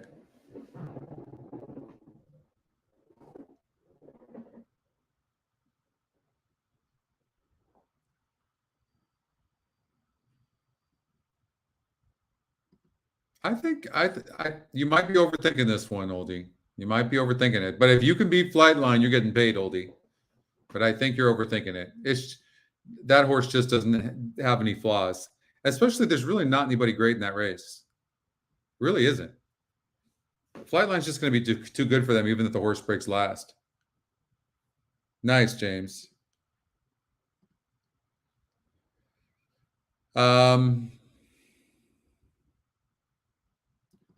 Get rid of those. Oh, they're already gone. Leader in third or fourth. On the inside is Mardine. 7, right 3, between 4. runners, Trizzle Trazzle. They came clear. About 2 or 3 lengths to Lady XI and 3.5 to Quality Collection is last. Showing up in front by 3/4 Catch Magic. Guyalet goes a clear second. Back to third. Curling Candy was pushing up in the center earlier. On the inside, Mardine, followed on the outer by Trizzle Trazzle. They came away by 3 lengths. Lady XI making ground past Reese, who's dropped out, and 5 or 6 away last. Quality Collection, Catch Magic, a length and a half in front of Guyalet. Oh, trouble there. Wow, this has been one of those days. Mardine got checked very significantly. Curling Candy in third. Mardine's lost about 4 lengths on them. Going to fourth is Trizzle Trazzle, coming home pretty well, as is Lady XI. As they corner, Guyalet lays down the gauntlet out of Catch Magic, who's hard at it, and coming at them, Trizzle Trazzle, then Curling Candy. And as they come down the stretch, Guyalet's in front. Get rid of Trizzle this. Trazzle rages I up, don't though, know and they what's go at happening, each other but for they Curling Candy. It is still Guyalet trying to kick on, but Trizzle Trazzle's the they leader. must. Curling Candy the StreamYard needs to outside, figure and something Guyalet, out with this it's stuff. That's Trizzle for Trazzle sure. in front. And there's going to be an inquiry most likely because this 3 horse that might win this race is the one that caused the issues with the 1. They raced to the wire, and Trizzle Trazzle and Curling Candy. Curling Candy Looks or like Trizzle 3-4. Trazzle. A photo to decide this one ahead, Bob. Looks like 3-4. Hold all tickets though. They might put up the EquinEdge long shot. Let's see here. So the 4 horse won at Del Mar 1. We had 4, 5, 6, 7, 8. So 6 did run good, but I'm glad we didn't single the horse.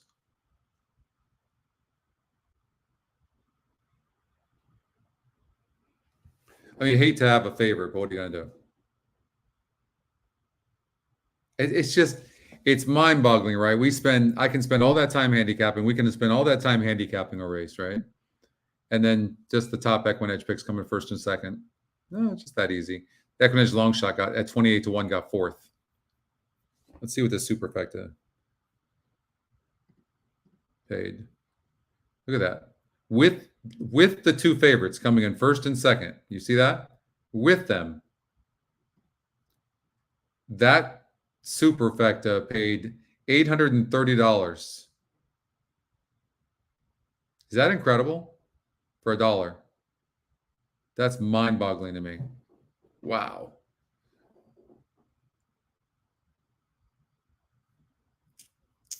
Incredible. It's incredible. That's what you do. Unforgettable.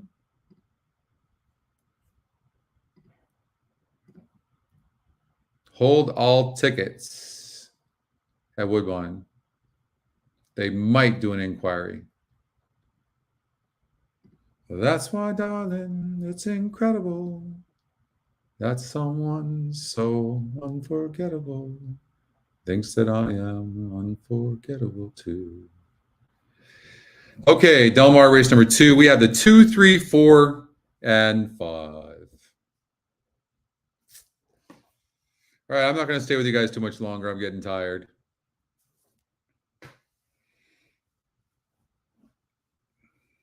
These adult dating sites are killing me too. I don't like looking at it.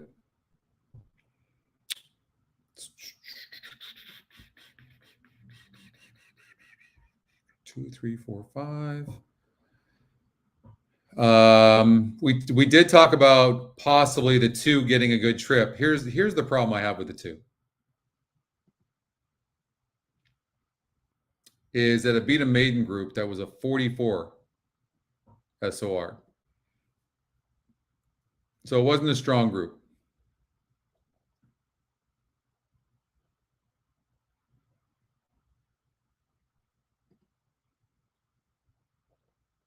Now, this horse came back finally to win.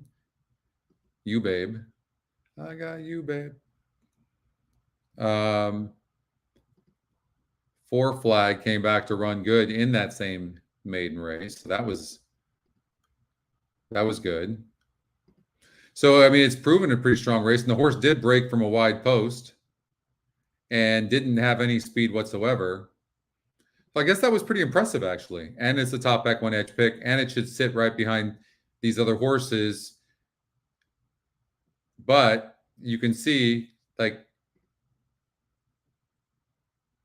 well, this horse did go up 10 points in GSR, and now it's going up another 2. Flavian Pratt jumps aboard. Wonder why Rispoli's not on.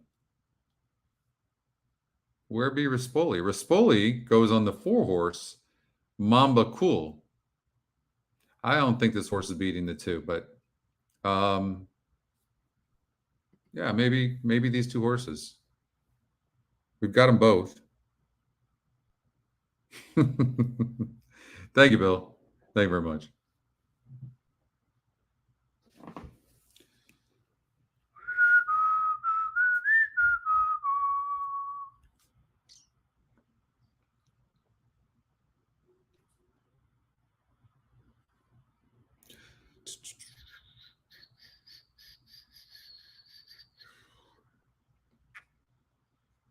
By the way, we're going to be doing the Golden Hour series again, so that should be fun. It gets me, I get like motivated doing that. You know, I like doing night shows too. We should do some night shows as they load into the gate over at Del Mar. Remember doing the Sam Houston series? We had a lot of fun doing that. Got to mix it up a little bit. Little Naz the Grey. Shot of a lifetime goes in. Mamba Cool, loading quickly now. Asaro to the outside. Oh. Gold Rush Candy. Worse Reed Sanchez, the last one to come forward after Quick Buck. Quick Buck goes in. Worse Reed Sanchez coming up. And they're all in. And away they go. Little Naz stumbled at the start. Recovers quickly, though, and Little Naz sets off for the lead. King's River Knight down at the rail shows speed. Gold Rush Candy in the gold colours and Quick Buck in the red right there. Exceeds speed limit, has no alternative but to go wide into the turn. Bud Knight in the white cap, 4 lengths off the leaders. Then comes Single Me Out. Mobu's down at the rails, 6 off them, just going a good pace, not flying up front. Shot of a lifetime on the outside of Mobu. Then we drop back to Mamba Cool, just being patiently ridden third last, a good 11 off those leaders. Worst Reed Sanchez is racing in behind that, and Asaro is last.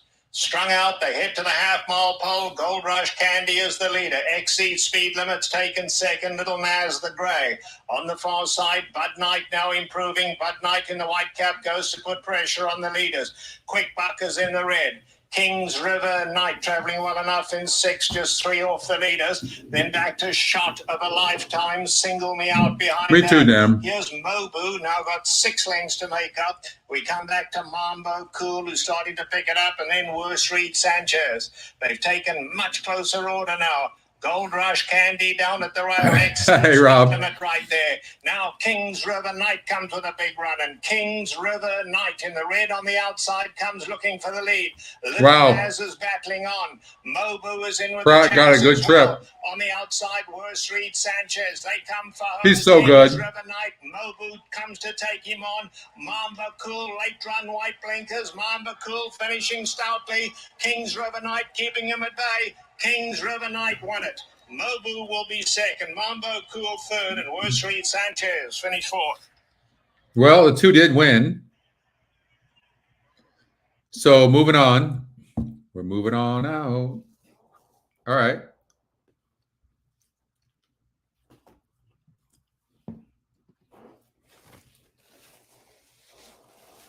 Oh, you had that? Nice. That was my best bet of the day.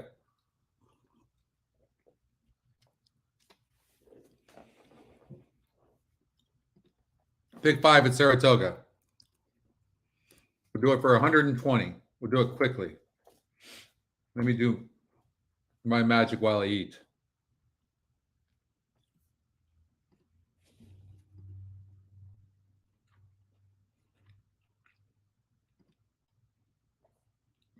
Race looks tough.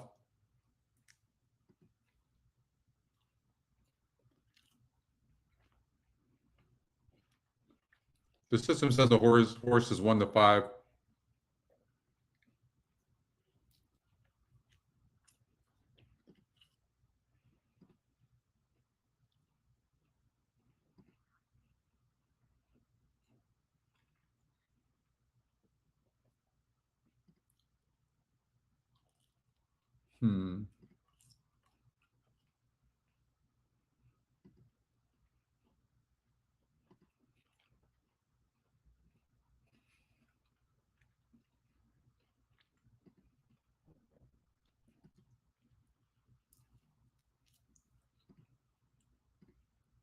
I'm not trying to beat the 4.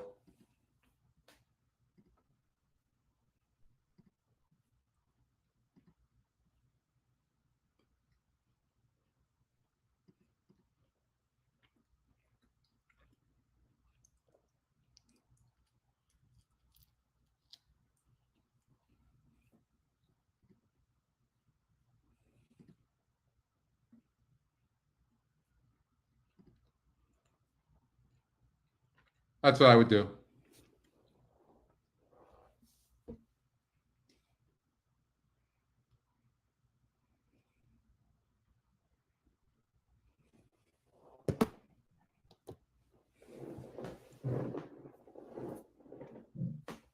Robert, yeah, absolutely.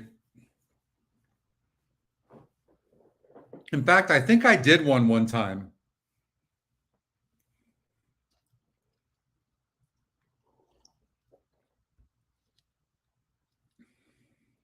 It was chalky, for sure.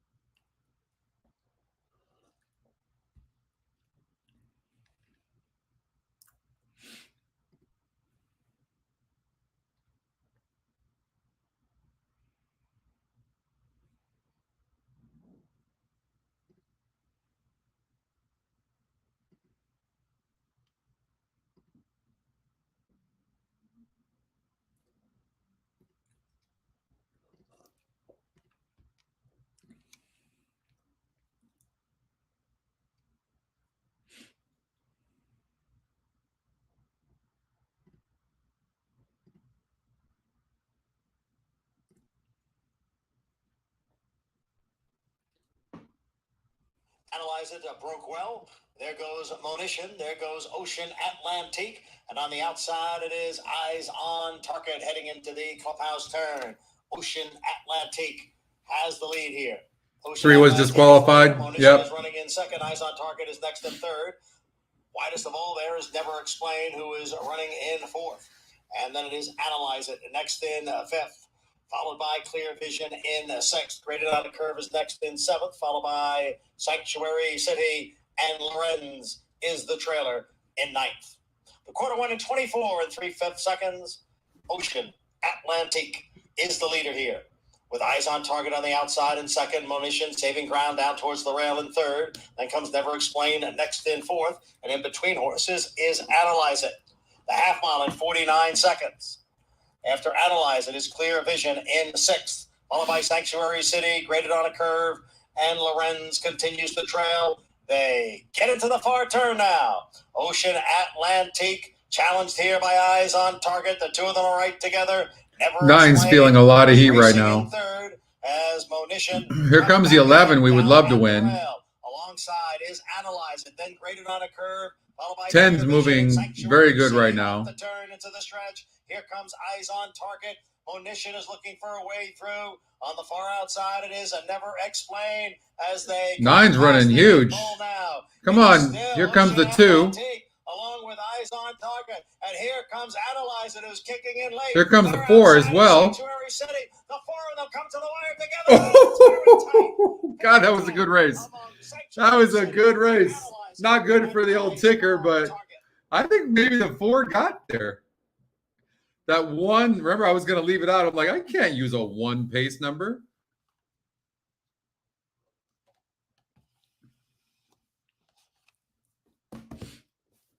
Oh, look at that. That oftentimes, and look at the win percentages in this race, right? And then look at this race. It's a wall of them. Look at this. 1, 2, 3, 4, 5 down the wire. I think the 4 might have got there.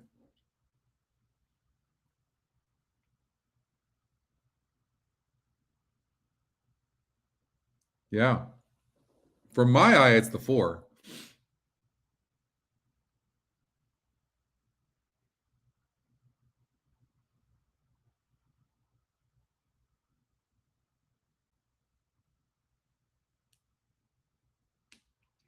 But oftentimes that's what happens with these races. And so you just need so much racing luck, right? That's why sometimes you're hoping you can find a single somewhere else. Or because if you cover too many in a race too, then it just screws you up in the other races, you know? It's so hard. You're really stuck making a call. You really are.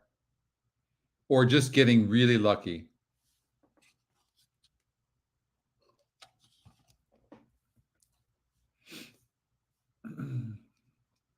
Who was on the 4?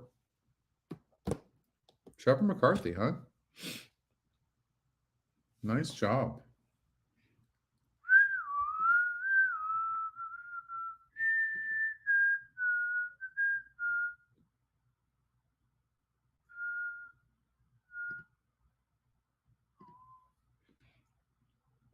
Seven to 2.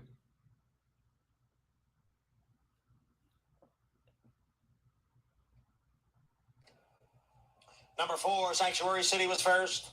Number 2, Analyze It second. Number 10, Eyes on Target was third. And number 9.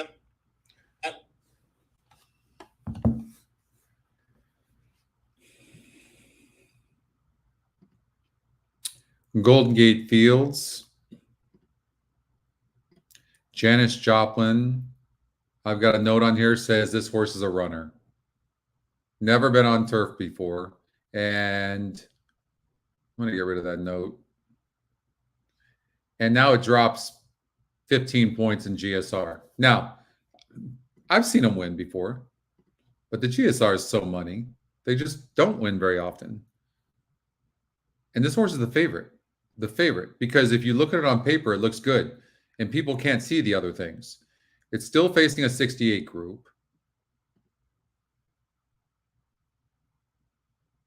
Florent Drew is not Flavian Pratt, that's for sure. And again, There's not one of these horses that can beat this 2? Gotta be, right? 26% on the 5.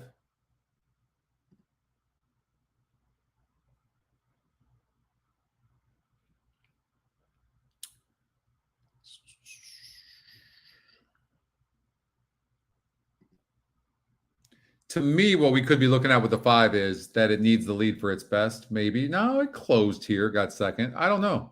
Bumped at the break, led. I don't like to see hung.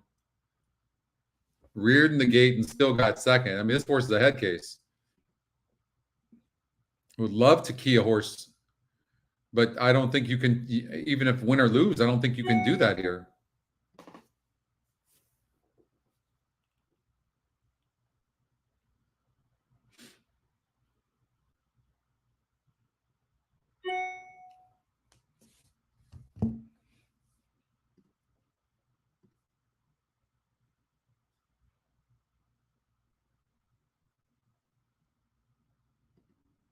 I totally can see Kelly's grit. I mean, first of all, you've got Tyler Gaffleon, who's riding as good as anybody right now. I could see it. This one bumped the start, was wide, and ran like that. 6-horse chop, 5-2 EquinEdge morning line. EquinEdge second pick, ran good. So you have a bunch of, second-time starters and things like that that I think trying to beat the 5 might be prudent.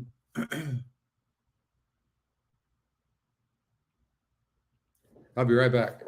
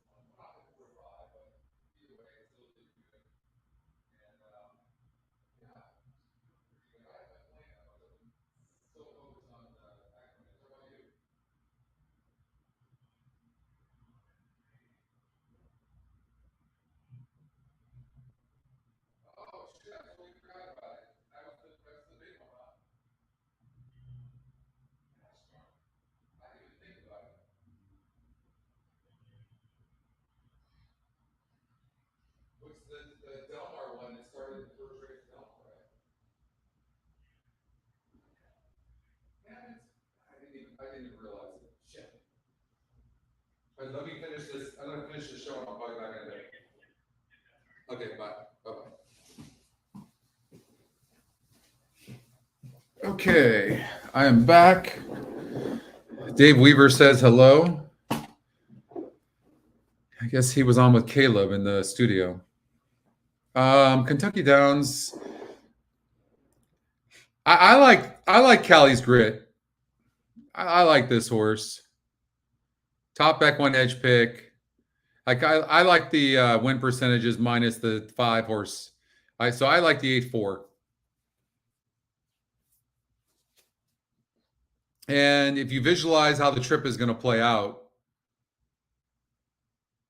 8 just sits a really nice trip. Sits a very nice trip.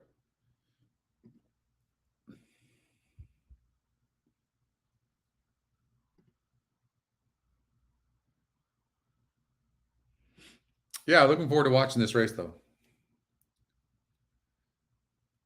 Lightning delay at Kentucky Downs.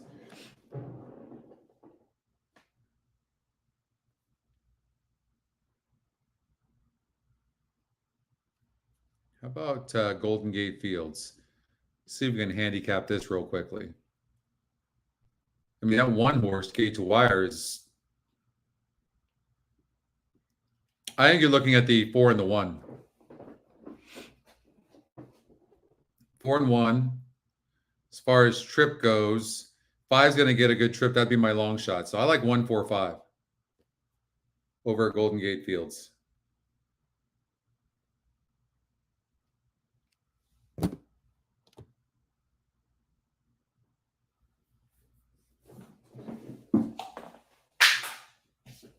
Knockout Bert to the outside pose. We're ready to go.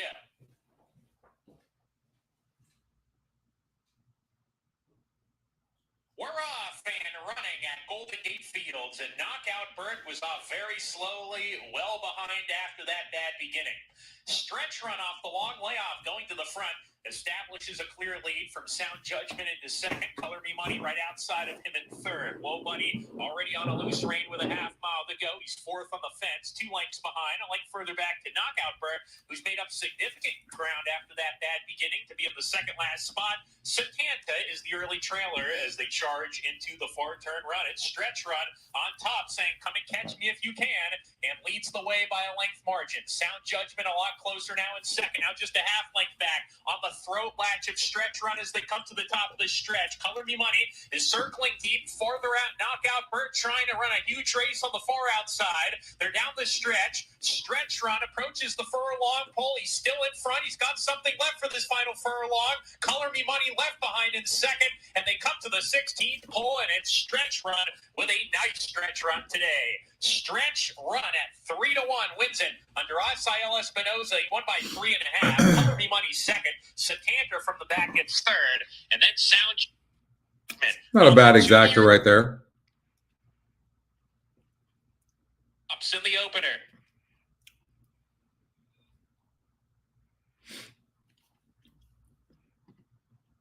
Gulfstream Park. Let's get out there. We're live. Who are we alive to? To the 3 and the 4. And I really like this 4 horse too.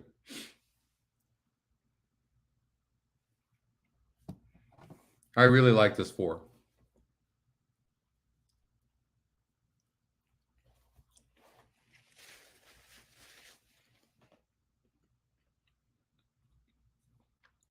They're brutal. It doesn't do anything, David. So I thought the 1 was cheap, and the 1's going to be on the lead. If you visualize the race, that 4 horse is going to be sitting right off the 1. And they won't be going that fast.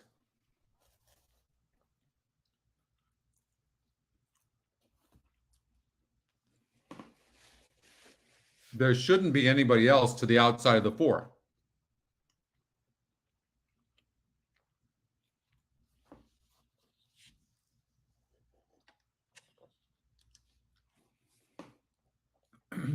The horse I wasn't sure about was the 3 Space Runner. That's why I added it, because it's first time D'Angelo.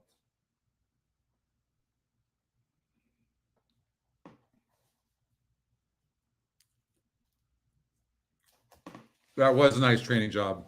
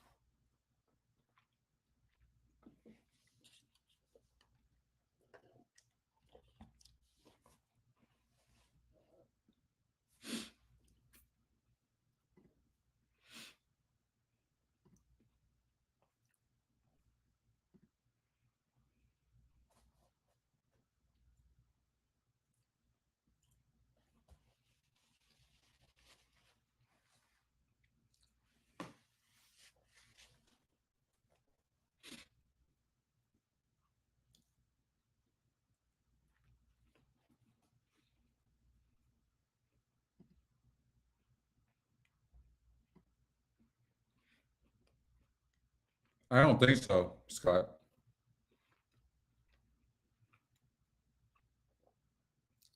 I love the 4.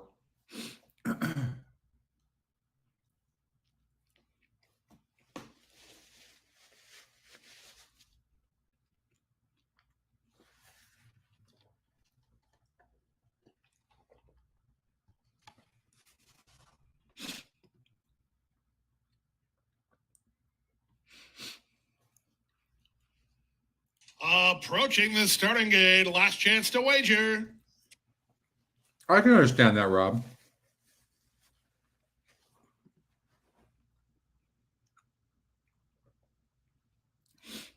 But those last 2, Rob, just an SOR anyways, because don't forget the system accounts for that already. Said that those were 62 and 64 on the SOR, and D'Angelo takes over. So it's a hard read.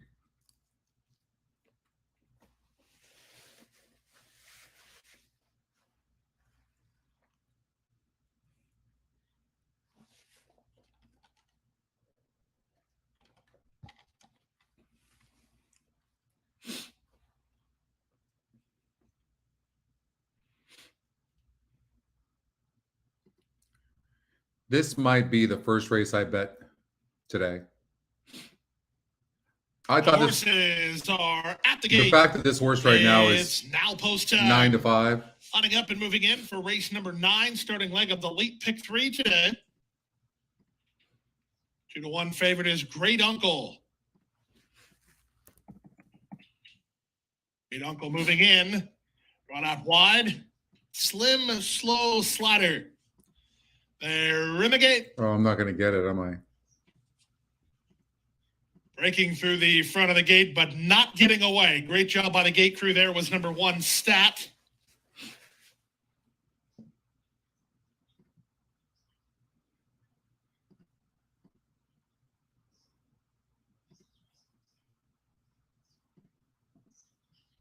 Stat being brought back through the gate.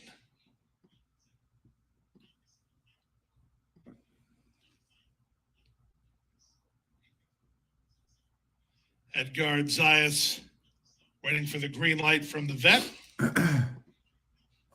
I like the Green 4, light Tony. given. Stat going back in line. First half of the daily double, the start of the late pick 3. Race 9, take 2. All set. They're off and running. Level beginning soon after the start. It was Stat who went to put a neck in front from Great Uncle, who has speed. And between them, Space Runner. AstroTurf is 4 wide. 5 wide is Slim, Slow Slider. Down at the inside, Impressive Speed races ahead of Merlin. And the trailer is Farm Boy. Around the first turn they go. Stat has the lead. 2 path, Space Runner. 3 wide, Great Uncle. From behind the speed, it's Impressive Speed. And it's AstroTurf. Very wide on the course is Slim, Slow Slider. And it's Merlin on hold while second last. There's no pace on. The trailer is Farm Boy. They're now 5 across the course with 5 furlongs remaining here. It's Stat in front. Stat has the lead from Space Runner in second. 3 wide, Great Uncle third. 4 wide, AstroTurf is now fourth. Leonel Reyes has been patient on Merlin, and he's got racing room now in the 3 path. He's behind the speed, about 3 lengths off the leader. Then it's Slim, Slow Slider. And the trailer is Farm Boy. 50 seconds for a half-mile speed. Still plenty to play for here as they swing to the far turn. Stat in a bid to make all. He has the lead. Space Runner is second. Great Uncle is third. AstroTurf on the outside. Merlin's held up in traffic. Meanwhile, Camacho kickstarts Farm Boy for a wide rally. Impressive Speed is at the rail. The trailer is Slim, Slow Slider, and the leader is Stat. Taken on again by Space Runner from second. From between horses, Merlin still trying to angle for racing room. Far outside, it's Farm Boy. They straighten for the drive. Plenty of chances.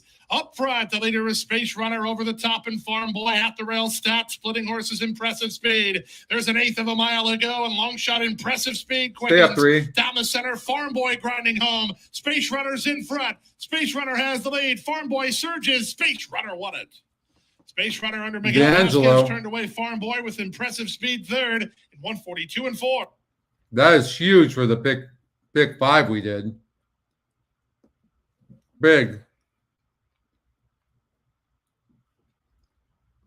That 4 didn't run, but that 3 sure did. Wow.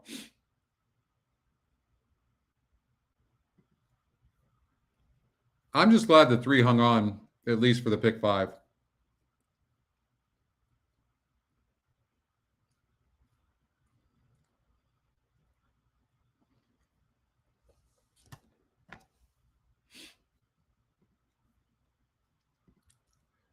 So I really like the 4.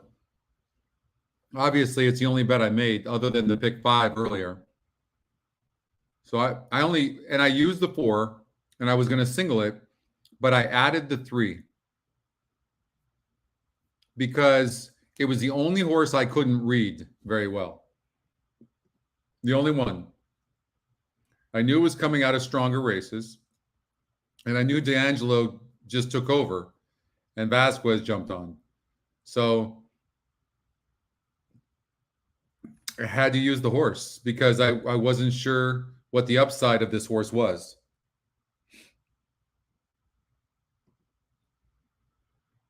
So that's,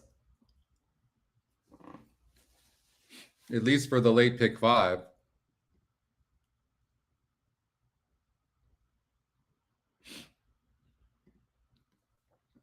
We have a foul claim lodged here by the rider of the 6, Farm Boy, jockey Samuel Camacho Jr. He's claimed foul on jockey Miguel Vasquez, rider of 3, Space Runner, the unofficial winner, alleging interference in the final 1/8 of a mile. Foul claim, second against first. Hold all tickets, please. 36217.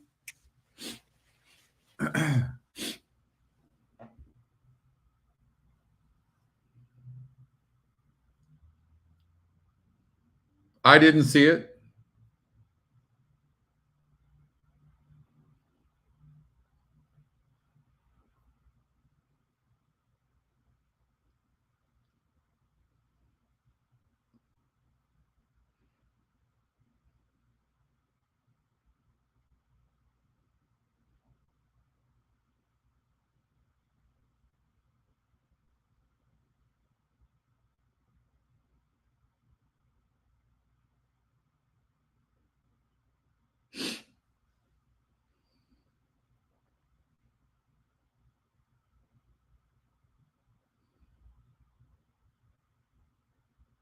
That's horrible.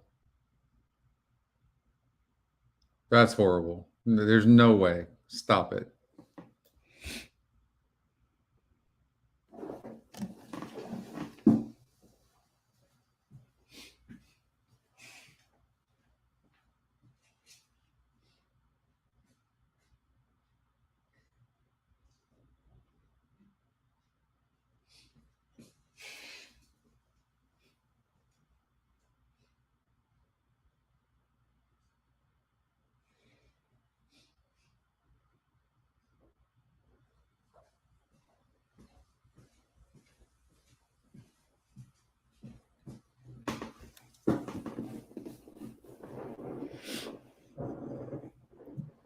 Yeah, but no, I'm talking about the jockey, Michael. I mean, for the jockey to make a claim of foul on that is just ridiculous.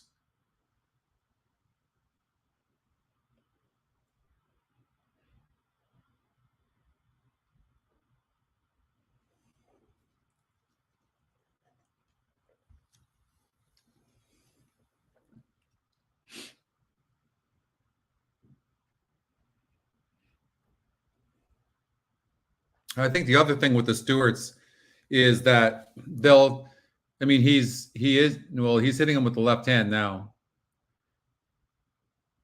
I don't think you can reverse that. I mean, he came out a little bit. I still don't think you can reverse that, though.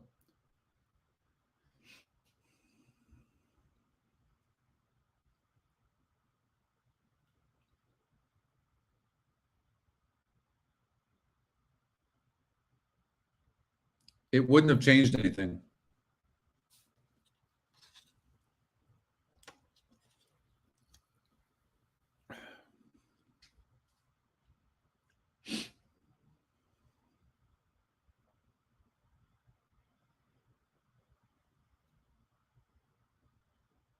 The claim of foul has not been allowed. The result stands as posted. 3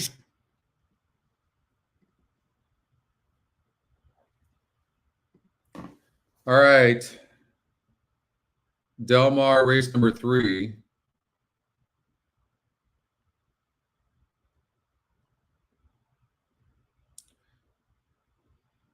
Race is taken off already. It finished. The first time starter win, the 10.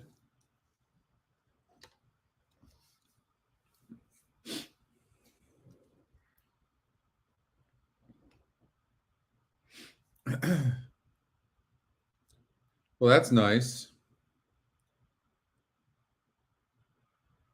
No.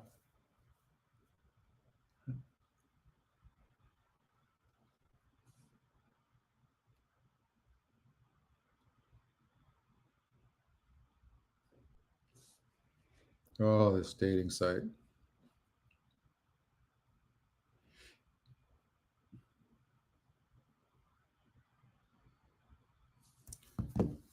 All right, you guys, I'm going to get 2 more races at Gulfstream for us on the late pick 5. Good luck to everybody in that. And we're spread out pretty good in the last 2 races. So I hope you guys do well. Have a great rest of your weekend. And we will see you next week, okay? I really appreciate everybody tuning in, and we'll see you later.